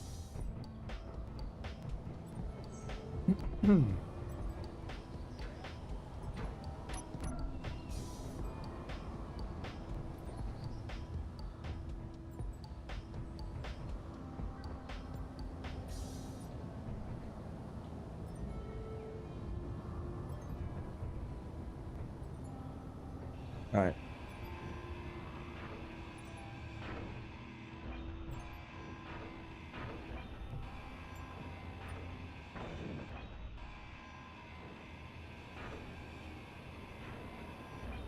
There's one by the Indiana State.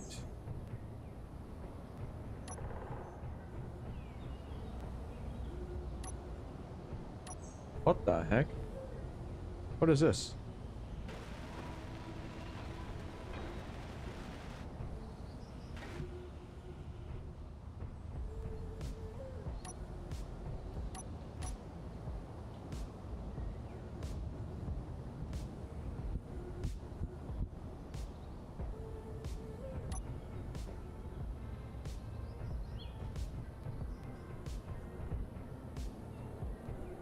I don't think this has ports on the side, does it?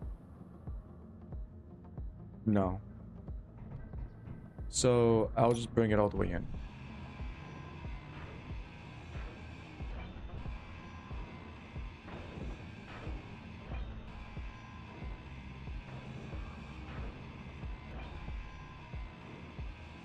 Inventory full.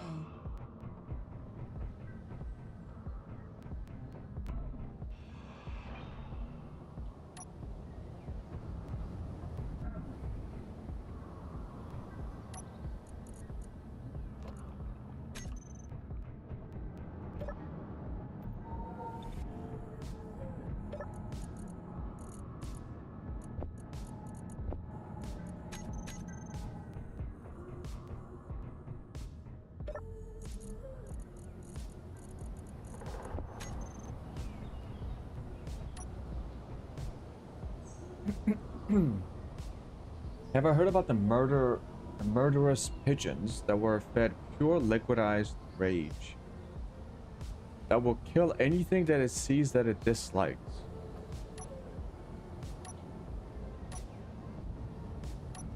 First time hearing about it.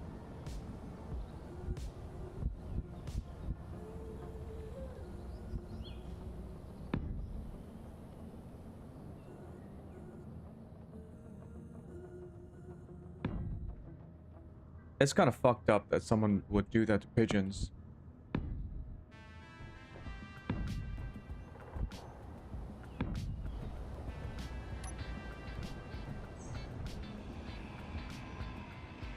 Inventory full.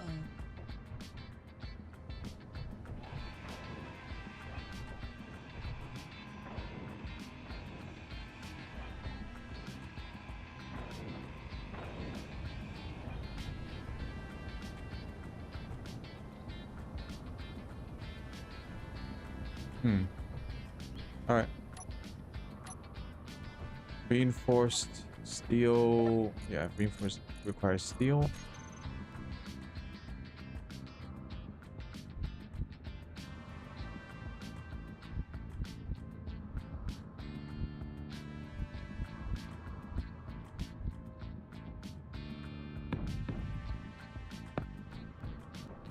And we'll turn this into a T-junction.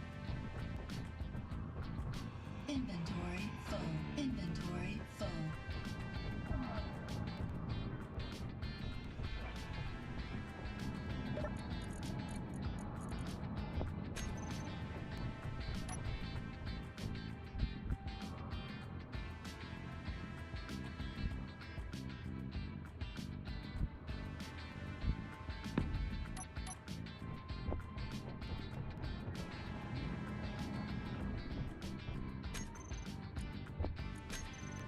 Ooh, I don't need that in my... Yep.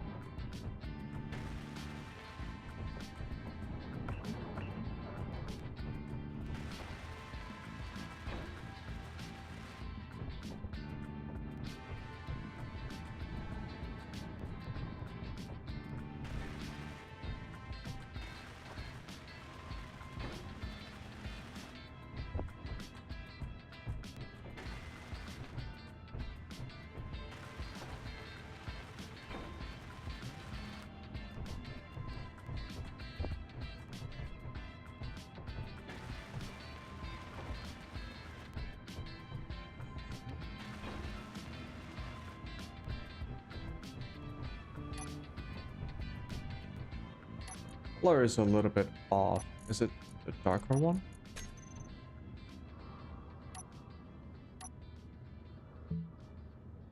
Nope. Copy this.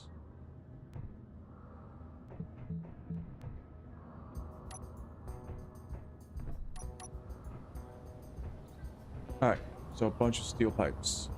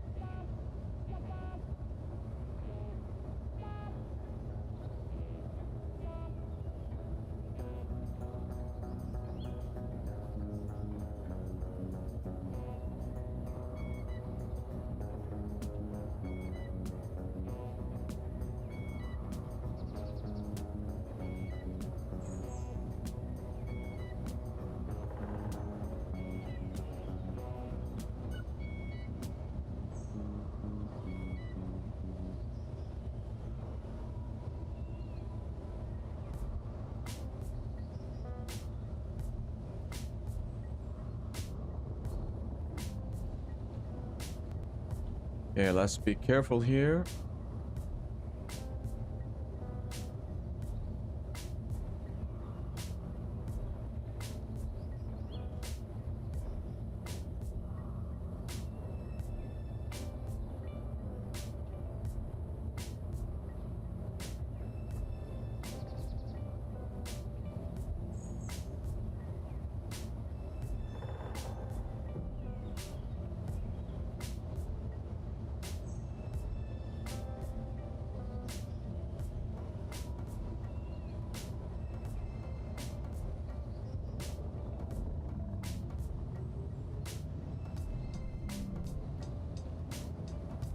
Yep, it's gonna build most of the front panels on its own. Great. Gonna have it rotate.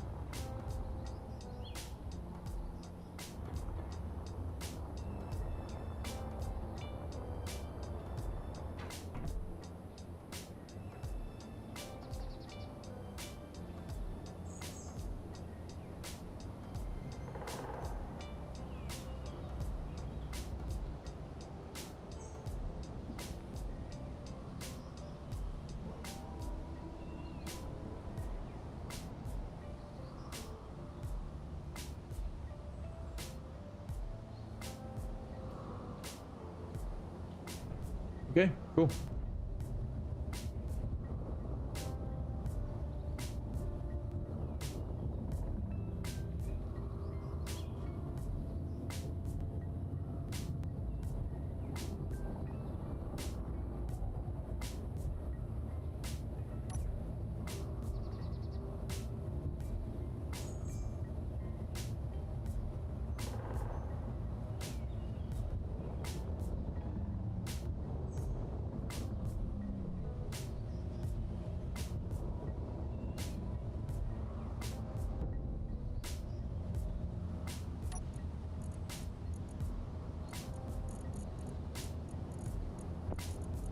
Bunch of steel plates.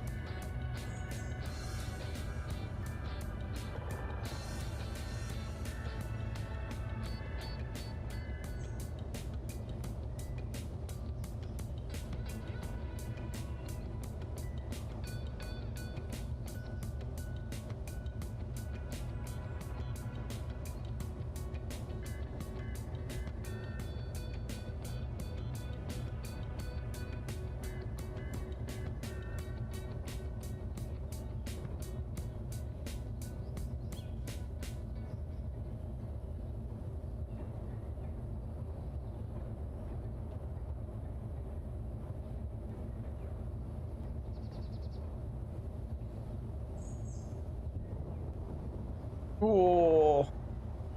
Okay, it's a little bit dangerous. Side thrusters aren't that strong.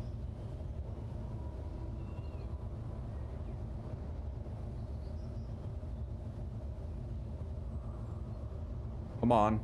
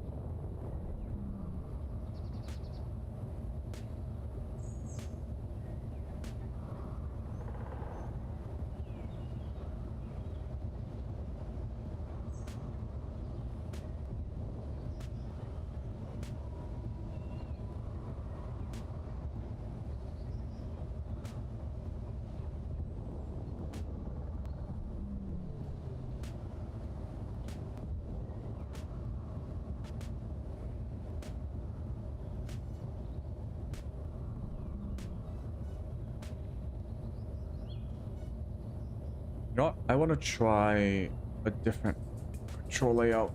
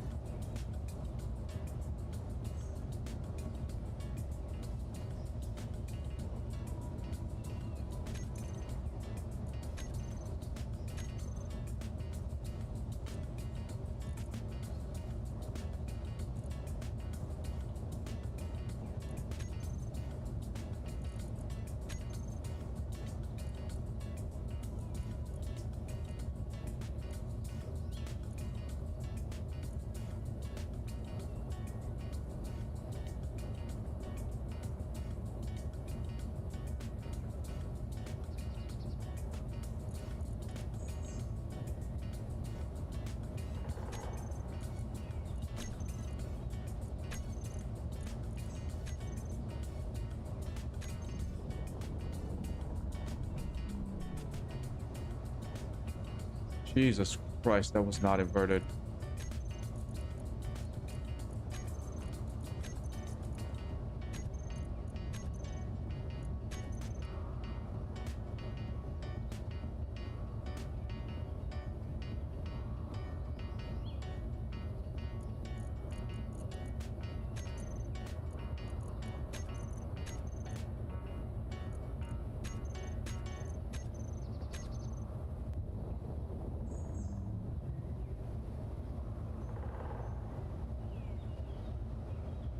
No, it's for my throttle.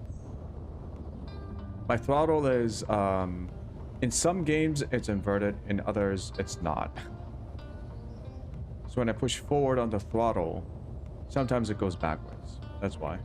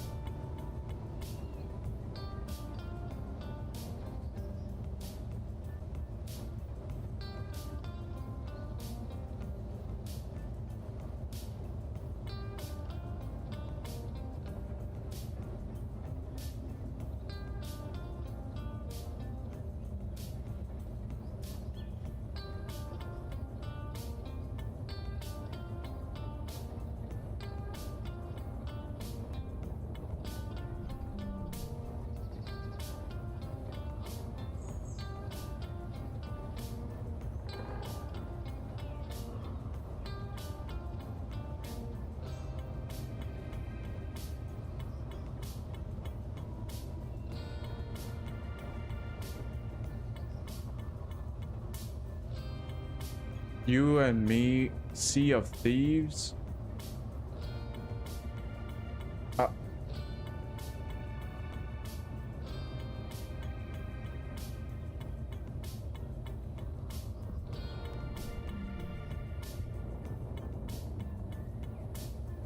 You know what? I actually don't like it. I'll change it back. I don't know. Sea of Thieves, dead game.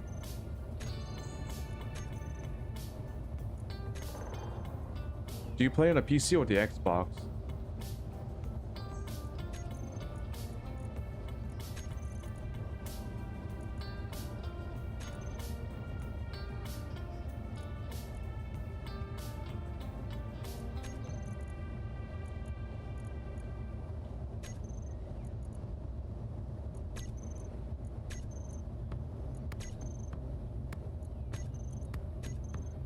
It's all cross-play anyway? Yeah, it is, isn't it?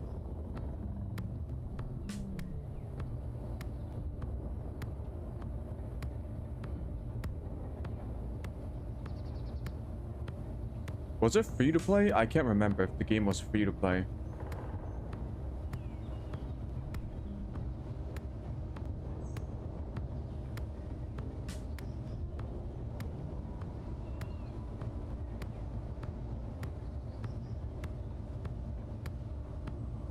They're still getting active updates.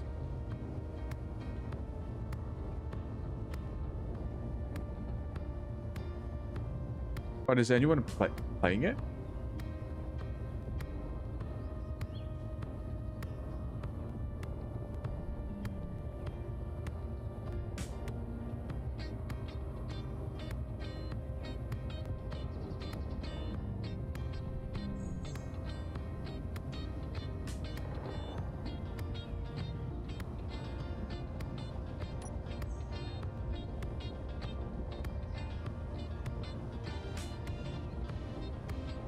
It's your favorite game? Oh, well, it's great that you enjoy it.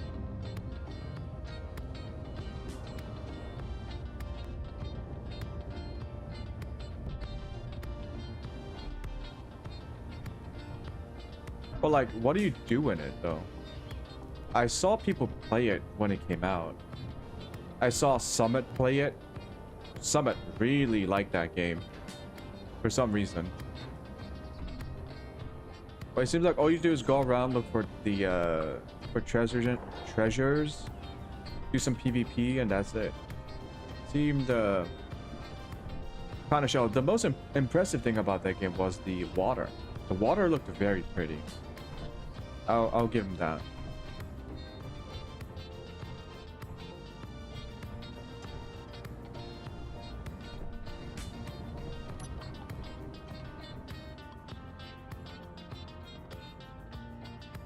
Right, we need more iron.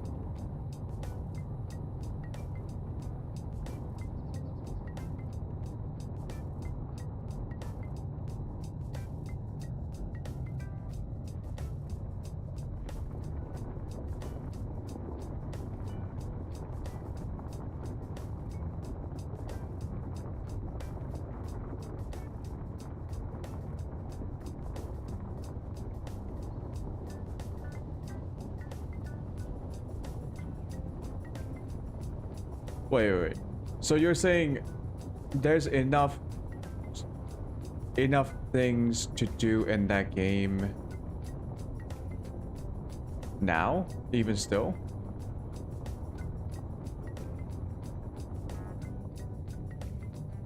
I'll be honest, it really does not look like my type of game.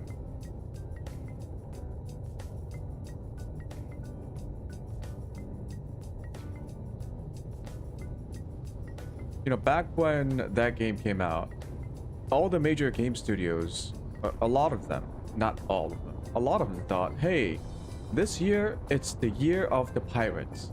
And so they announced a whole bunch of pirate games. Sea of Thieves was one of them. Assassin's Creed Black Flag. I think Black Flag came out a lot earlier, didn't it? Or did it release afterwards? I can't remember. There were a bunch of pirate games that tried to come out.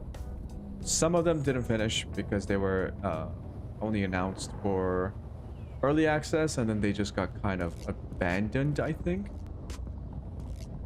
Sea of Thieves was one that was released that people did play, and yeah, just not my type of game.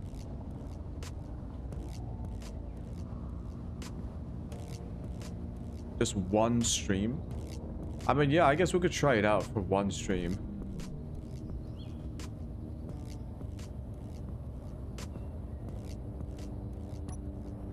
Okay, so what is it about that game that's special to you?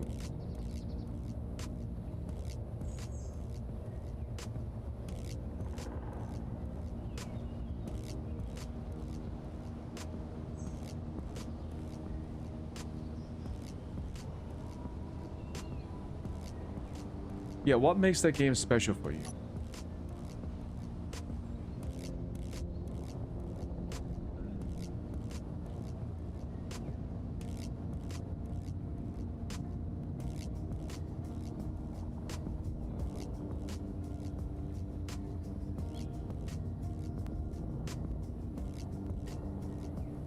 Because I like a few games that like, not everyone likes everything. I like Halo, probably my favorite franchise. Until Halo 4 is okay. Halo 5 I didn't get to play because it's not on PC, but Halo 1, 2, 3, Reach, and 4 is my favorite video game franchise, even though they're not like the best video games that were made. I don't think they were the best video games made. I think the Witcher series is like up there with one of the best, but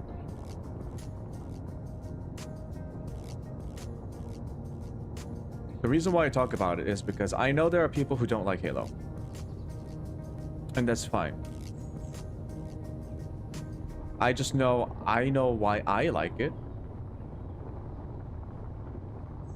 Am I on Xbox or PC? I'm on PC. I don't have an Xbox.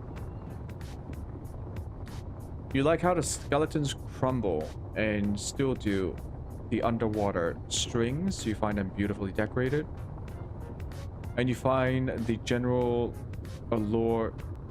You find the whole allure of the game to be perfect. Are you usually into like pirate stuff? Or is it just for the game? It is very clean looking. Like, it's very pretty. It's very clean. And the water still looks pretty impressive. They had some good waves.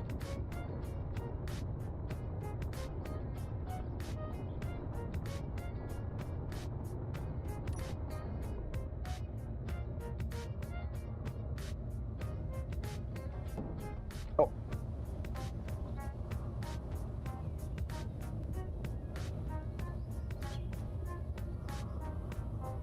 What was that?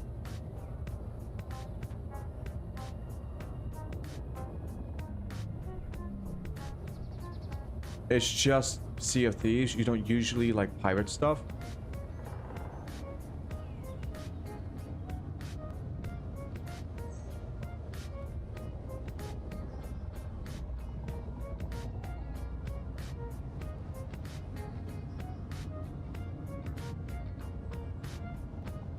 It's great that you got a game that you love, man.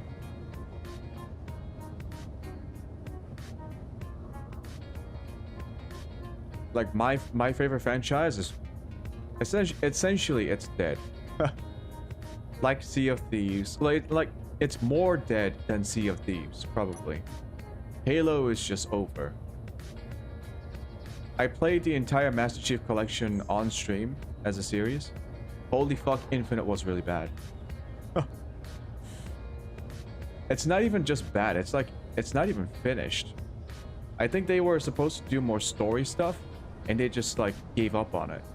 Which is like, how can you do that to the most defining franchise for the Xbox and Windows gaming? Like, what the fuck?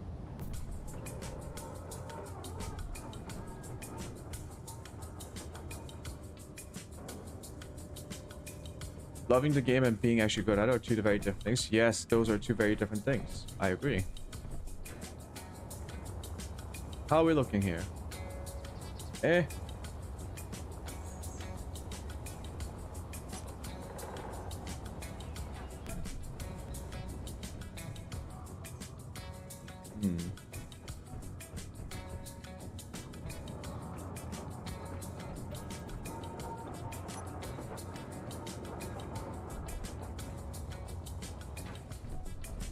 I think I should just keep mining until the windows are done.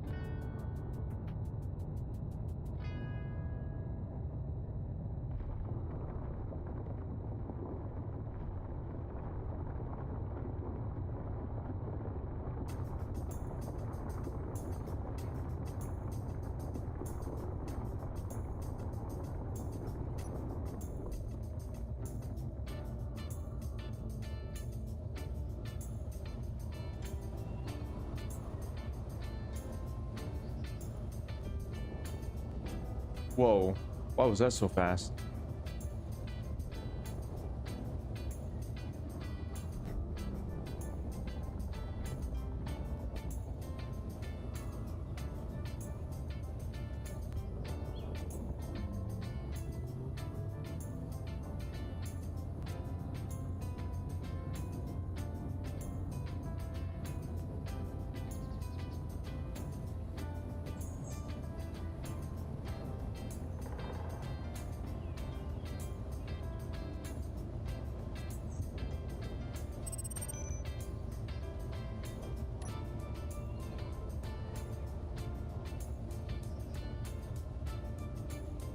What you do in the game is fish. In a pirate game, your favorite activity in the game is fishing. It's like a surprisingly in-depth mechanic.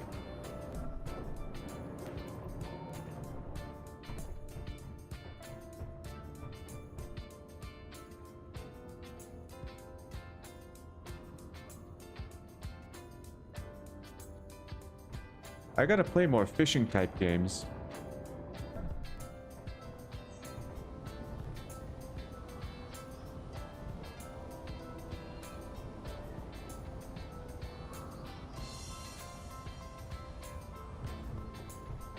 You have to use different baits and go to different parts of the world and explore.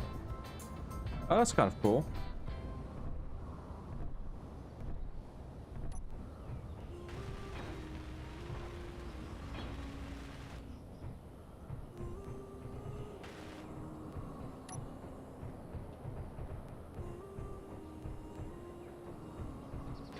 Are we out of silicon?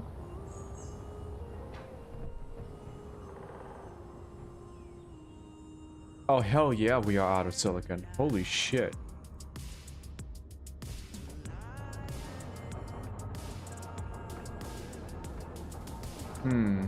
I think it's time for me to build up a seismic surveyor. And put Panini, get Panini to like make another hole. We need to find a silicon ore vein. So I haven't done this since the beginning of the game. Let me make... I believe it's a large grid. Yeah, it's large grid only, I think. Nope. It has a small seismic surveying landing here. Okay.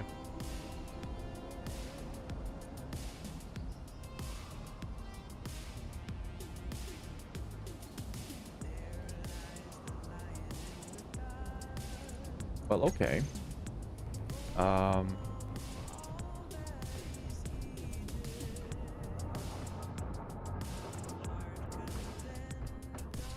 I'm gonna need 2 screens and a seismic surveyor and a controlling helm.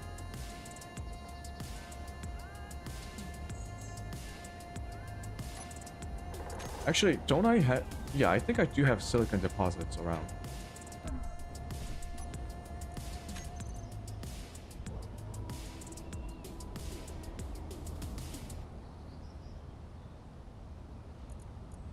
Yeah.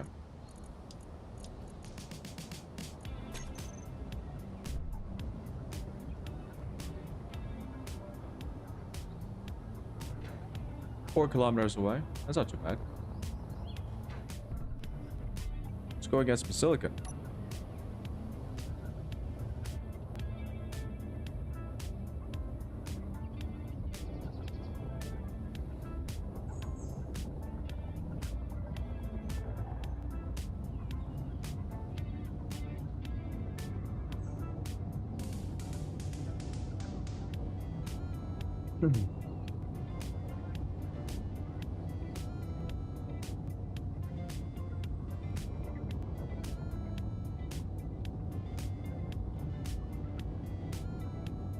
Unknown signal. We could get lucky and get like silver. Hold on.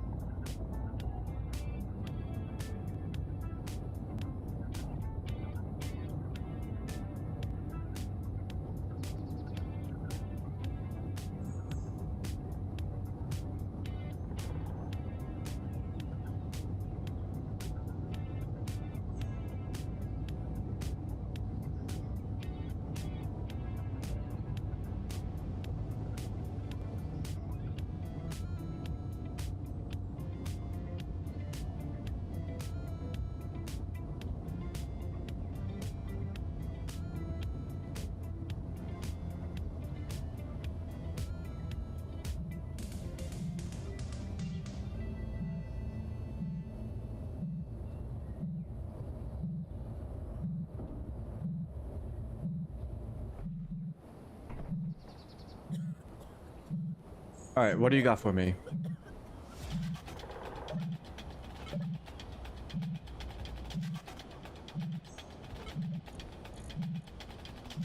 A med kit. Enhanced welder. The fuck? I can tell we need to talk about things, so I'll let you start. Yes, I'm listening. Oh, I understand that. You need help with what you Crash. say? Oh, that's crazy. That's crazy, because the last time that we talked about this, I felt like I was...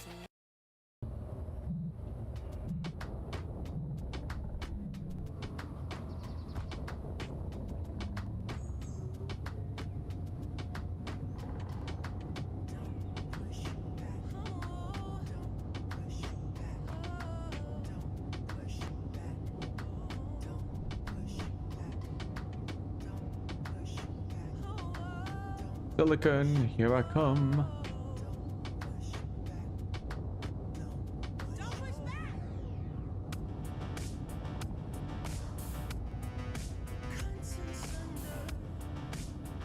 I'll turn on grazing mode.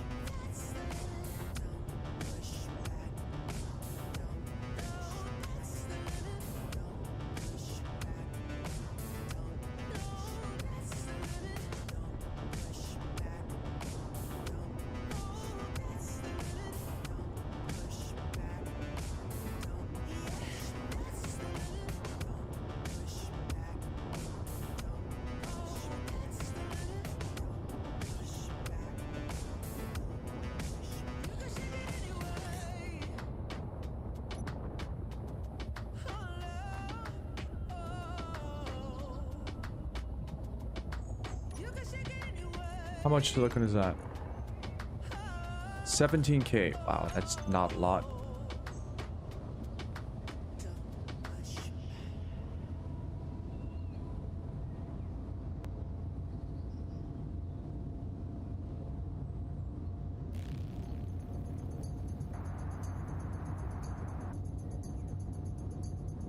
Wait, what do you mean 17K? Oh, just a little bit more elsewhere.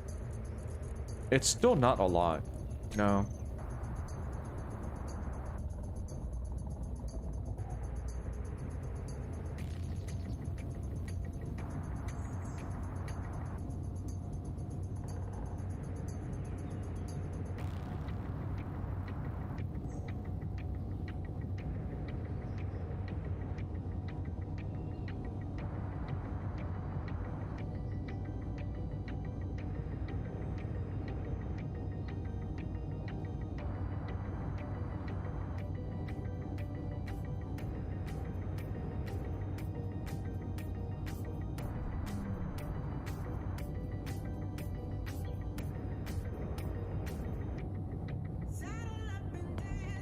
While you collect keys to open against other pirates that want your loot, working together as to manage the ship together.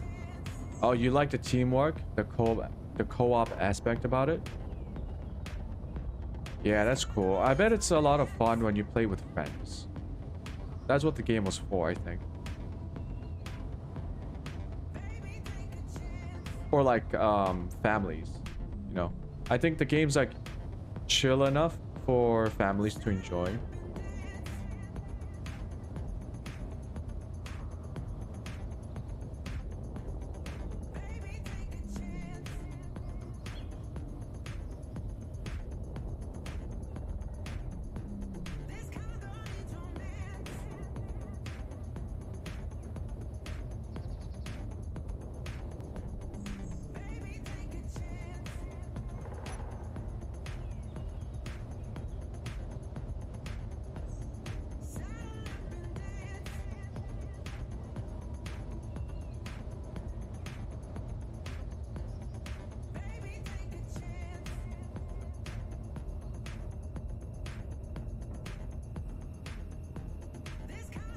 You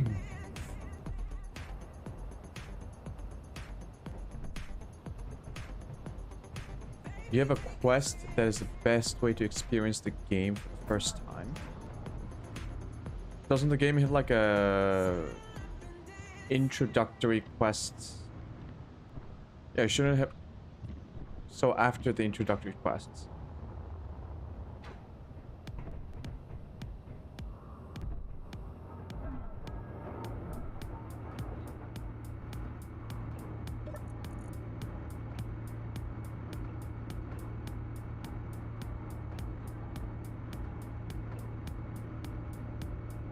But it doesn't teach you the meta.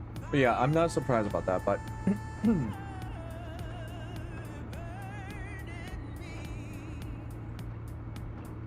oh wait, wasn't there like a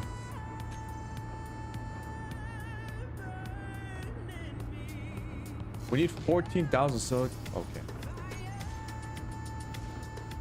Doesn't the game also have like a megalodon or something?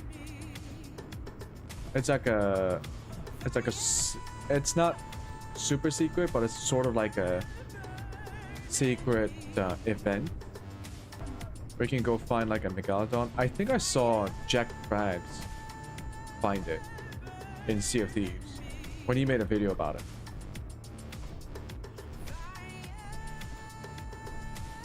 Maybe it wasn't a megalodon. Maybe it was like the Kraken or something.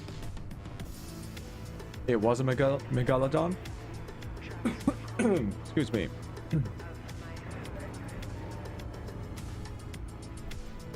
Yeah.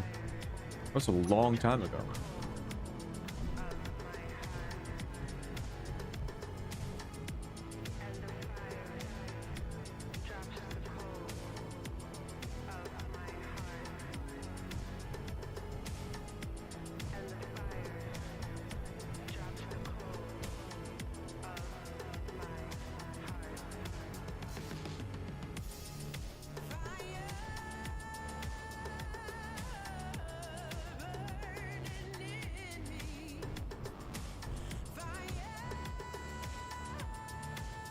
You prefer doing them as randomly spawning world events? Okay.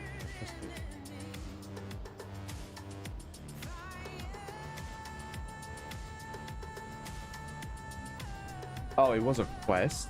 Oh. Yeah, I feel like stuff like that should be like just happen in the world, you know. Make it feel a little bit more special.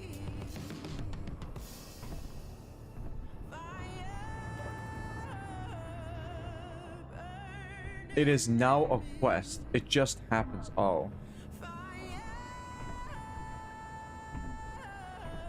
Oh. I guess they wanted more people to see it reliably.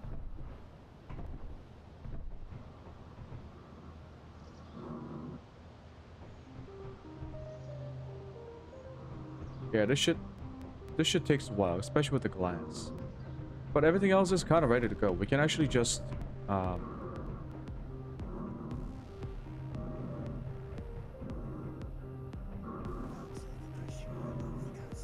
we need to finish the platform here. Because I need to drive the crawler onto the platform.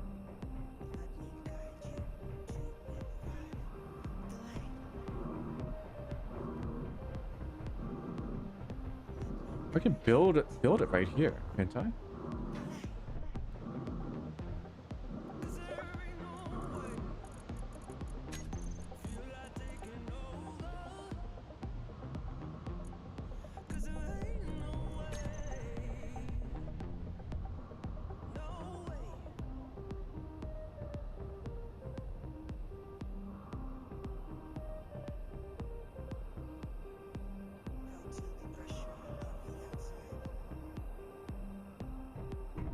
Yeah, if I build it here, I can drop it with the wheels extended.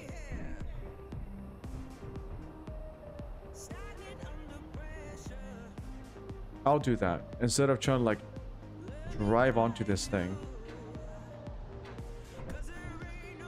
All right, let me get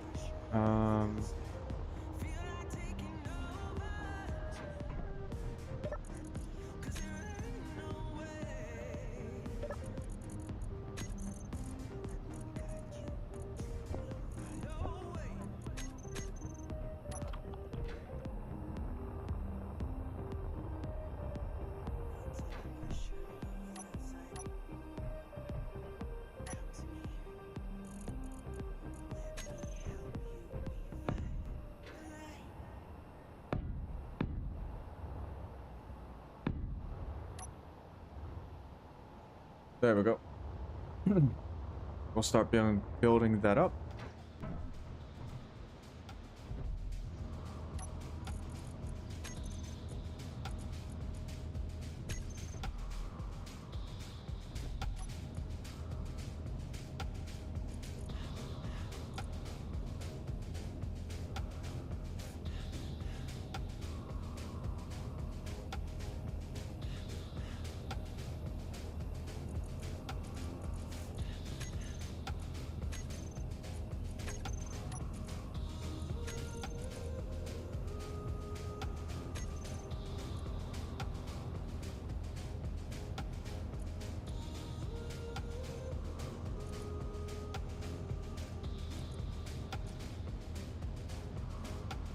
I wish I could give you up, but you're my new favorite drug.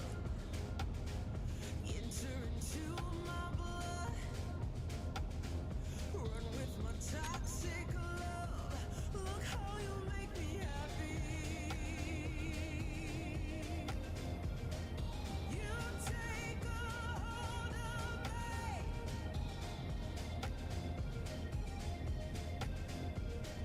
You take a hold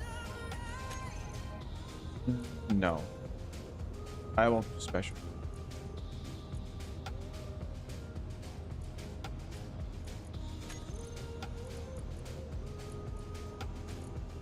Let's start with steel plates. I wish I could give you up, but you're my new favorite drug. Enter into my blood, run with my toxic love. Look how you make me happy. You take a hold of me.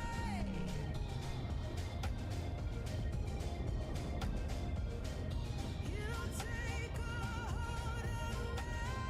We have an ass load of batteries on this thing. You take a hold of me.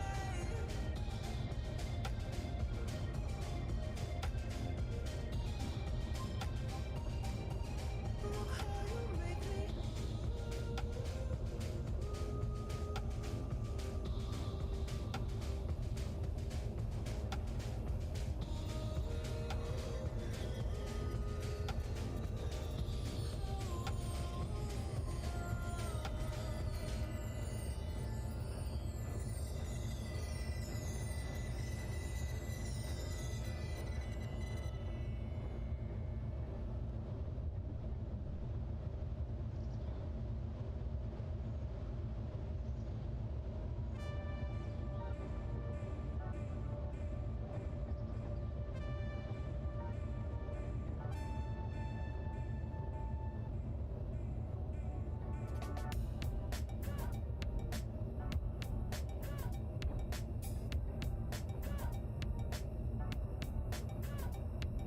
You gonna go? Alright. Have fun or have a good night. Thanks for stopping by and hanging out.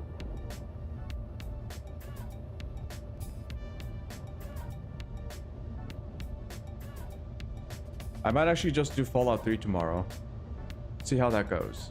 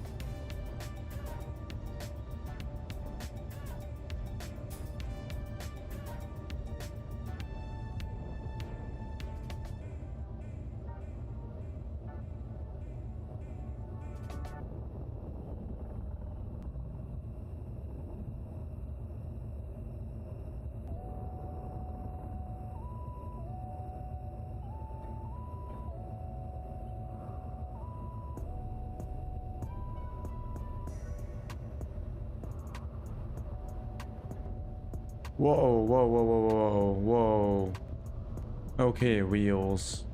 Chill out.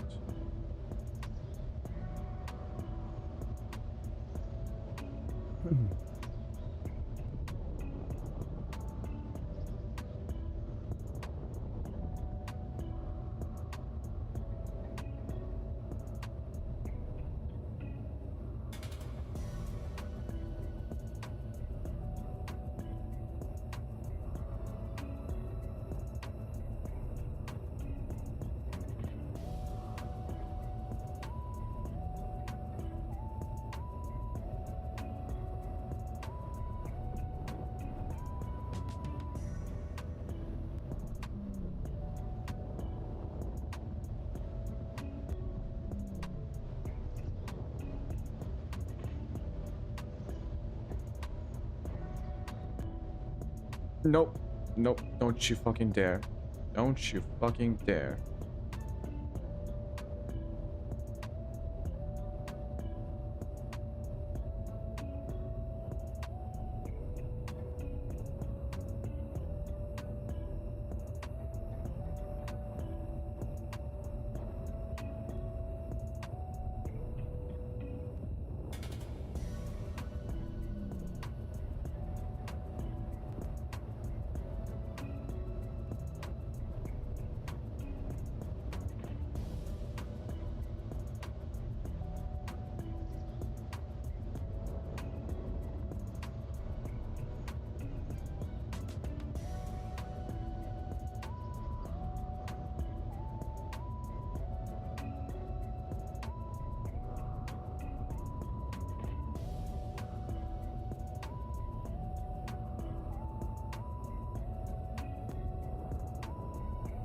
Mac plate, hello? There we go.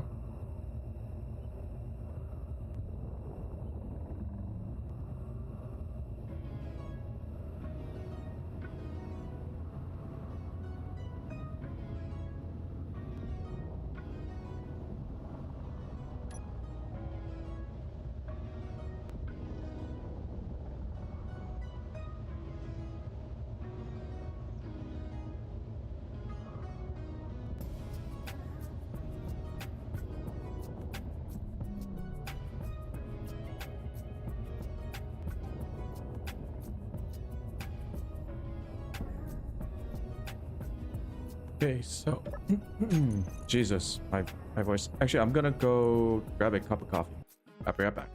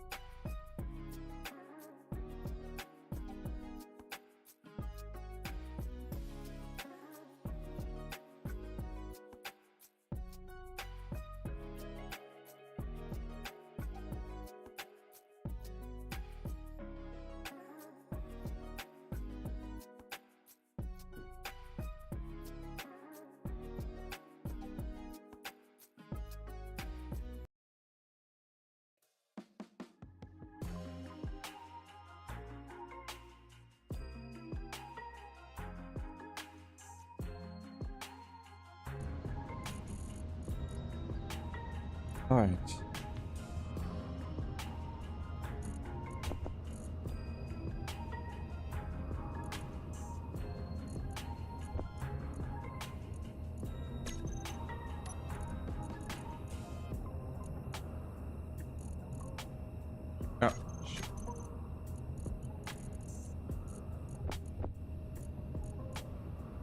Steel plate construction power cells. Power cells are going to be the ones bottleneck.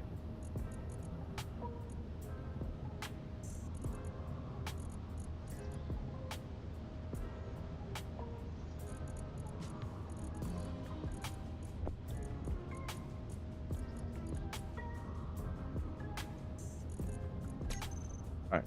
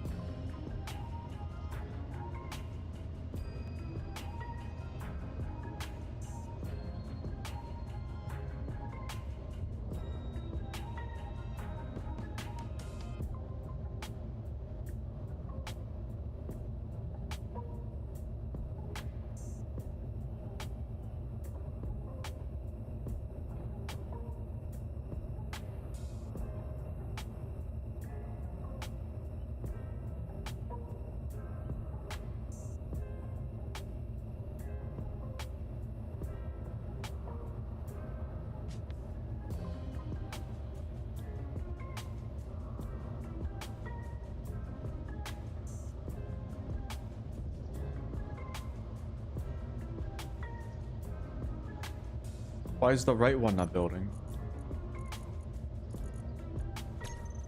Hmm?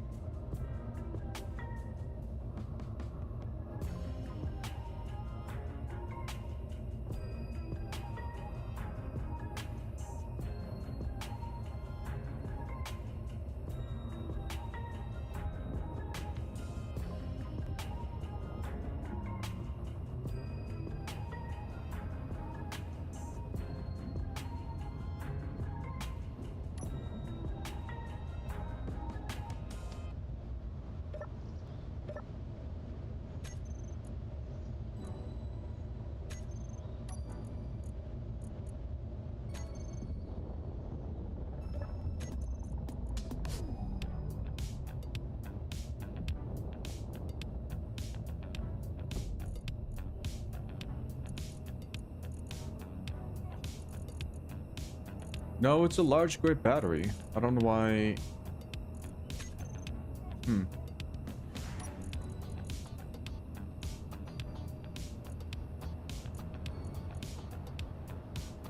What were we missing? Computers? No, we have computers. Power cell. Okay, now we're making more power cells.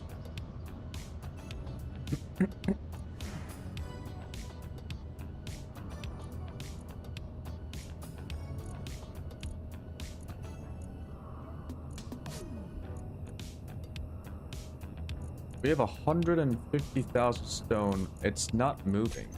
Okay, something went wrong here.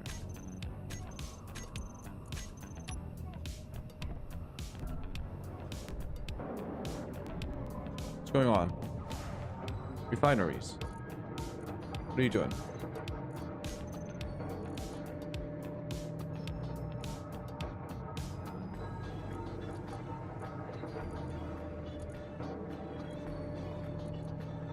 Well, it's good to see that we are stocking up on stone.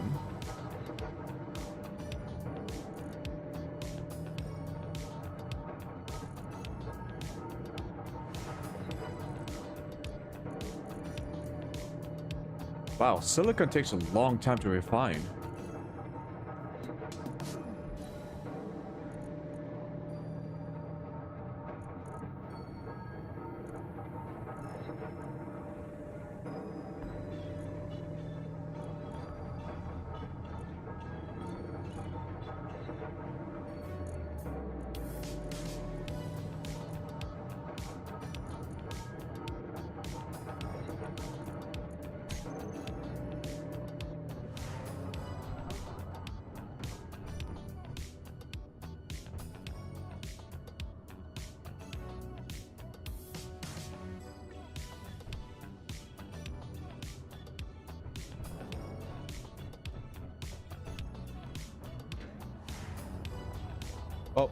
We're just kind of waiting for the batteries, power cells to be produced.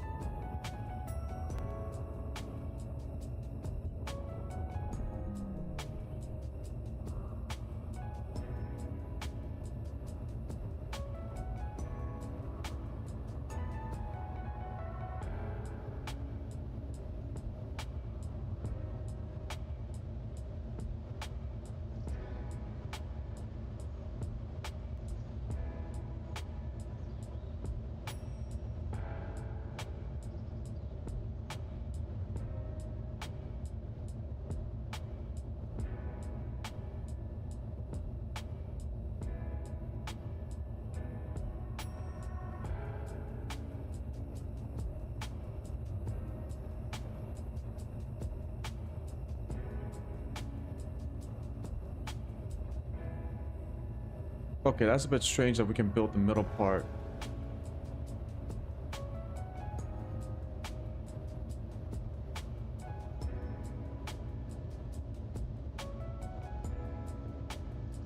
So how come we can't build this one?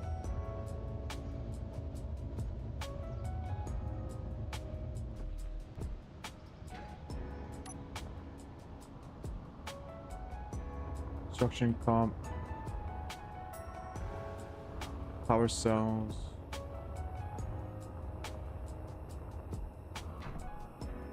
I'll build the other stuff then.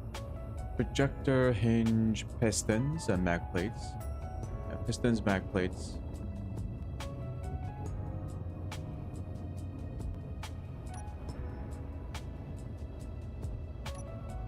Turn off the silicon surface deposit.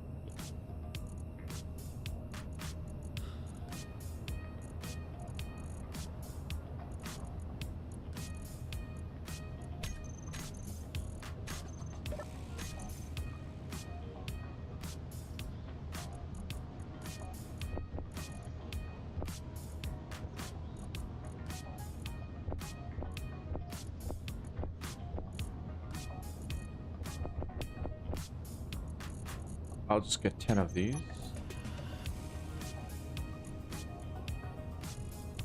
10. Back plates.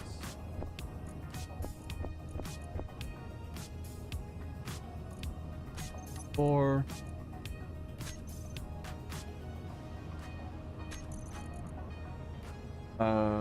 Programmable blocks. 2. Text panels. 2. A helm. Control seats. And projector. 2 of them. And panel.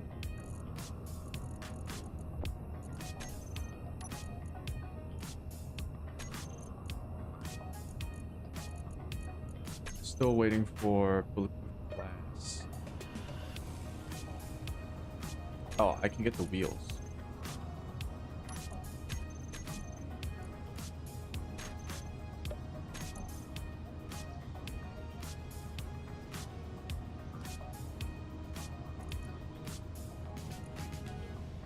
I believe it was. Let's get 4 wheels. And a short. Let's get the 5x5s. It should give us more materials.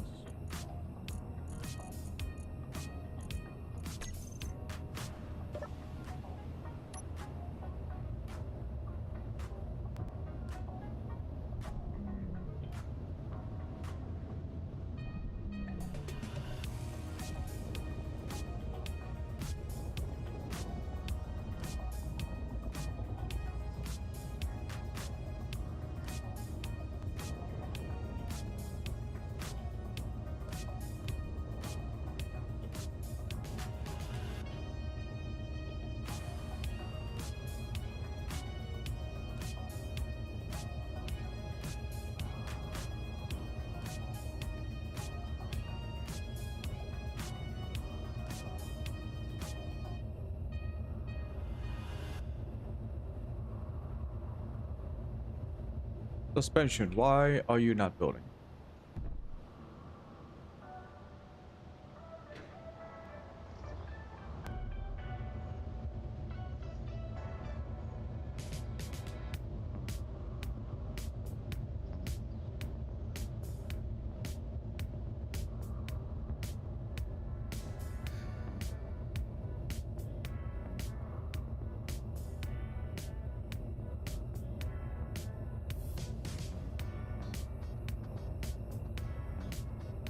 There we go.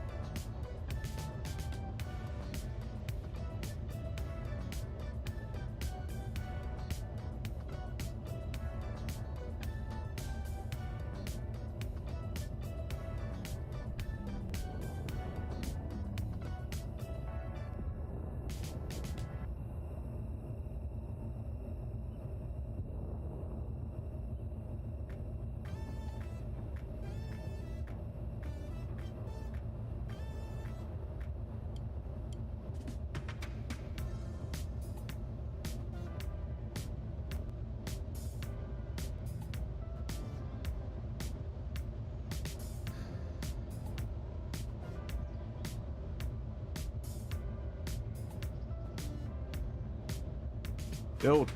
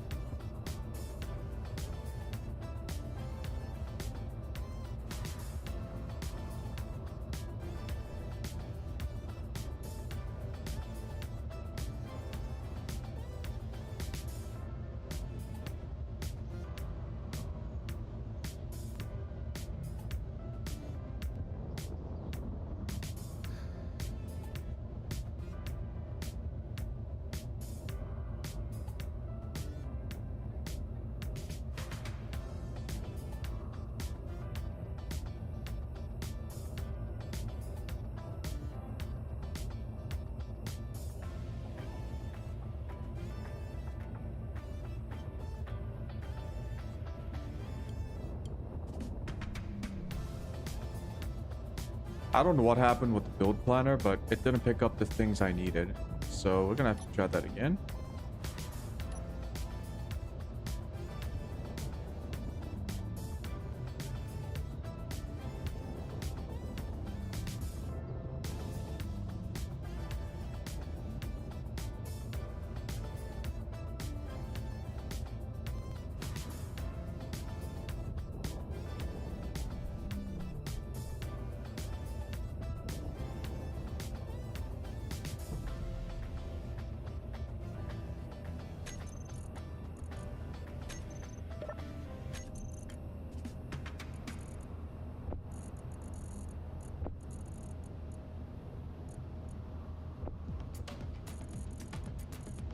Couple of the suspensions weren't done. We need the text panel again.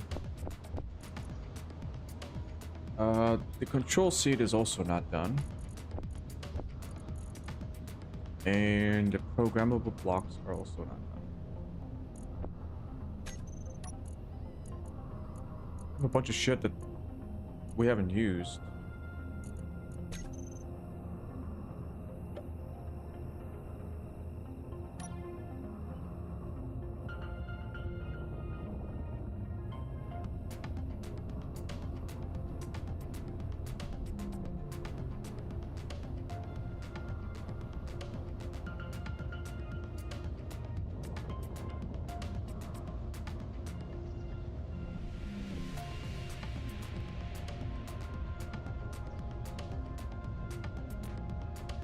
Come on, suspension.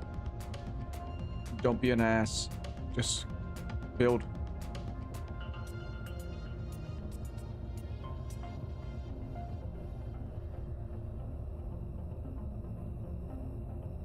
Why aren't you building? There we go.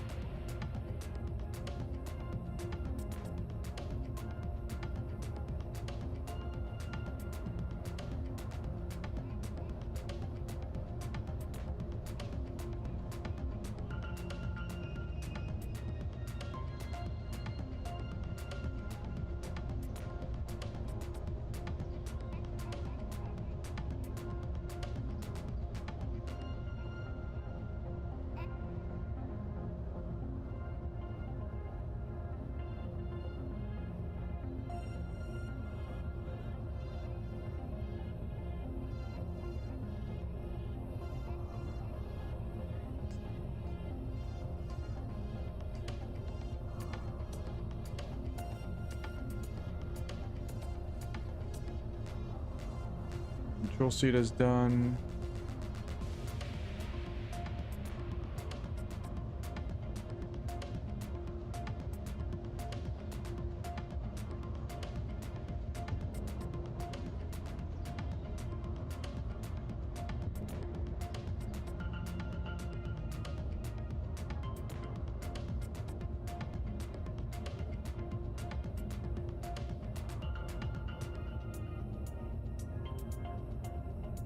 We got a rotating light and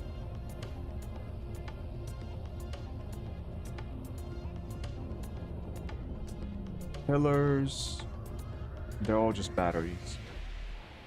Alright, I think it's time for me to turn on the highlight blocks.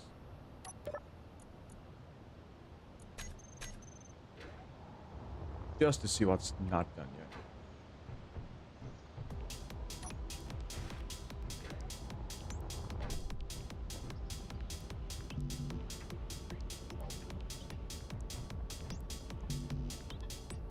Top piston part's not done.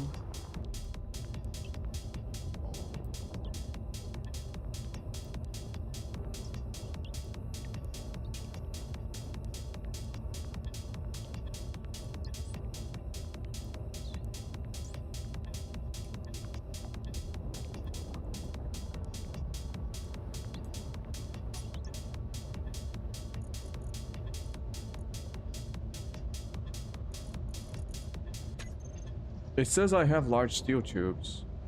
I don't think I can take this anymore. I might And that's what I need for the top piston part. just break.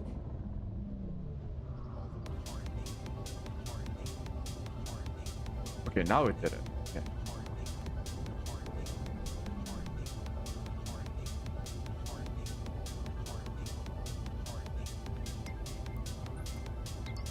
Okay, now that's fixed. It's a little weird.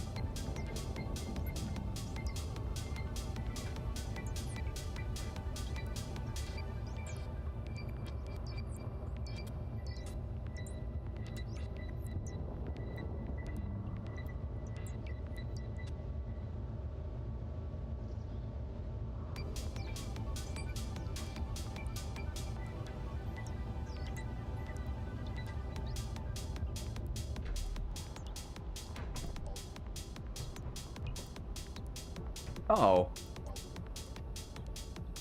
What happened to this? When did this break off? What?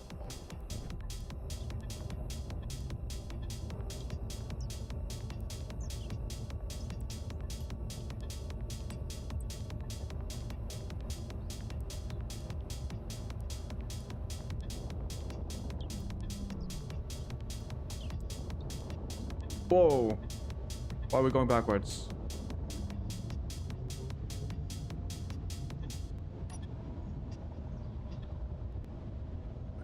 Maybe I should put armor panels on the thing. I don't know. It needs like a crumple zone.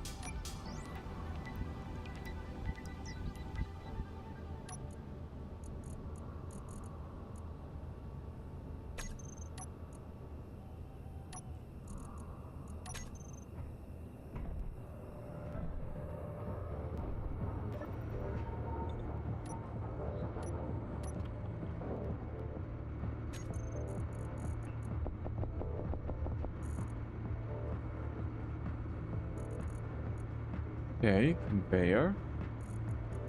Small grid. Curve.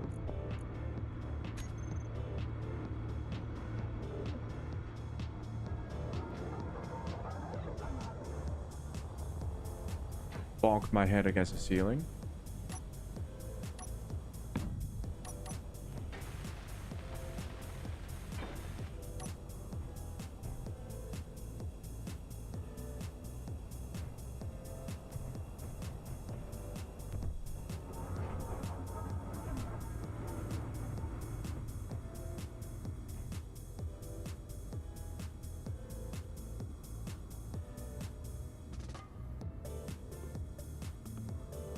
We are still refining silicon.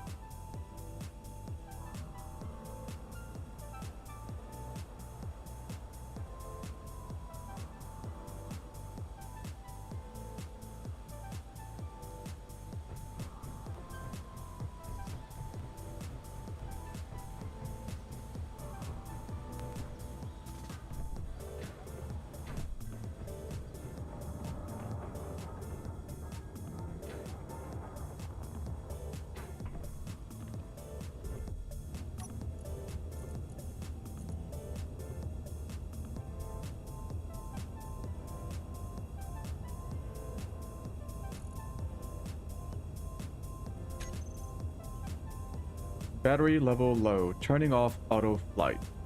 Yep, that's what I thought.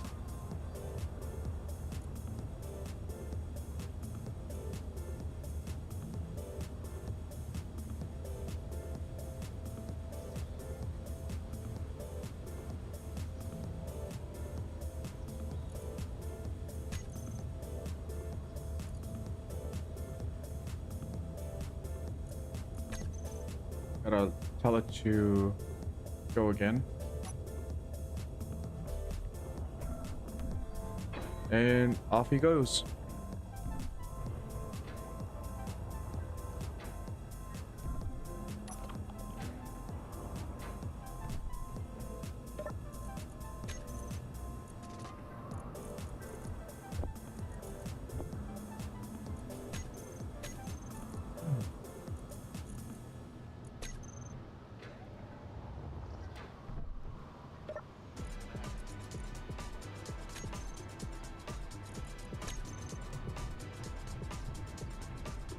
Sometimes it feels like we don't produce as much, and I don't know why.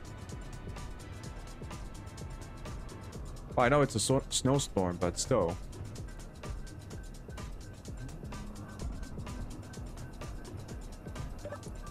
There used to be like, I used to be able to make like over 100.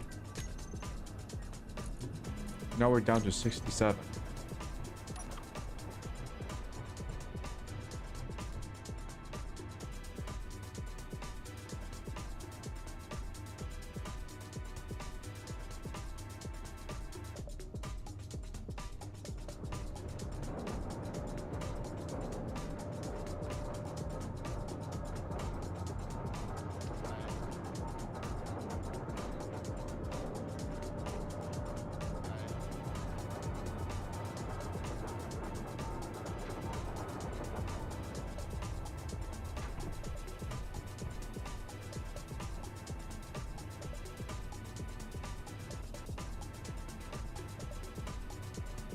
Still kind of waiting for power cells to be created.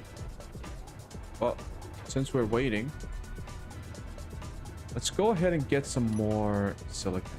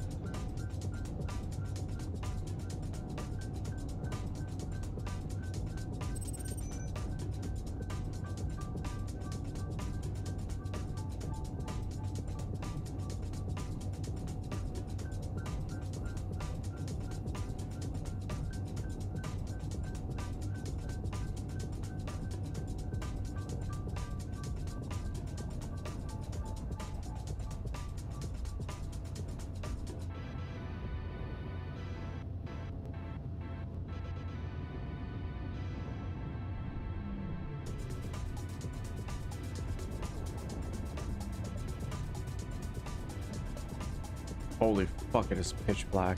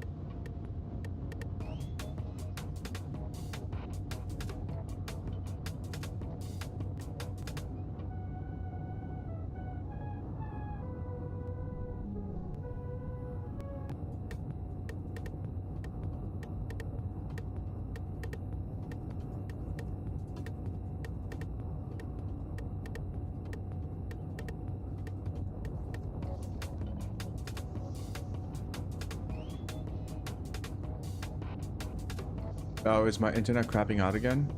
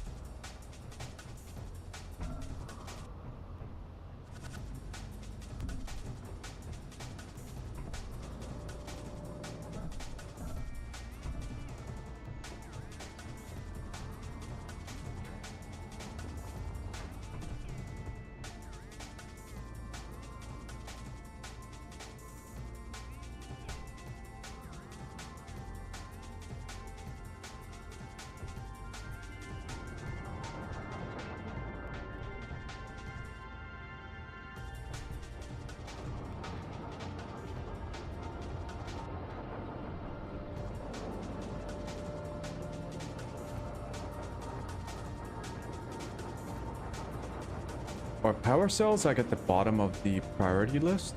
What's going on?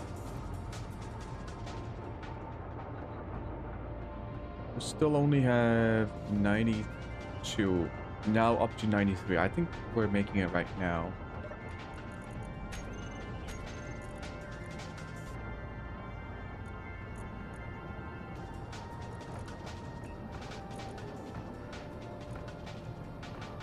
No, we're making steel plates and computers.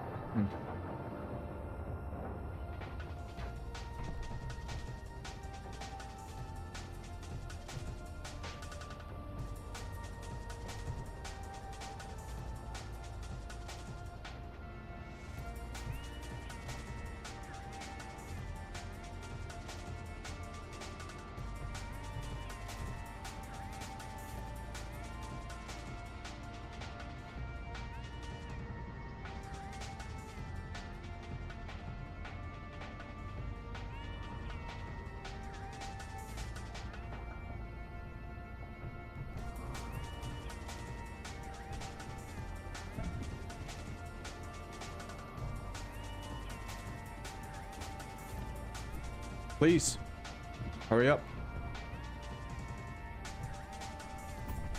We ain't got all day.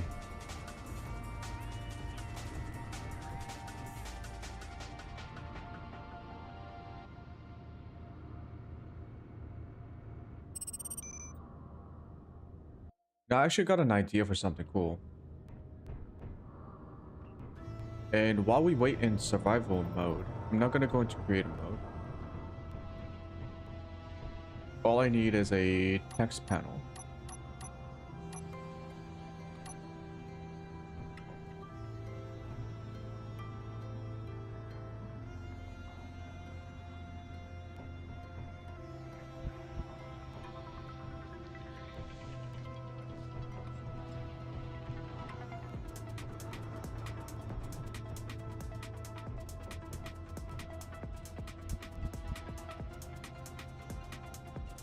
Yeah, I'll build one over there.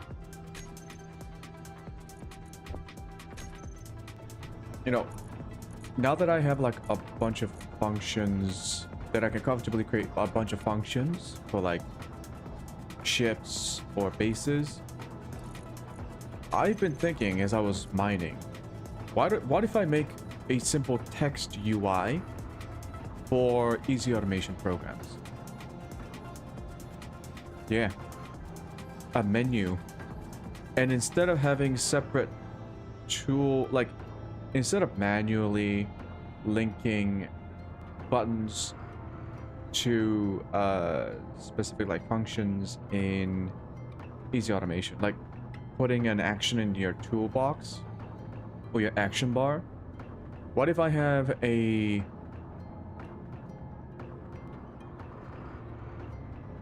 key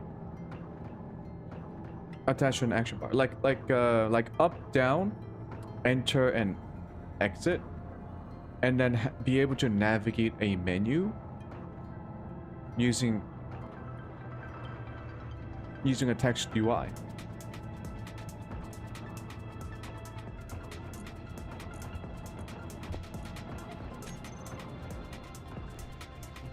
Cannot withdraw bulletproof glasses.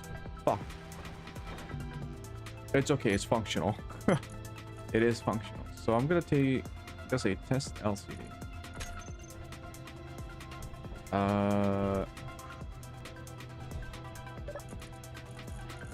Drill computer. So this one's empty.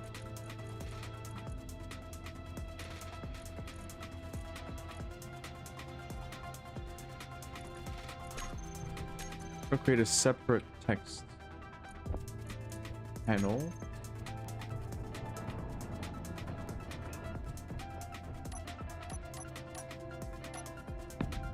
With debug LCD.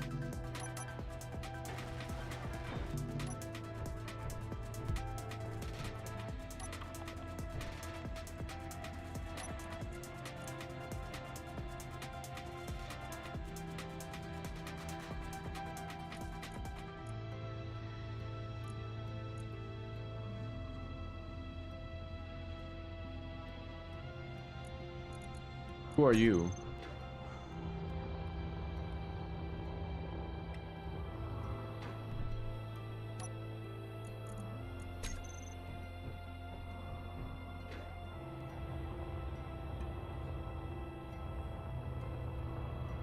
Where do I have a sloped computer?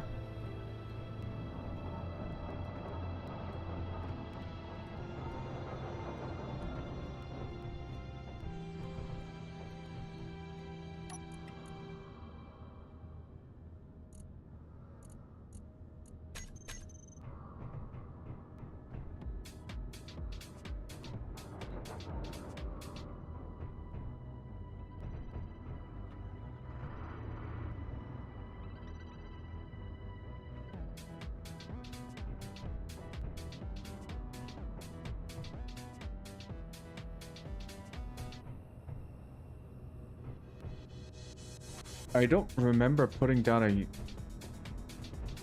sloped LCD panel.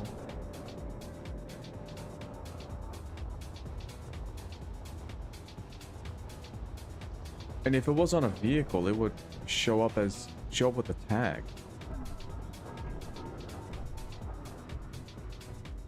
That's strange. All right, well.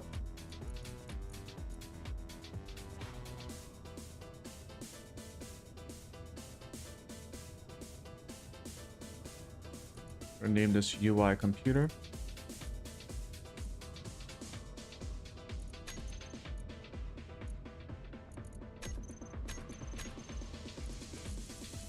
Alright. This will give us something to do while we wait for the assembler to finish assembling.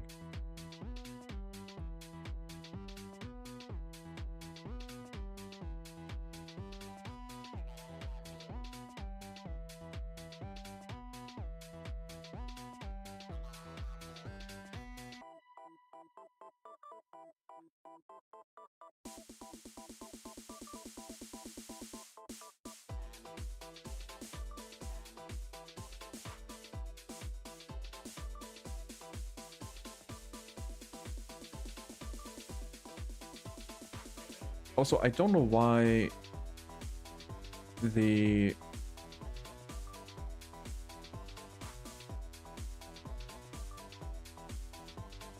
Notepad++ doesn't save the preferences for some reason. Anyways. I want to try something very simple.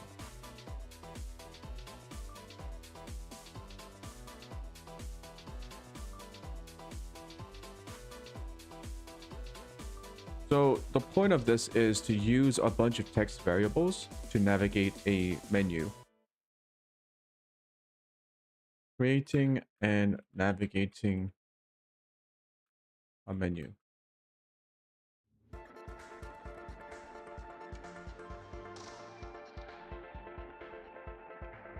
So this will have to be, I think it has to be in a loop, like a constant loop, so that it checks for inputs. Inputs, whichever ones they are, will probably use a light. So an up light, down light, enter and exit. That way it'll be easier for the program to switch the inputs on and off.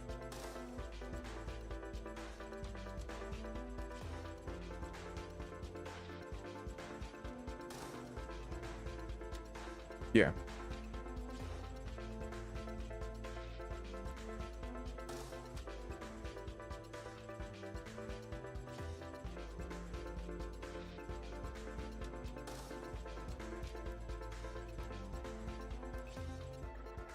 We'll just create a up, down,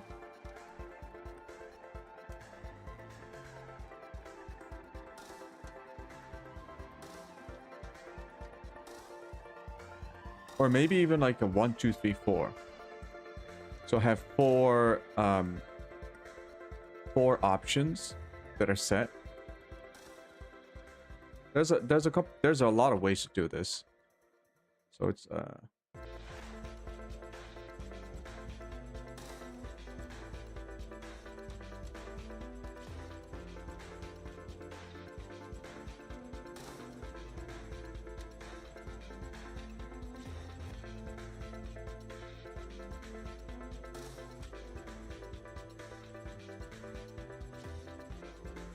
we'll say it's on off of input 1 light.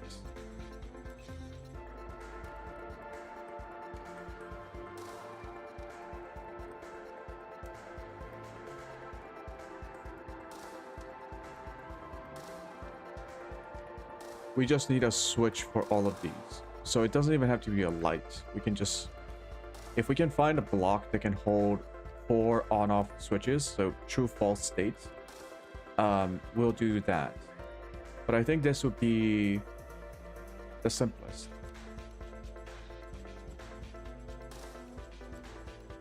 And the least confusing. So we got 4 inputs.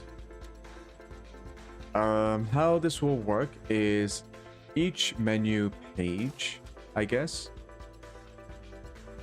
will have items, and then we can select 1 out of 4.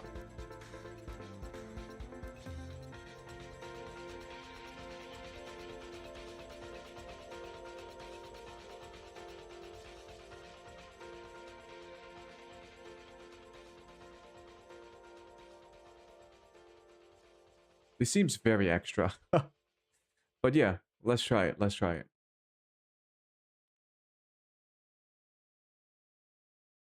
It'll be cool.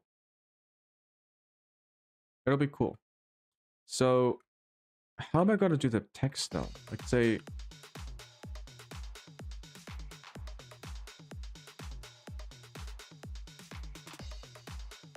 I would have to do it here, right?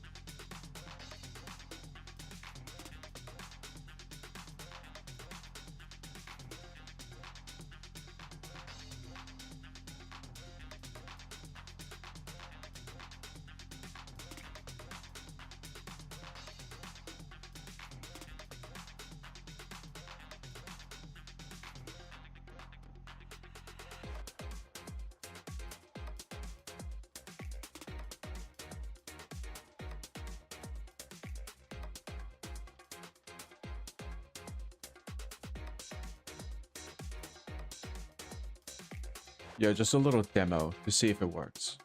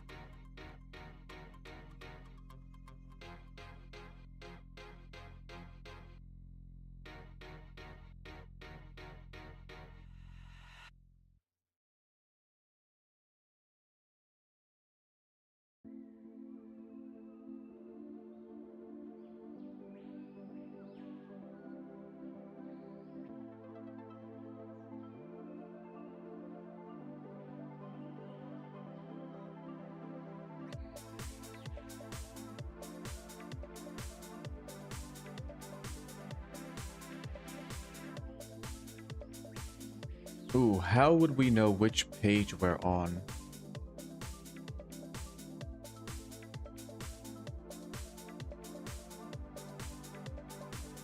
If I do pages like this.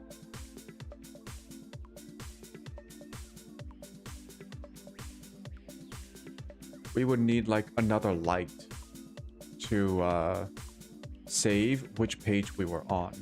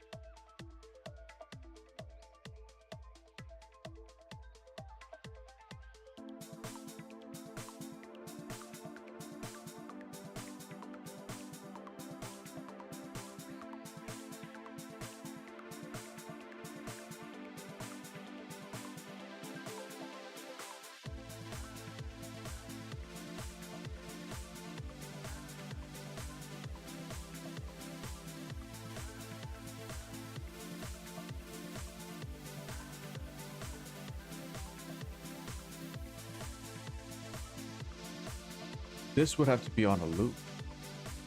So I would say this would have to be on a different programmable block too, because it has to be on a loop, separate from the main computer. We're gonna need at least 2 programmable blocks. Still making shit, right? Yeah.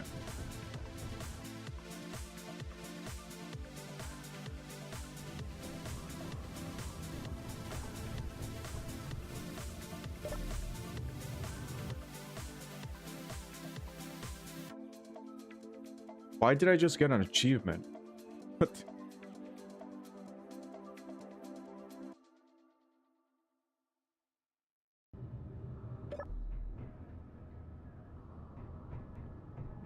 I'm gonna lie in bed while I work out this program.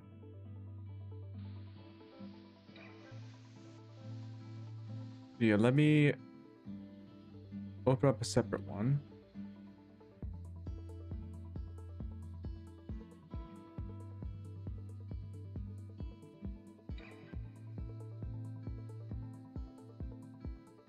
Actually, it doesn't need to be on a different.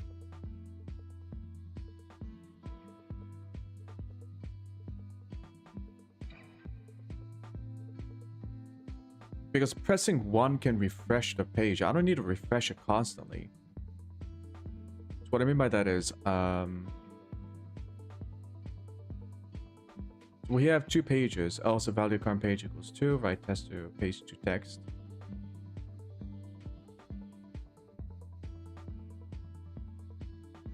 And then when we bind actions to on input 1, on input 2, on input 3, and on input 4. We have all of these events.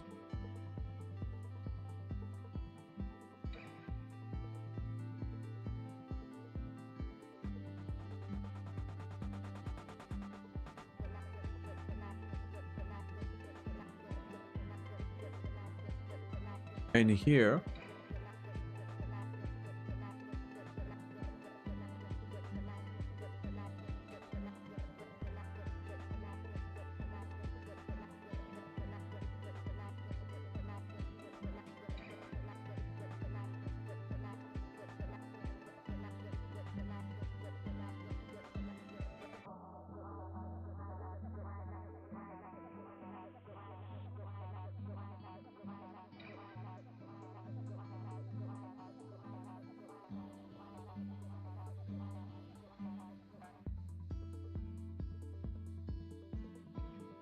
we do run function 1.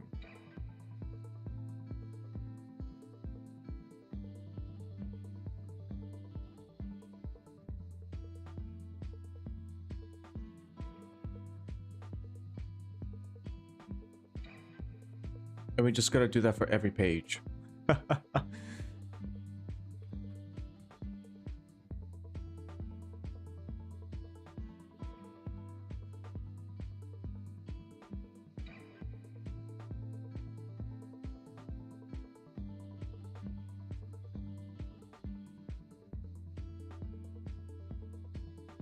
If I don't want to do this, manually write for every page.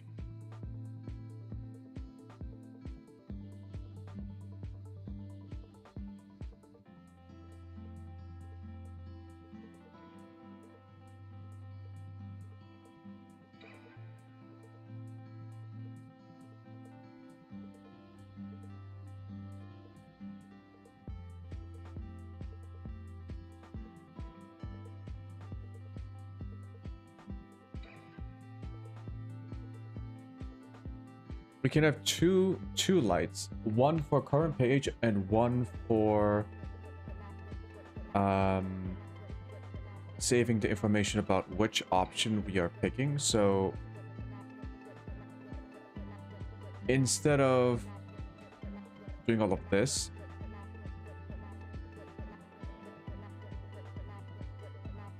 so page 1, option 1 would run a specific function. So with page 1, page 2, and page 1 and page 3, page 1 and option 3.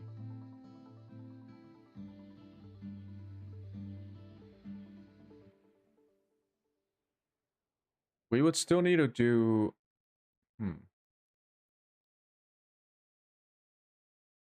No, I think that's the same thing. So we can do like run function 2. No. It's run function 5.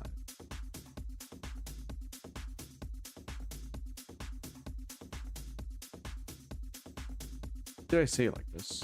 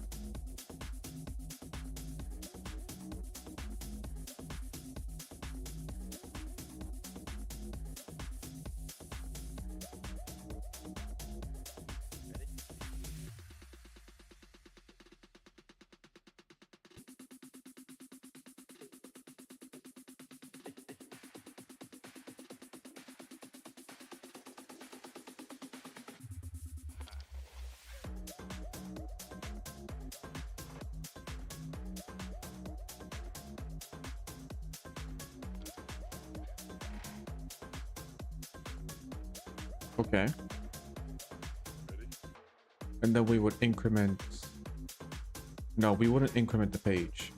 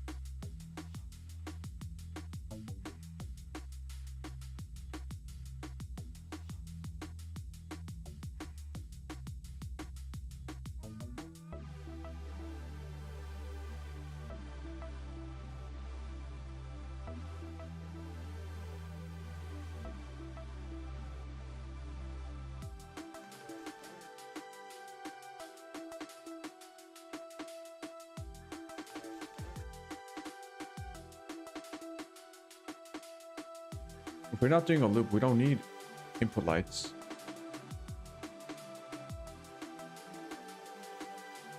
Let's try the non-loop version.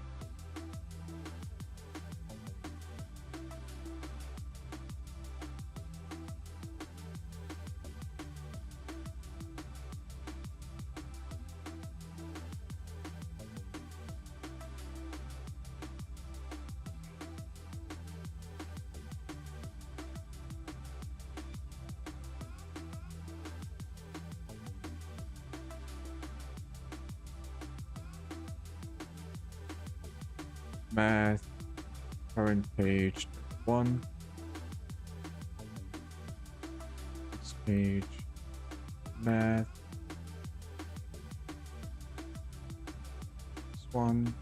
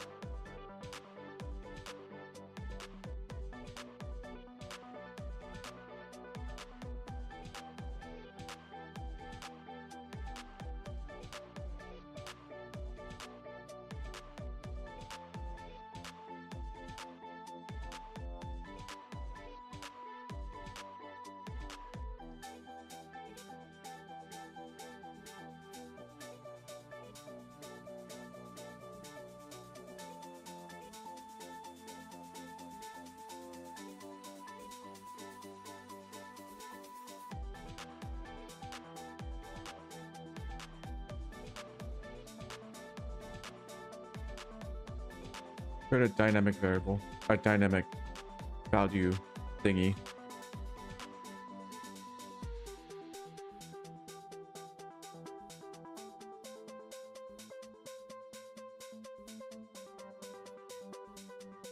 Instead of having two.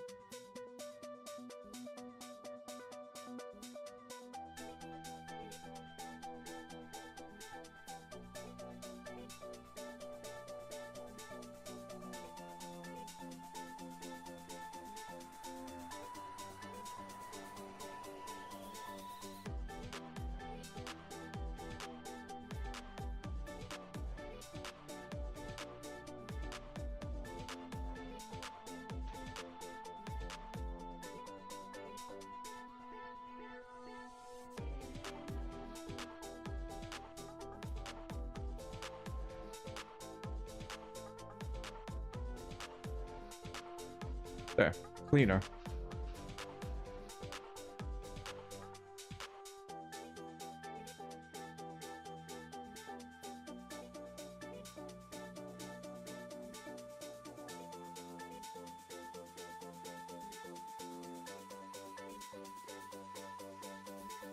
Then we boot again.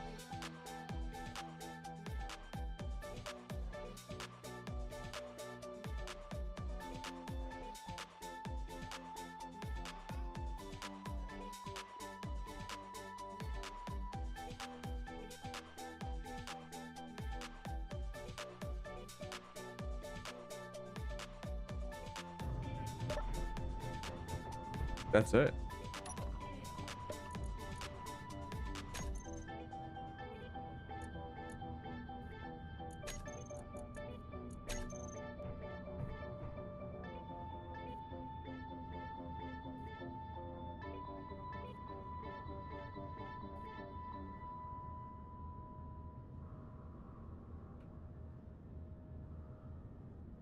The current page light, set this to 1. Let me create a helm.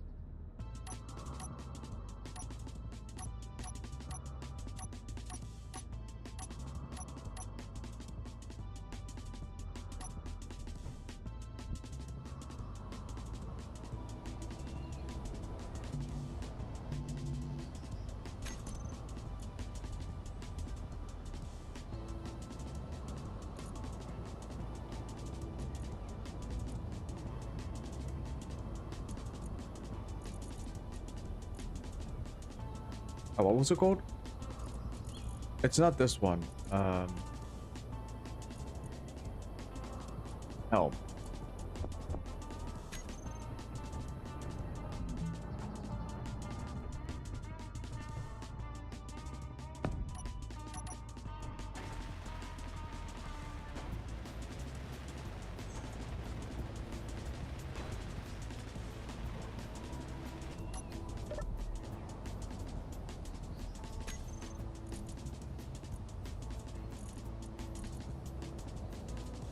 So UI. I didn't name it UI computer today. Oh, I did. Where is it?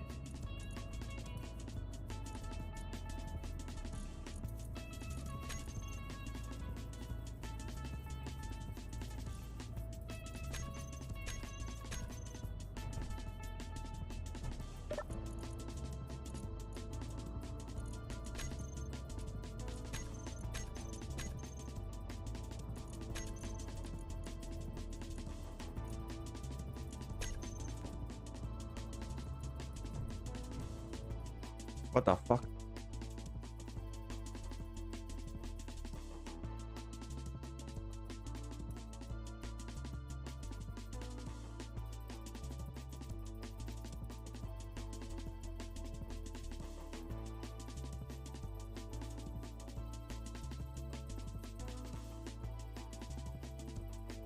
Oh. Why is it not loading the actual text?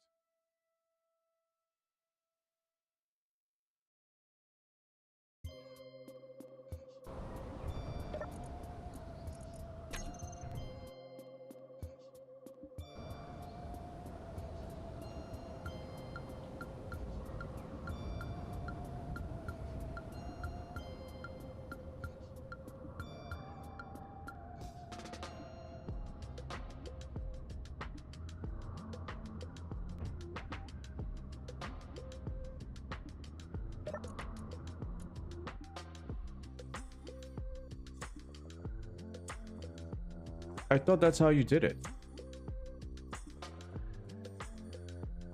Oh, wait. No. Gotta put it within quotation. Alright.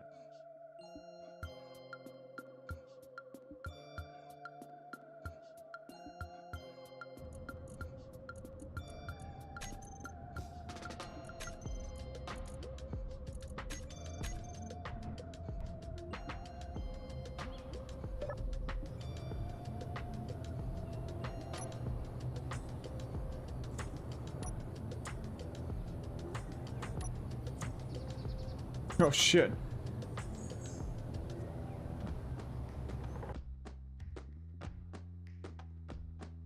Okay, this is confusing. Page 1.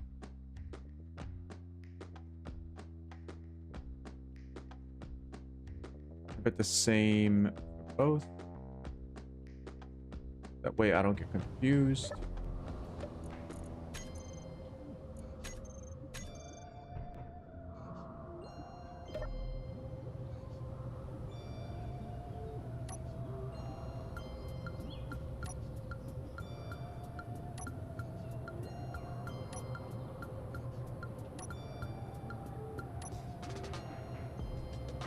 Yeah, this way I can manipulate everything just using 4 buttons.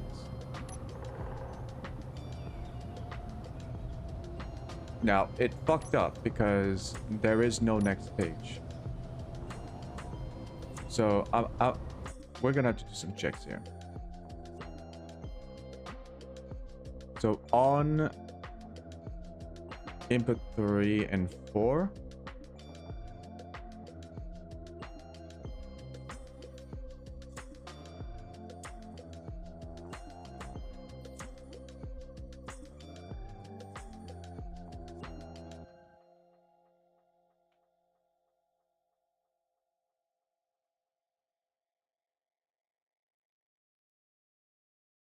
do nothing.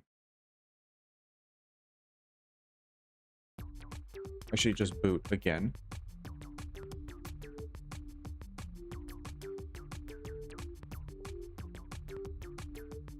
Else. This. So if it's already 1, we can't go to 0. So just boot. Don't do anything. Don't change the page number. Otherwise, change the thing. If value of page 2,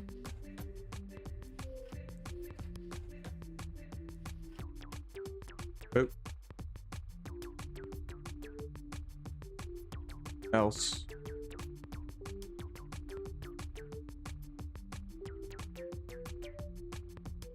Do that.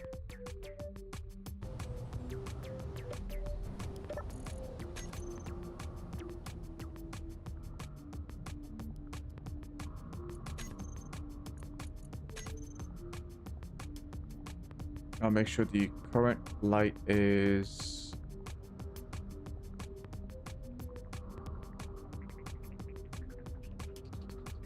it's doing something weird. So do that. We will boot it up again. Oop. We're now at page 1. If we press page key 3, it stops it from going to 0. Go to page 4, so page 2. If we try to go up again, no more pages. Yep, stops me from doing something stupid. Okay.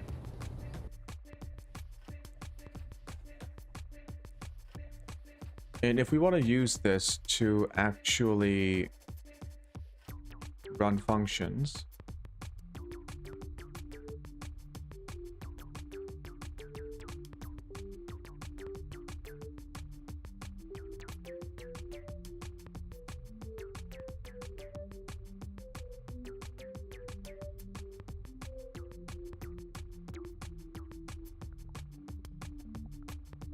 what would be a neat way of selecting, like, organizing the script into organize the script so that I can always add more functions more easily, add or take away functions, right?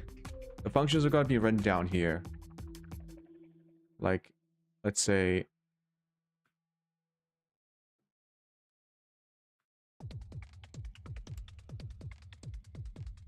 functions. That we would have like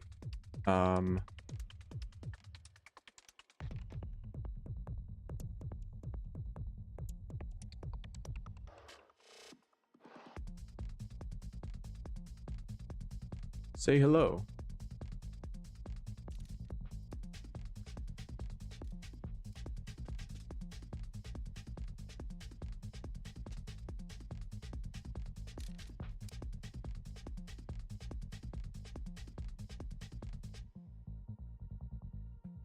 Delay for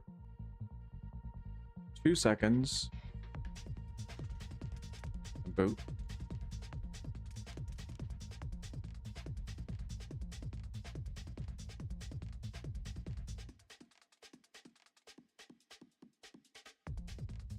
Let's just write new.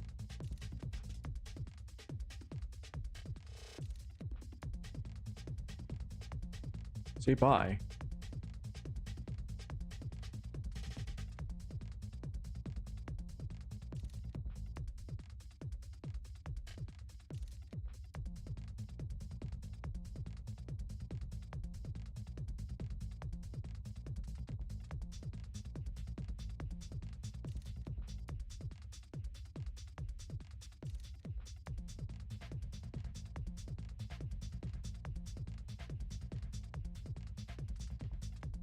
Because this is going to get more verbose as time goes on.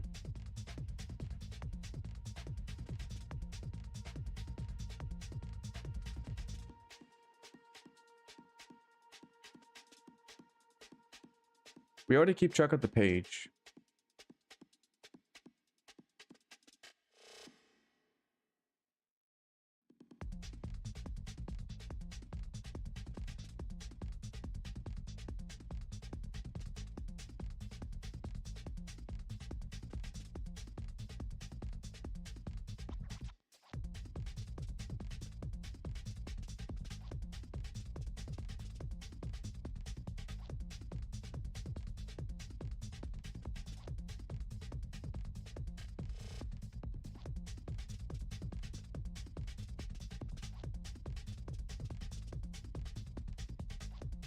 And instead of doing on input 1, 2, 3, and 4,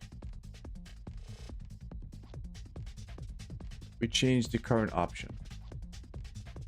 Current option 1, current option 2, current option 3, and 4.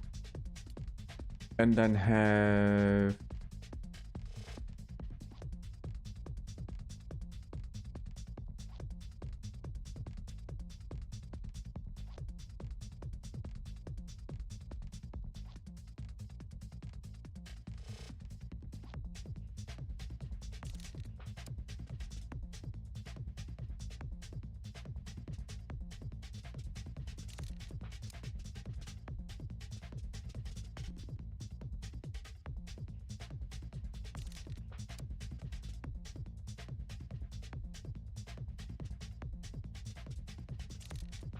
we do run option.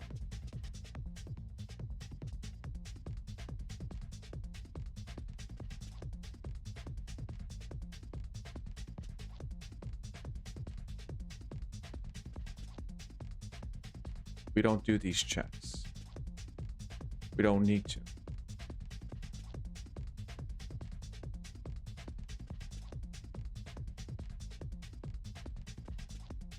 All we have to do is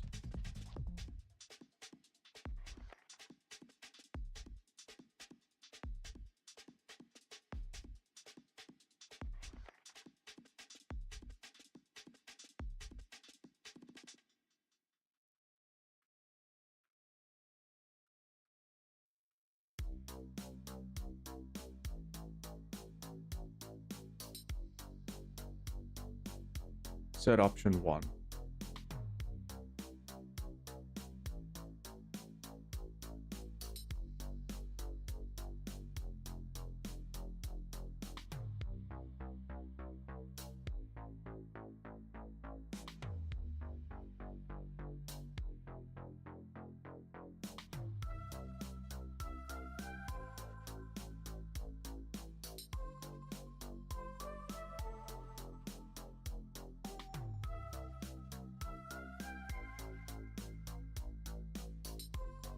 Then run option.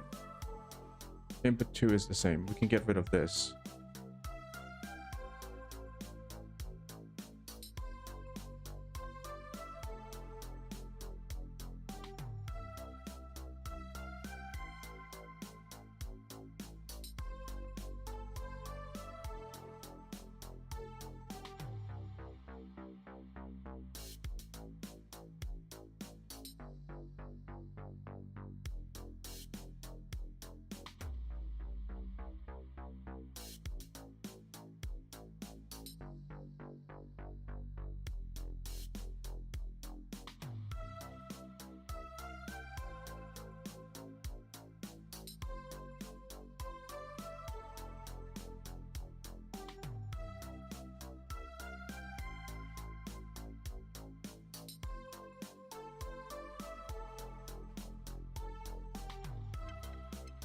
I'll do the checks at run option.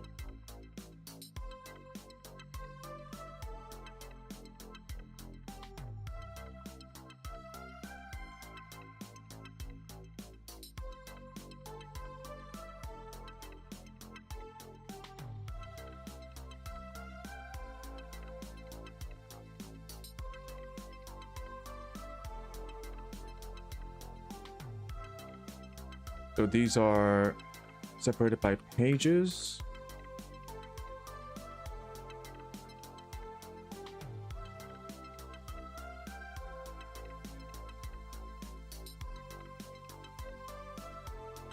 If value of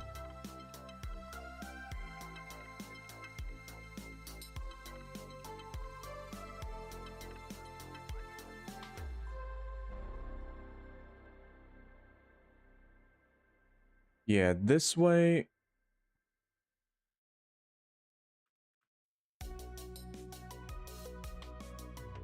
It's a bit tidier, I guess.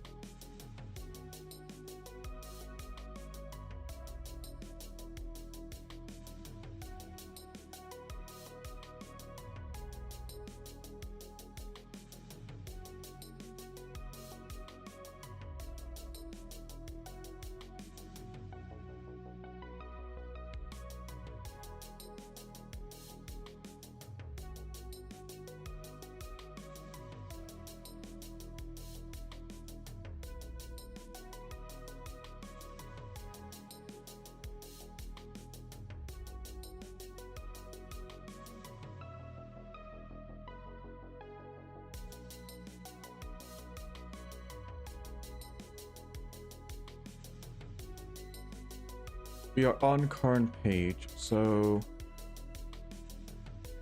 just boot.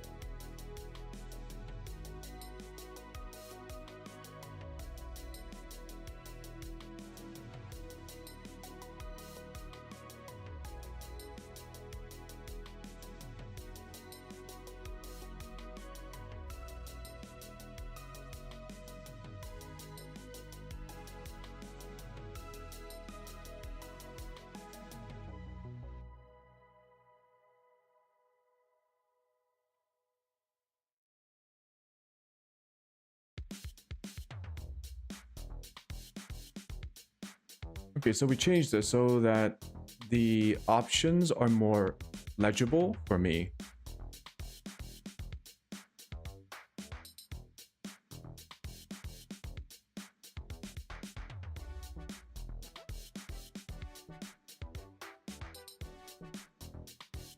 We just need a option light.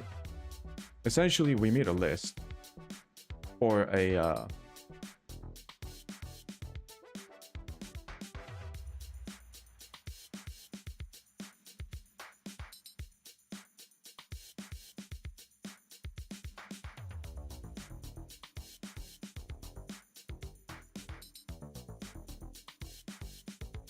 no, we created a table.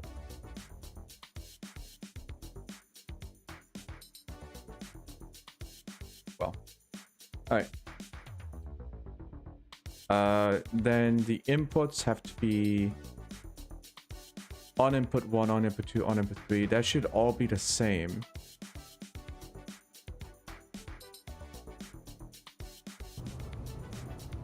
Just need a current option light.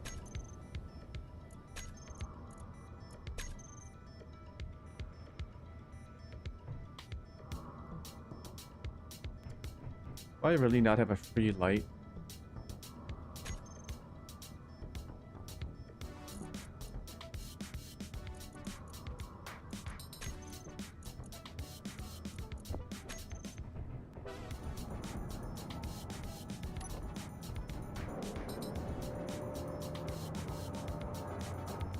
They're still trying to create bulletproof glass.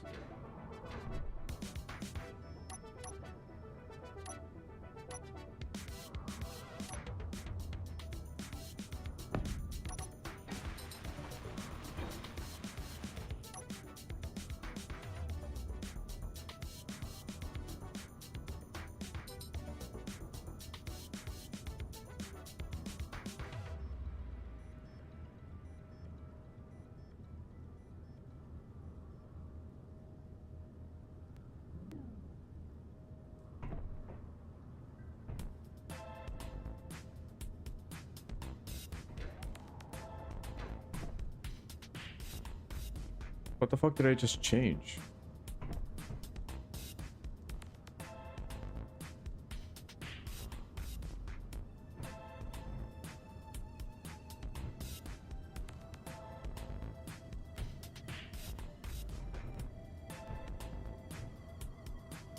Oh, the rotor?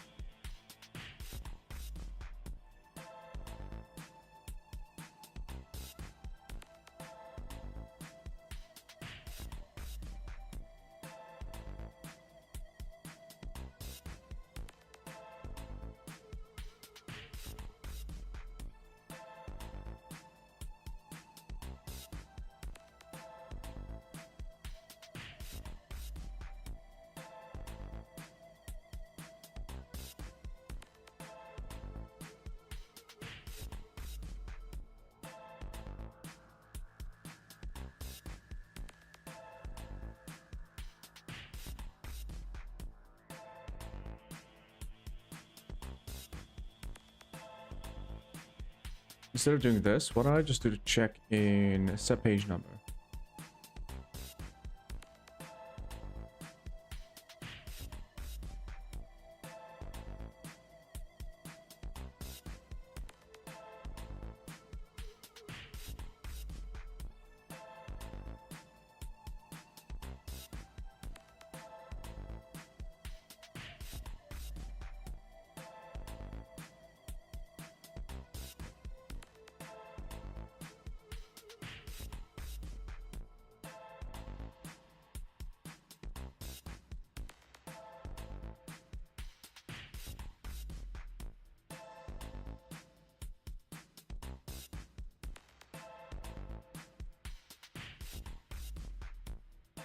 No. Before I do that, let's just check everything.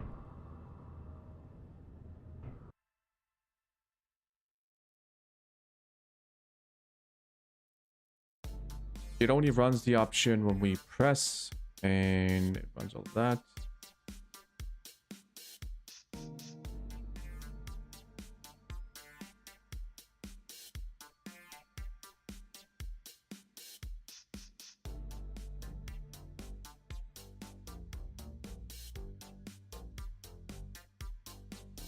Gotta have boot here.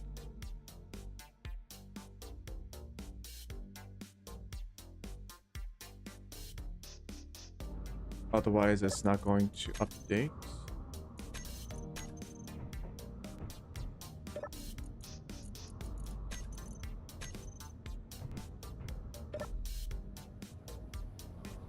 So all the keys should work.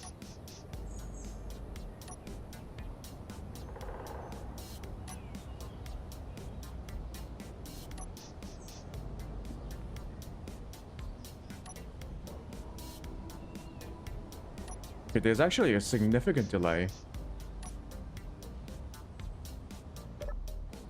Why is there so much delay?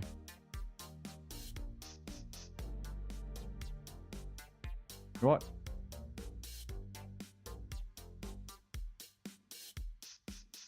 One second is a little bit too much.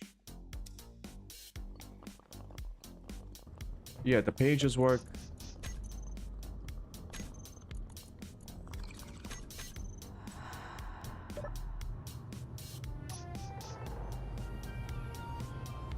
So if we say run function 1, hello. Run function 2, bye. Now I can add as many functions as I want without adding more keybinds. That was the point. I can manipulate everything with just 4 inputs. And I can have looping functions also work with this. Ran out of disk space. What? Oh shit.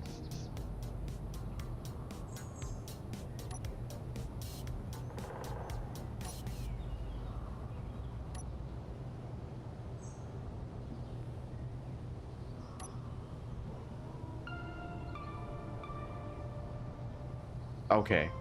I kind of want to keep this for vehicles.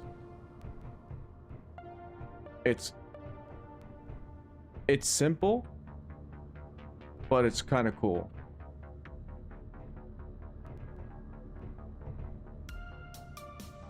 All I need for this setup is... Yeah, all I need for this setup are 2 lights. Fuck it. Why do I even need 2 lights? I could just use 1 light and use different things like the fall off. Fall off goes from...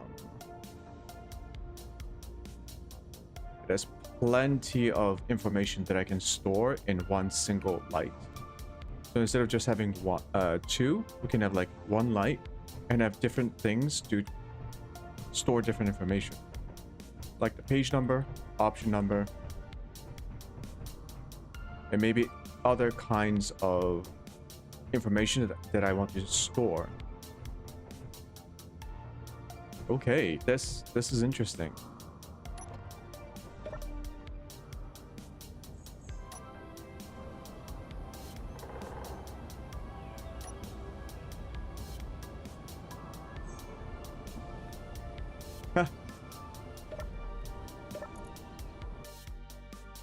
I'm an idiot.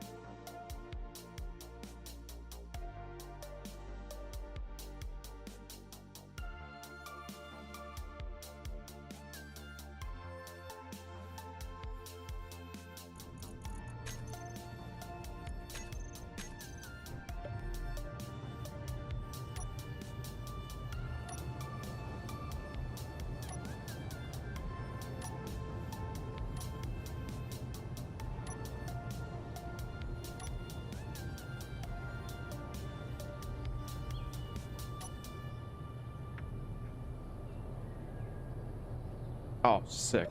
Yeah, I definitely want to keep this. Yes. That's gonna be fun. That's gonna be fun. Yeah, it's because, like, if we go back into, let's say, Boba. Yeah, how many fucking things we have? Look at this. And so, and I haven't even, like, put in all the stuff that I might want to use. Because it's kind of annoying to, like, bind everything. And if I change a function, I have to change the bind again to call the function by its name. This way, the button presses are independent, agnostic to the name of the actual, like, functions in the script. So I can just say, I can always switch the functions out without messing about with the keybinds. Yeah. And I can have a nice UI that I can always look at, which makes it more immersive.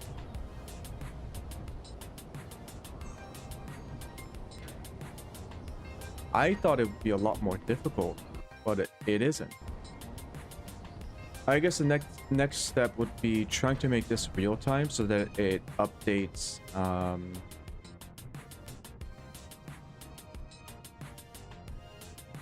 like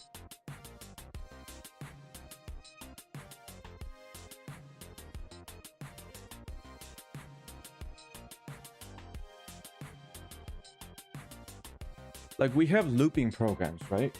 So for example, in our Beetle, we have a looping program that always runs. We actually have two. We actually have one. It's the drive assist, which automatically adjusts the suspension strength and adjusts the steering angle relative to the ship speed or the vehicle speed. Let's say I want to use a text UI and I want to be able to not only see which programs are being run, but also to be able to start and stop the program from this menu system.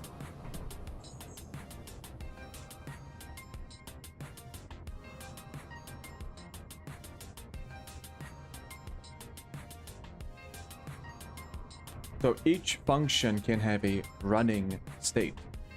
I would need to keep track of which function is running, so that the main UI script can tell which programs are being run in the background. And then I can always like enter, I can create a new page for a function, right? So we got page 1, page 2. I can also add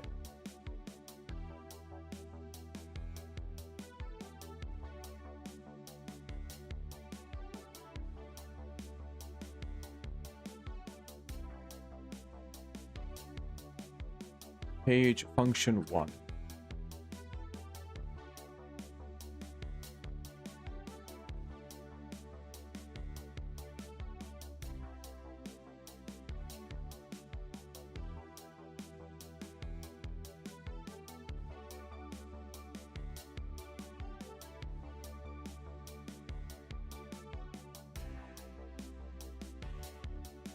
Then we can always have 4 options.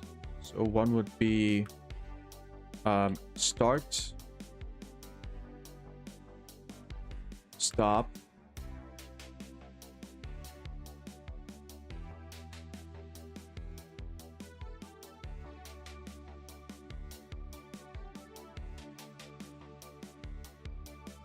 return to main menu.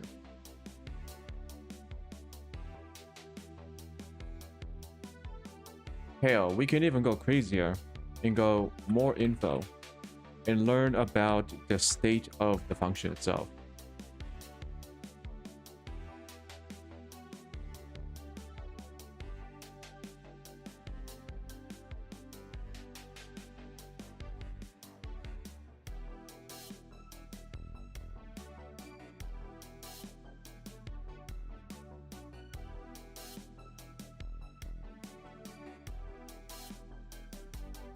So instead of saying run function 1, if it's a looping function, we can say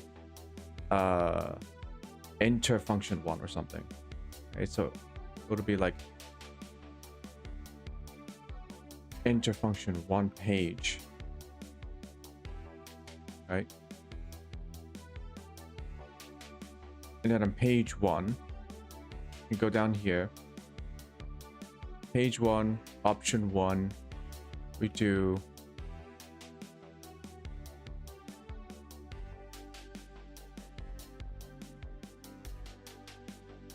function 1.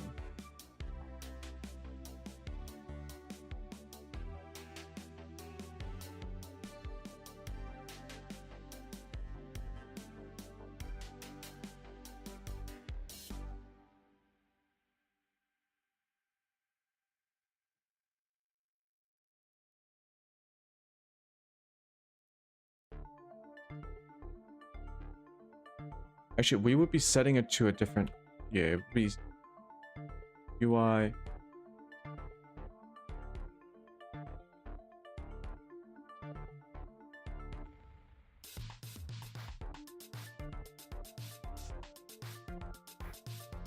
We set to function 1.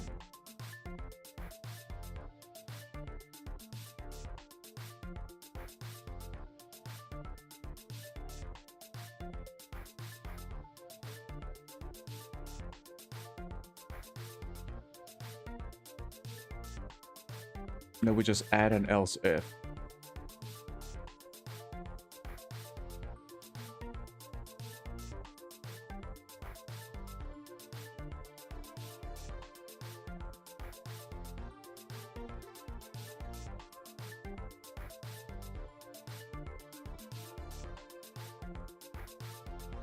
And I'll say function on page equals, we give it an arbitrary value. Let's say we don't use page 3 right now. So let's just say it's page 3. And then we can start up a different list here based on like functions. So we can have a function 2 page, that'll be 4.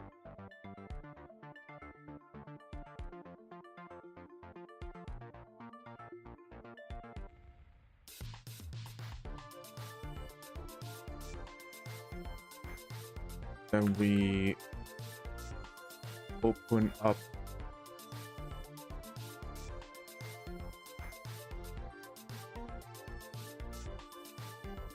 function 1 page.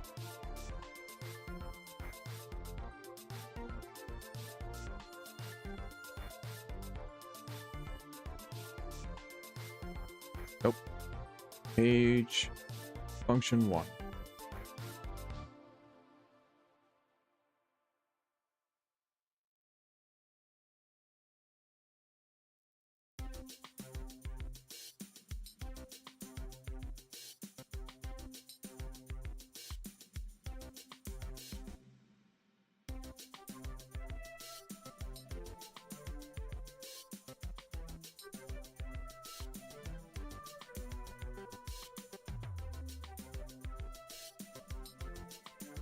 I should figure out where to put the boot in.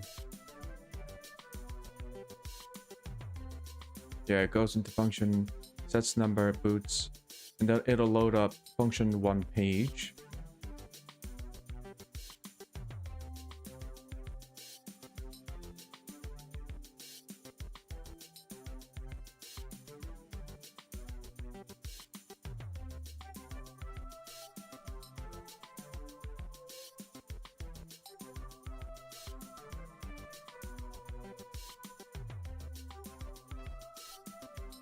We need another else if here.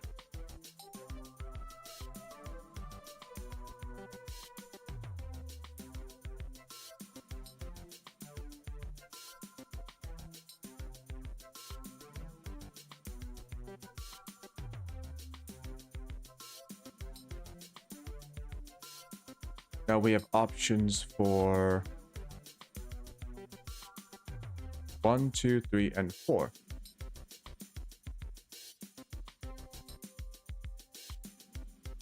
And we can set the options here.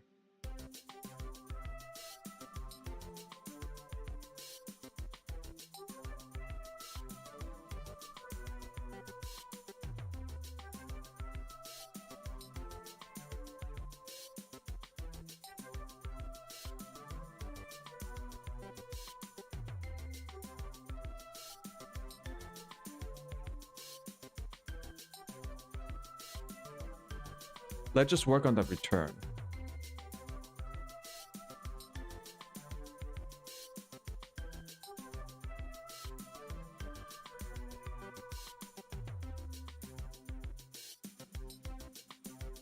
So we go computer, set page number to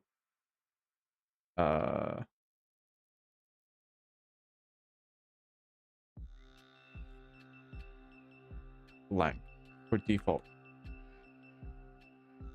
instead of manually writing 1, which might be confusing later.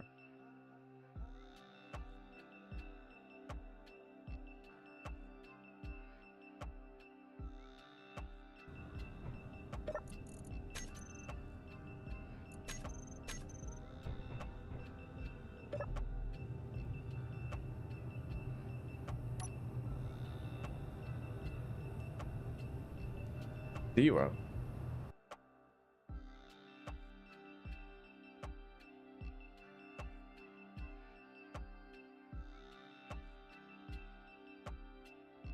Where the fuck does it say 0?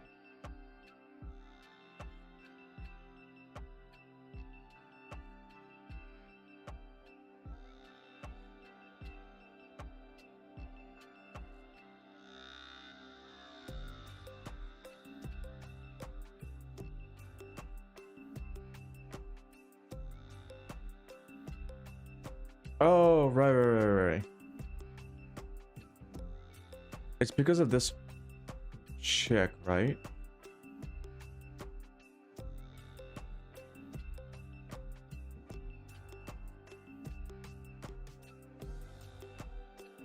So if we're on page 1 and we say page 3, it just boots again. If we are on when we're on page 1, we can't go back down. On page 4, it goes up. 4 does nothing. It goes back down.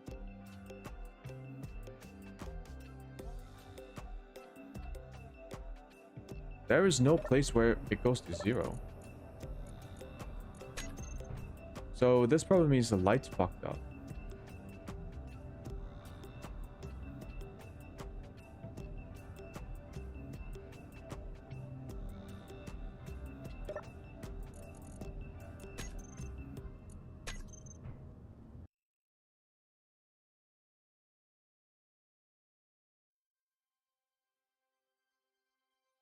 Oh, I know why it's... Yeah. Hold on.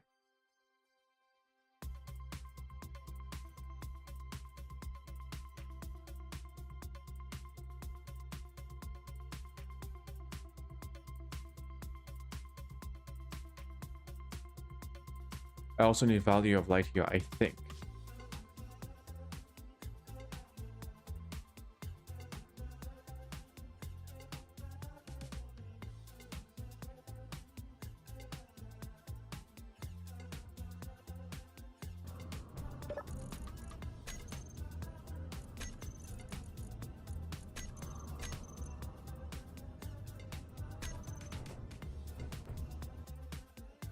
Why am I getting 0?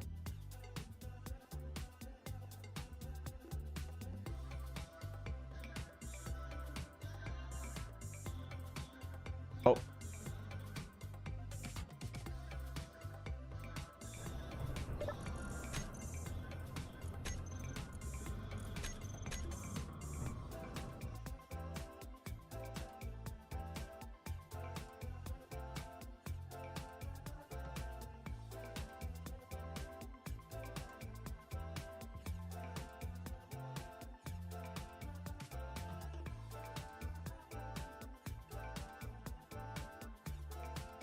Oh shit. Oh yeah. That's gonna fuck it up.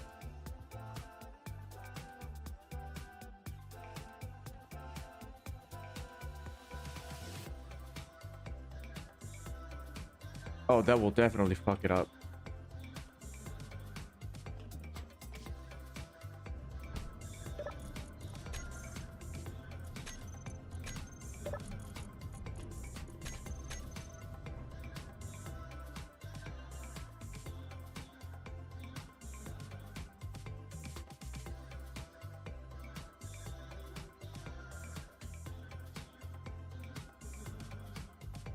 Oh, yep. Just making all the typos.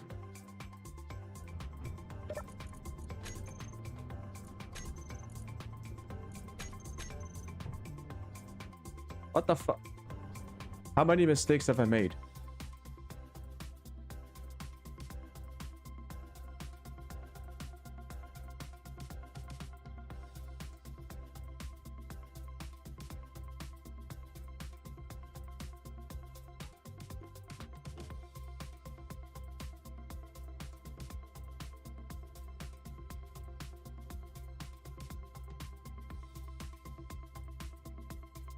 Variables are properly enclosed. Boot. If it's page 1, if it's page 2, if it's page 3.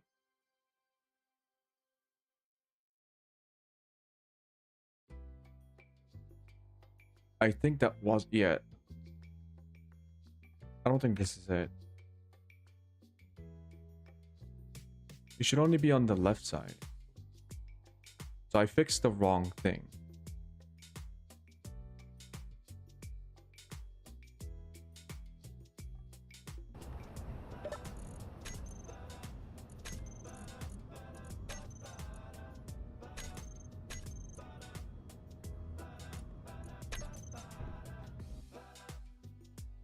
Still says 0.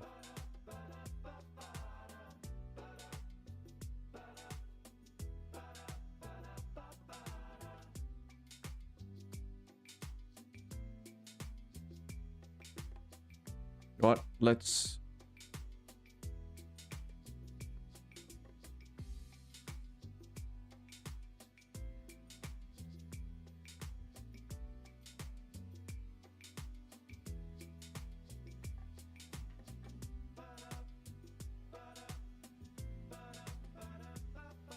Let's fix the names.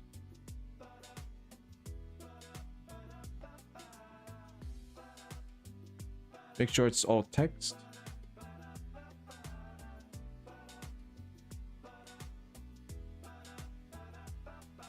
If, else if, else if.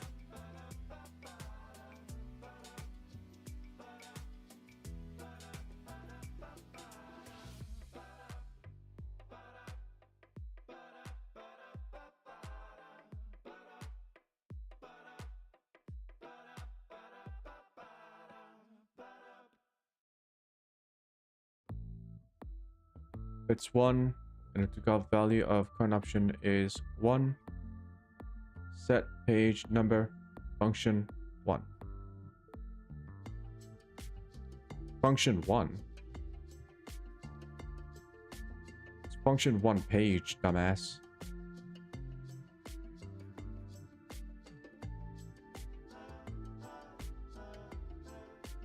Also current value current option 1. I think that was it, huh?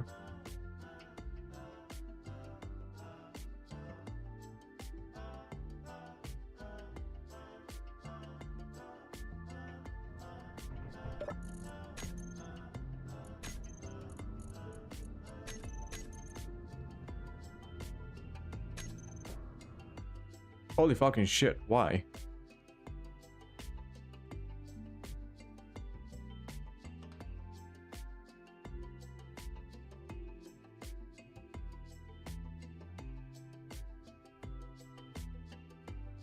Was I right?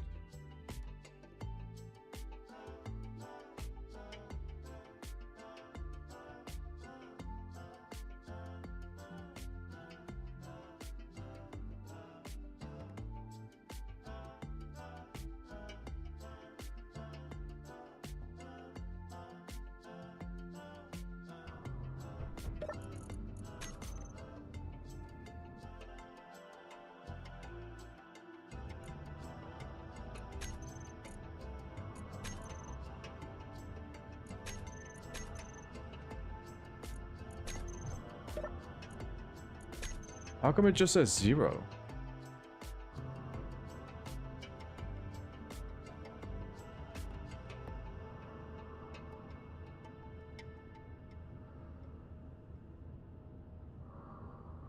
Current page is 1.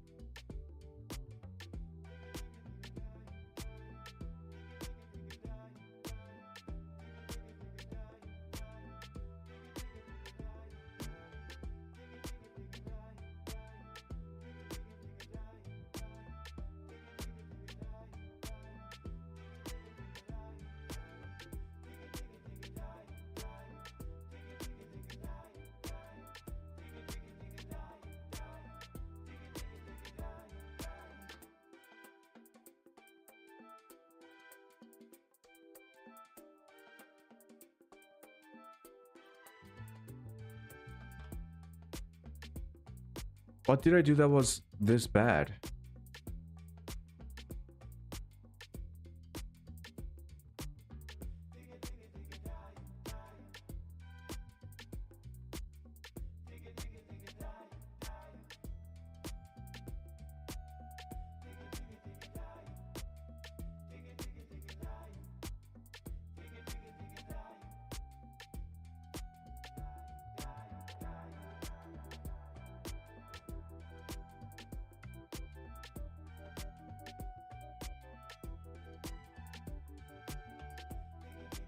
Current page is 1. We don't actually do a run option. Boot isn't even working.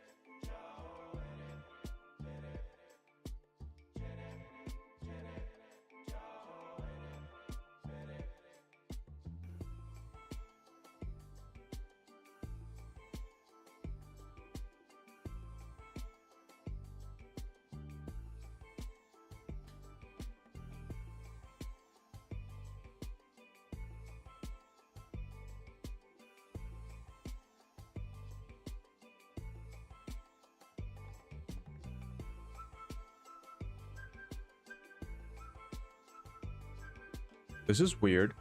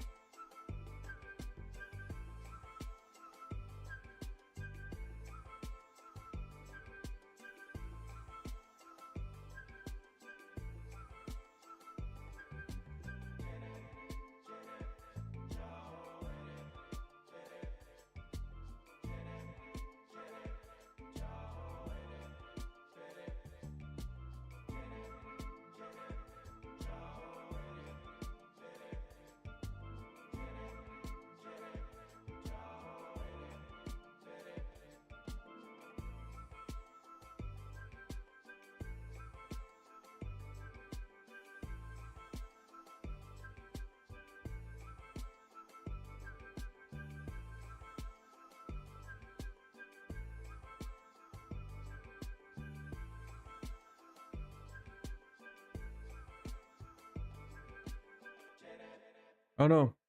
I don't know why it's not.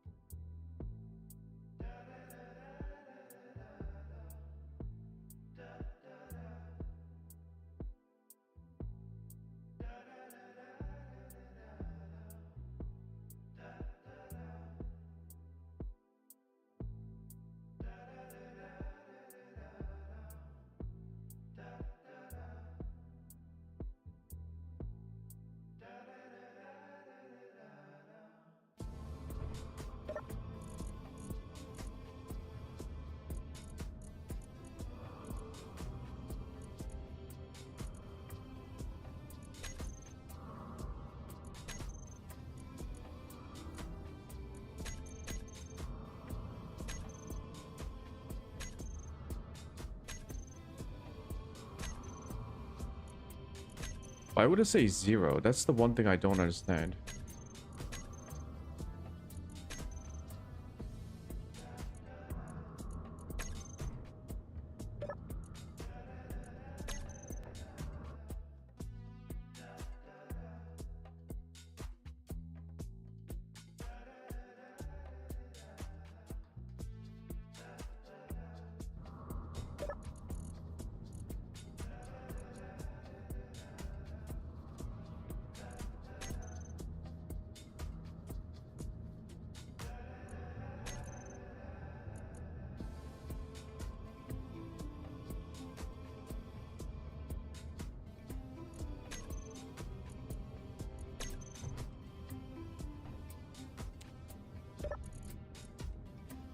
don't get errors. So why is this not working?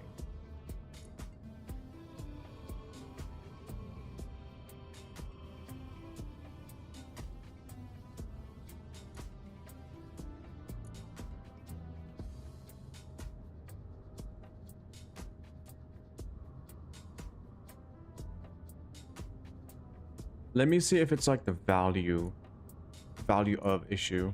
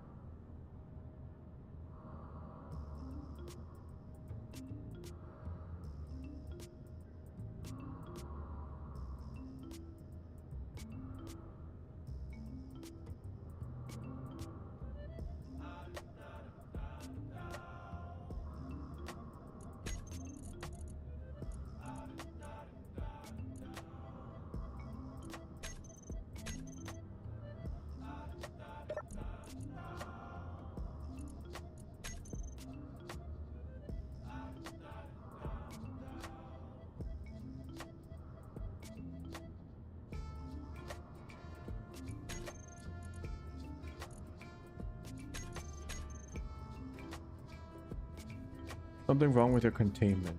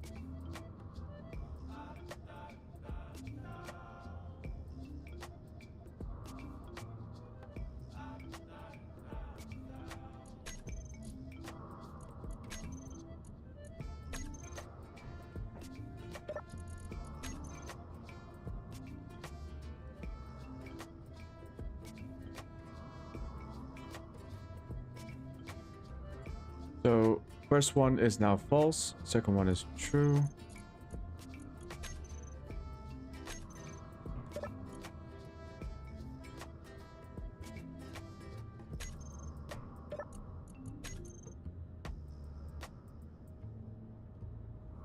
See, if it doesn't work, I get these error messages. So wasn't an error.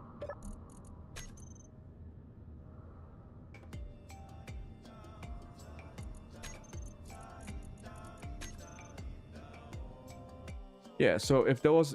Okay. I can't have value of on the right side. So this is correct. Getting rid of value of on the right side if I'm using a variable.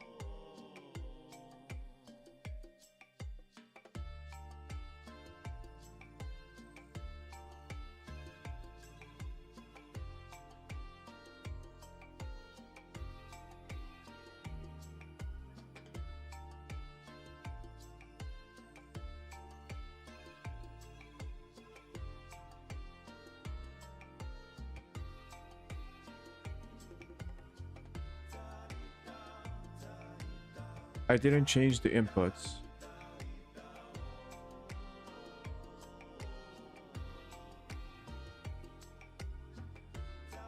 This I did change.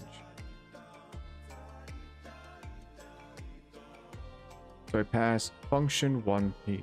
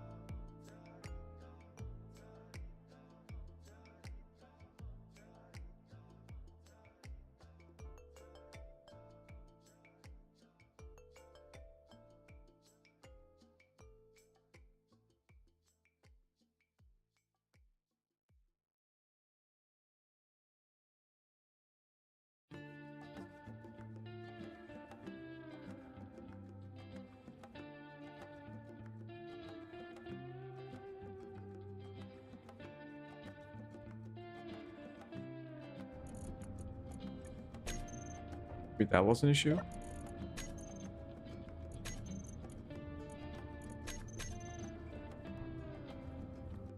Where the fuck is 0 coming from?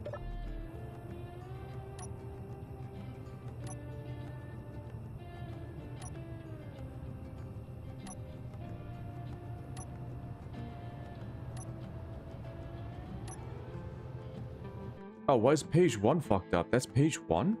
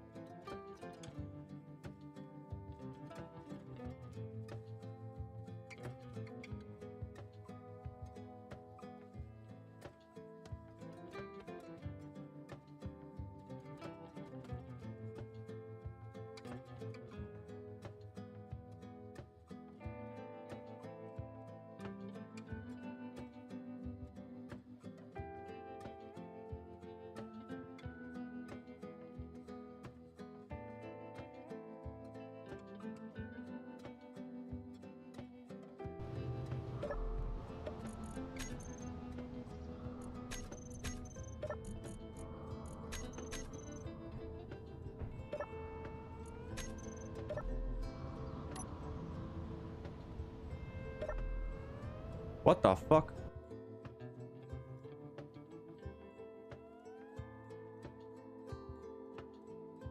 Page 1 text.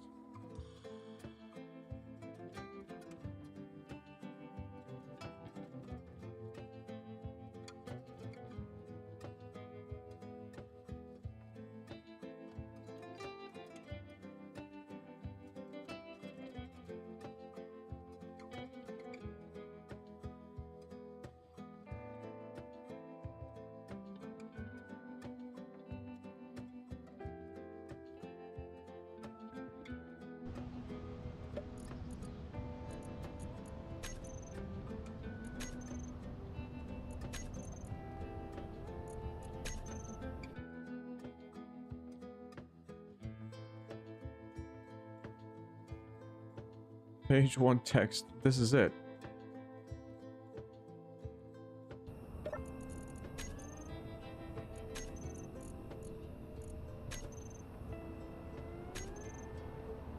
Zero.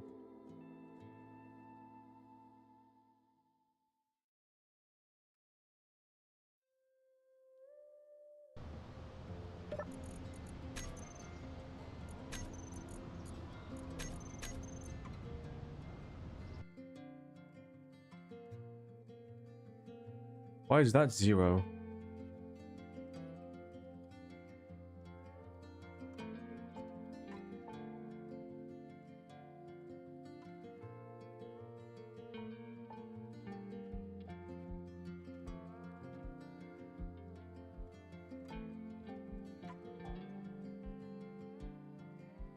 So there's no error. It triggers this variable.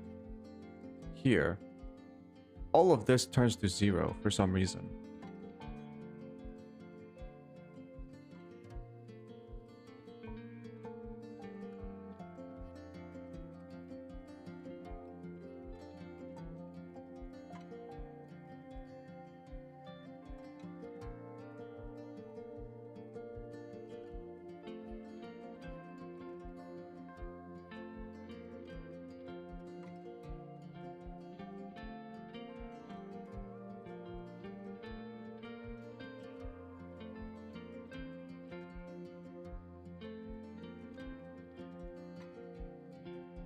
What could it be?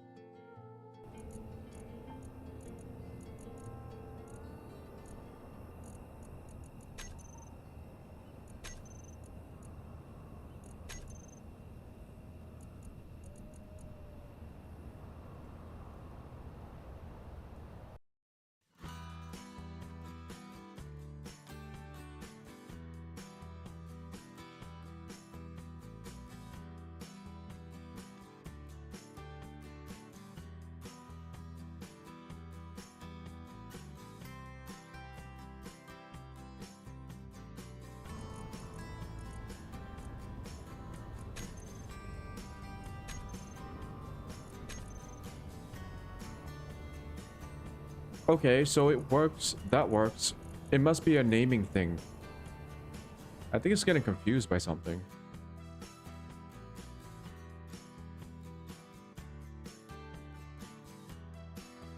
So the hello works.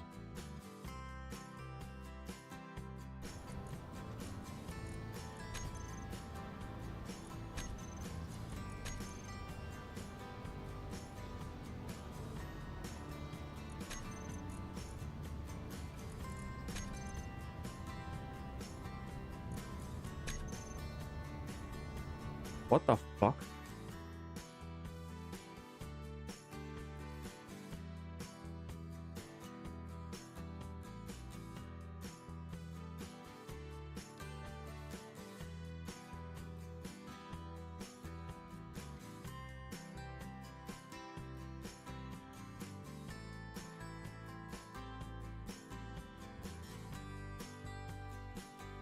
I bet it's a naming thing.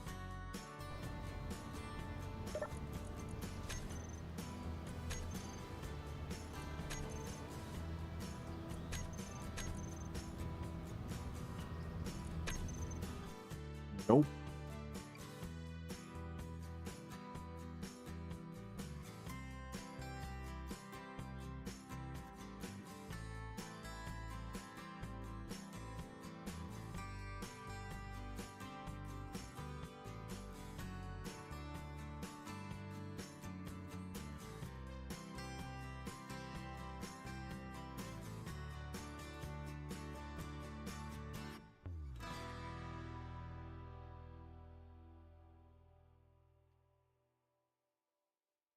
Is it a length thing? Like, is it too long?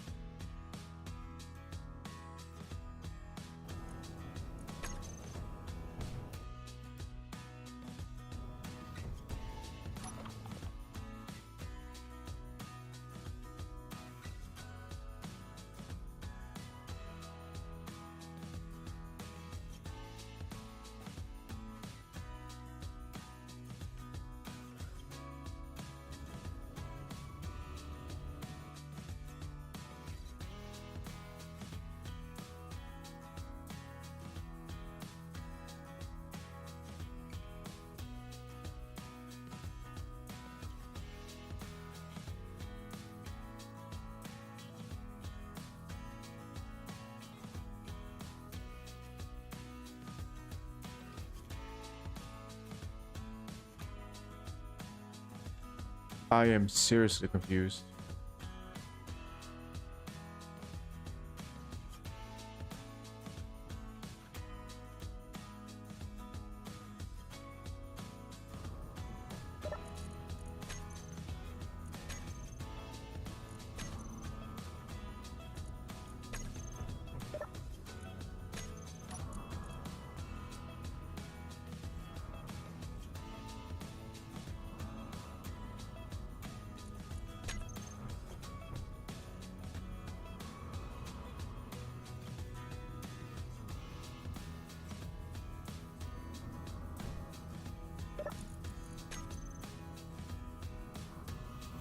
Wait, it's not even that long of a script. There is like a limit. There's like a 500 line. Was it 500 lines or 500 instruction limit for easy automation? Yeah, max instructions 500.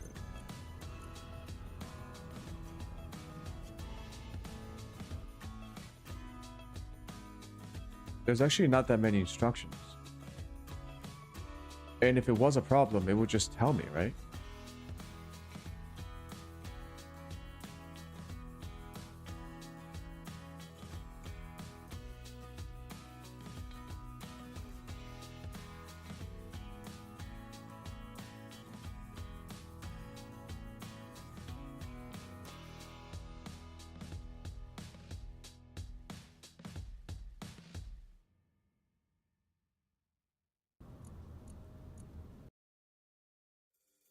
Here's the thing. Only the text is fucked up, right?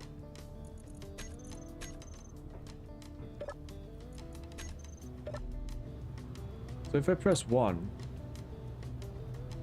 we go to page 1.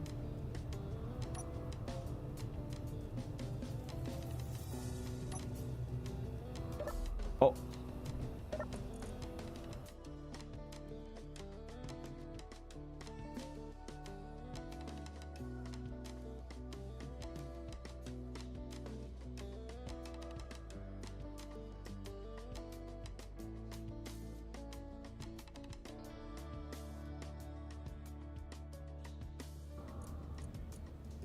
That didn't work.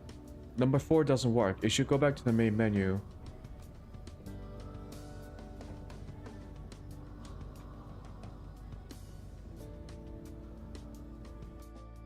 Current option is 4 on function 1 page, which is 3.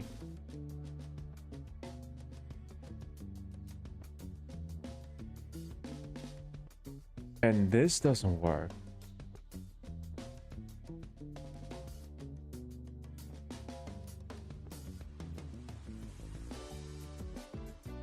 Interesting.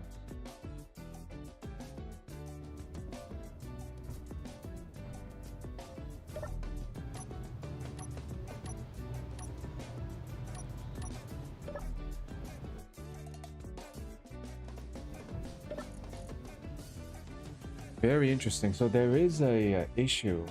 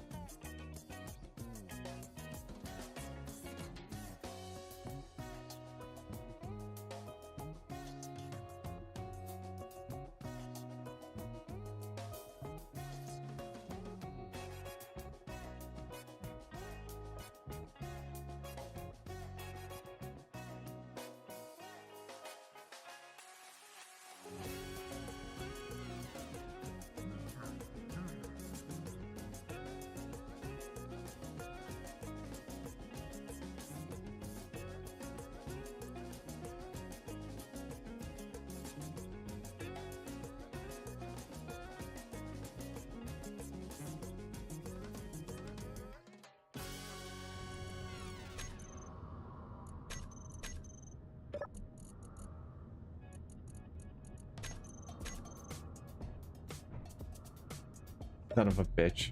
I knew it.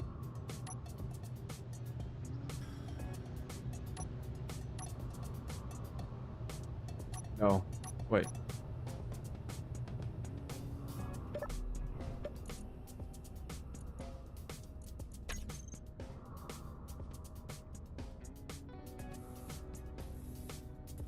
We're on page 3, option 4, running.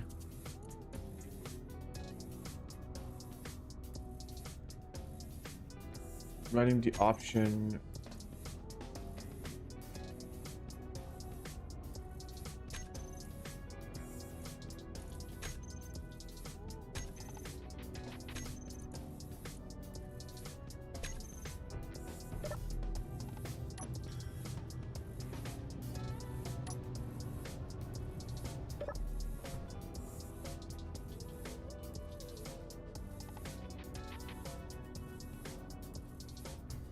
Intensity is still at 3 for some reason.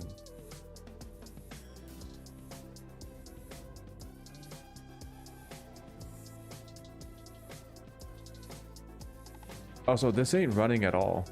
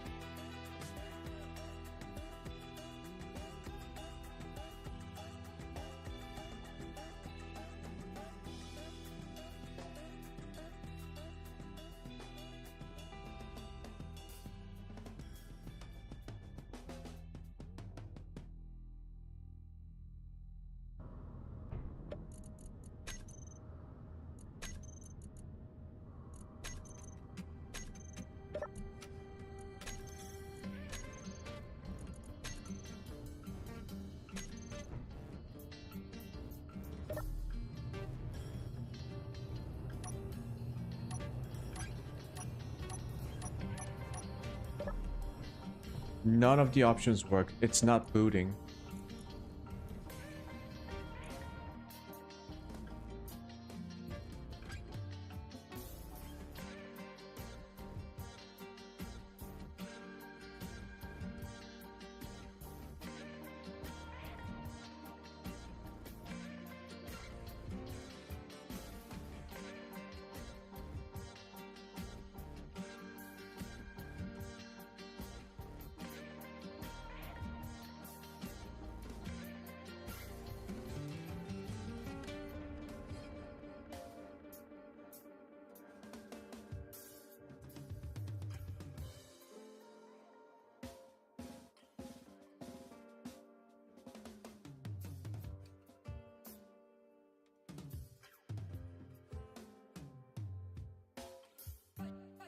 Can we go back to maybe page 3 then?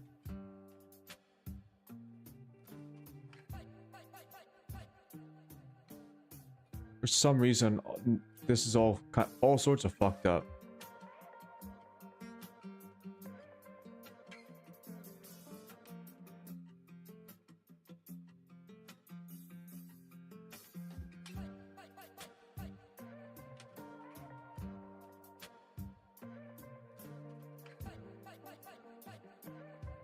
So we'll create page 3.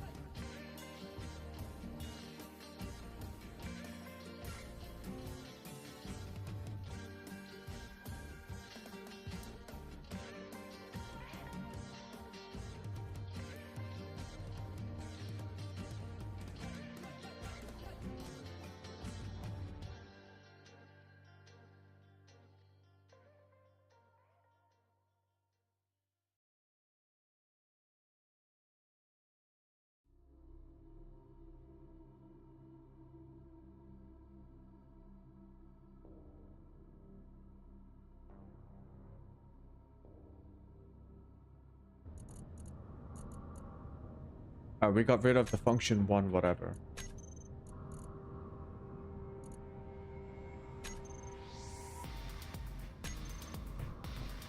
Page 3. Okay, at least we know that works. Because function 1 was page 3.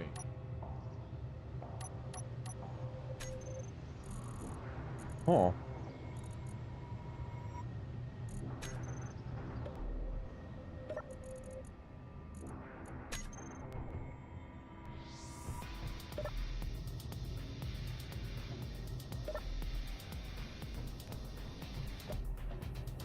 This is interesting.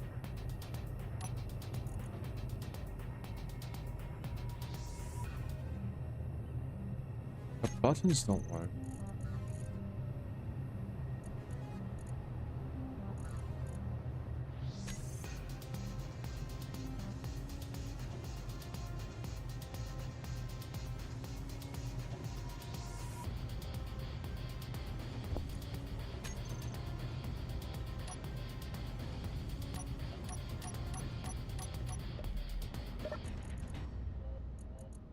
It's not triggering the programmable block?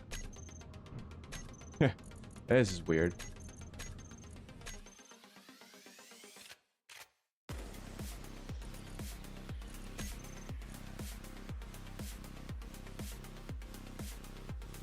This is very weird.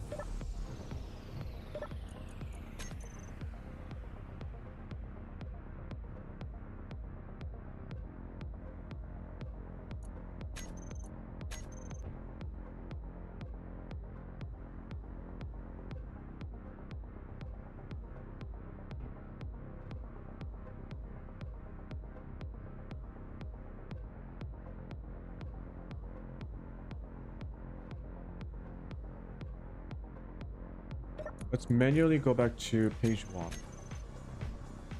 No, something's wrong.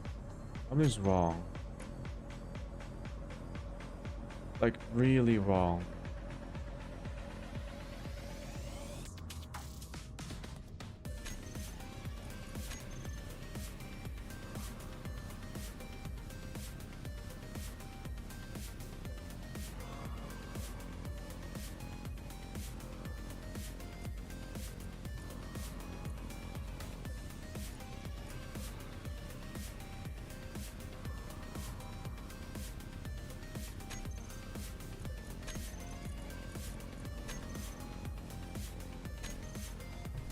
Just adjust something.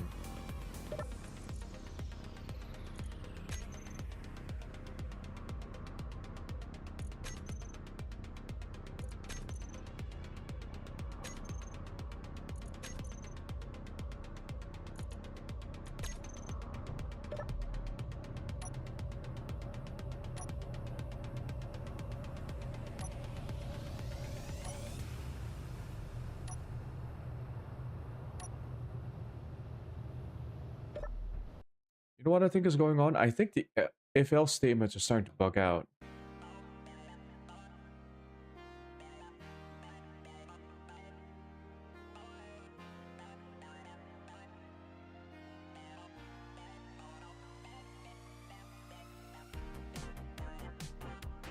I've faced this problem before with if statements.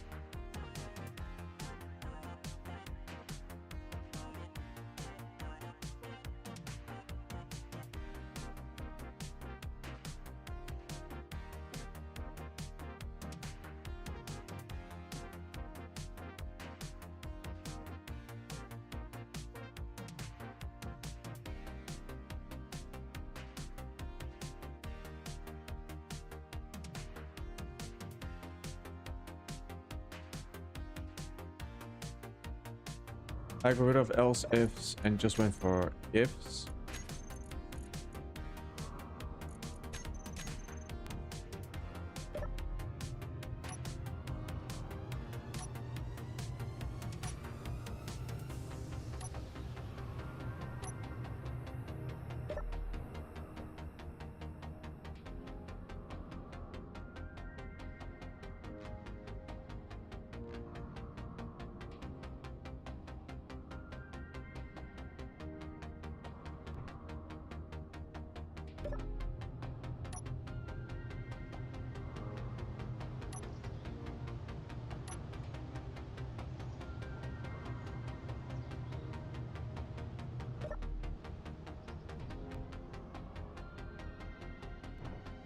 This is fucking weird.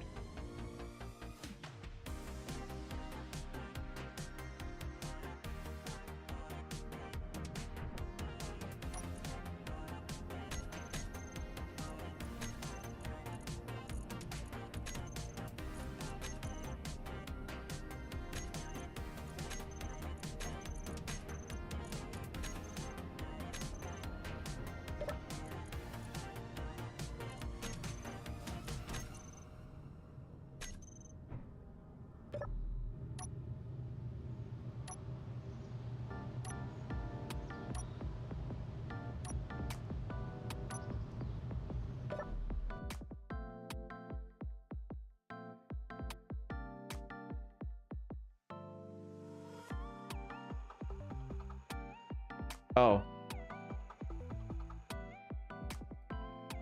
Okay, but it still doesn't excuse the fact that I didn't set it up here.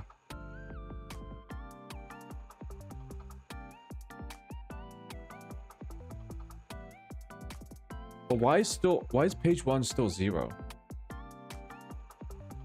That's what I want to know. Why is this still 0?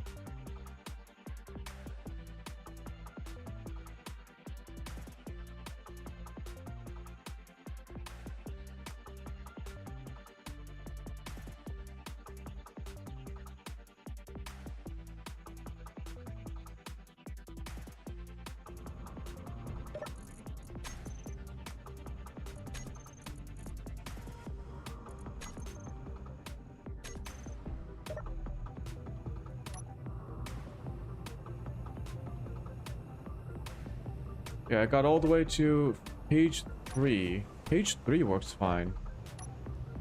Go down to page 2.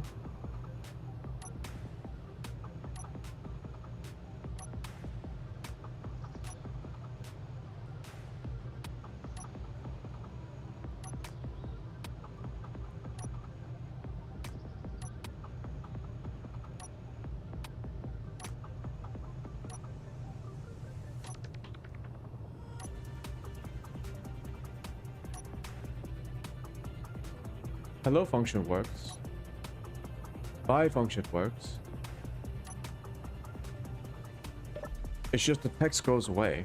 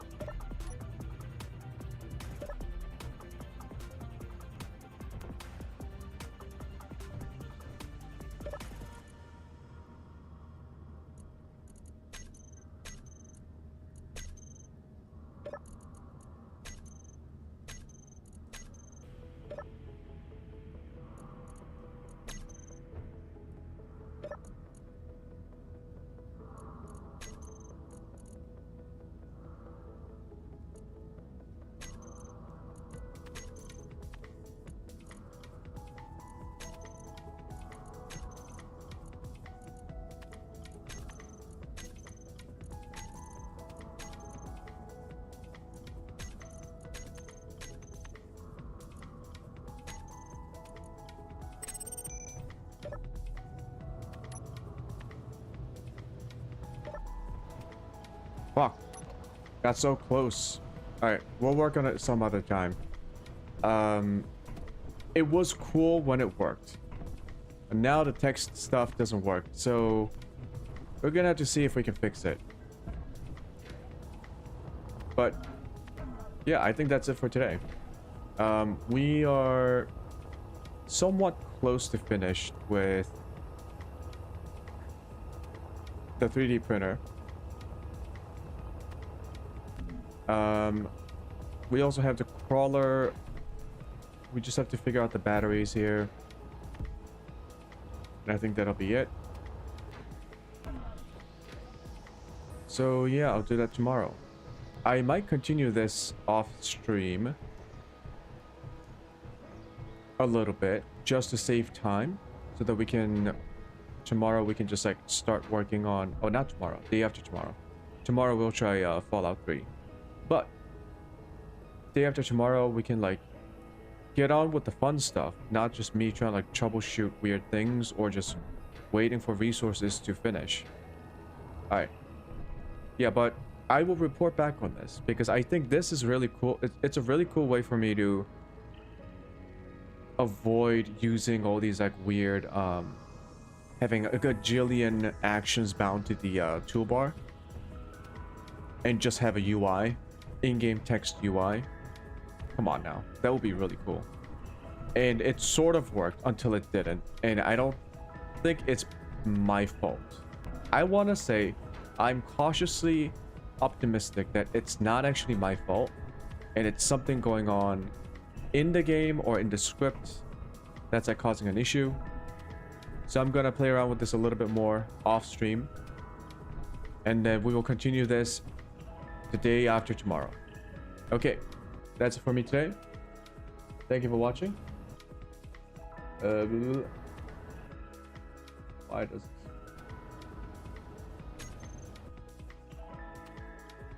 I'll see you all later. Bye.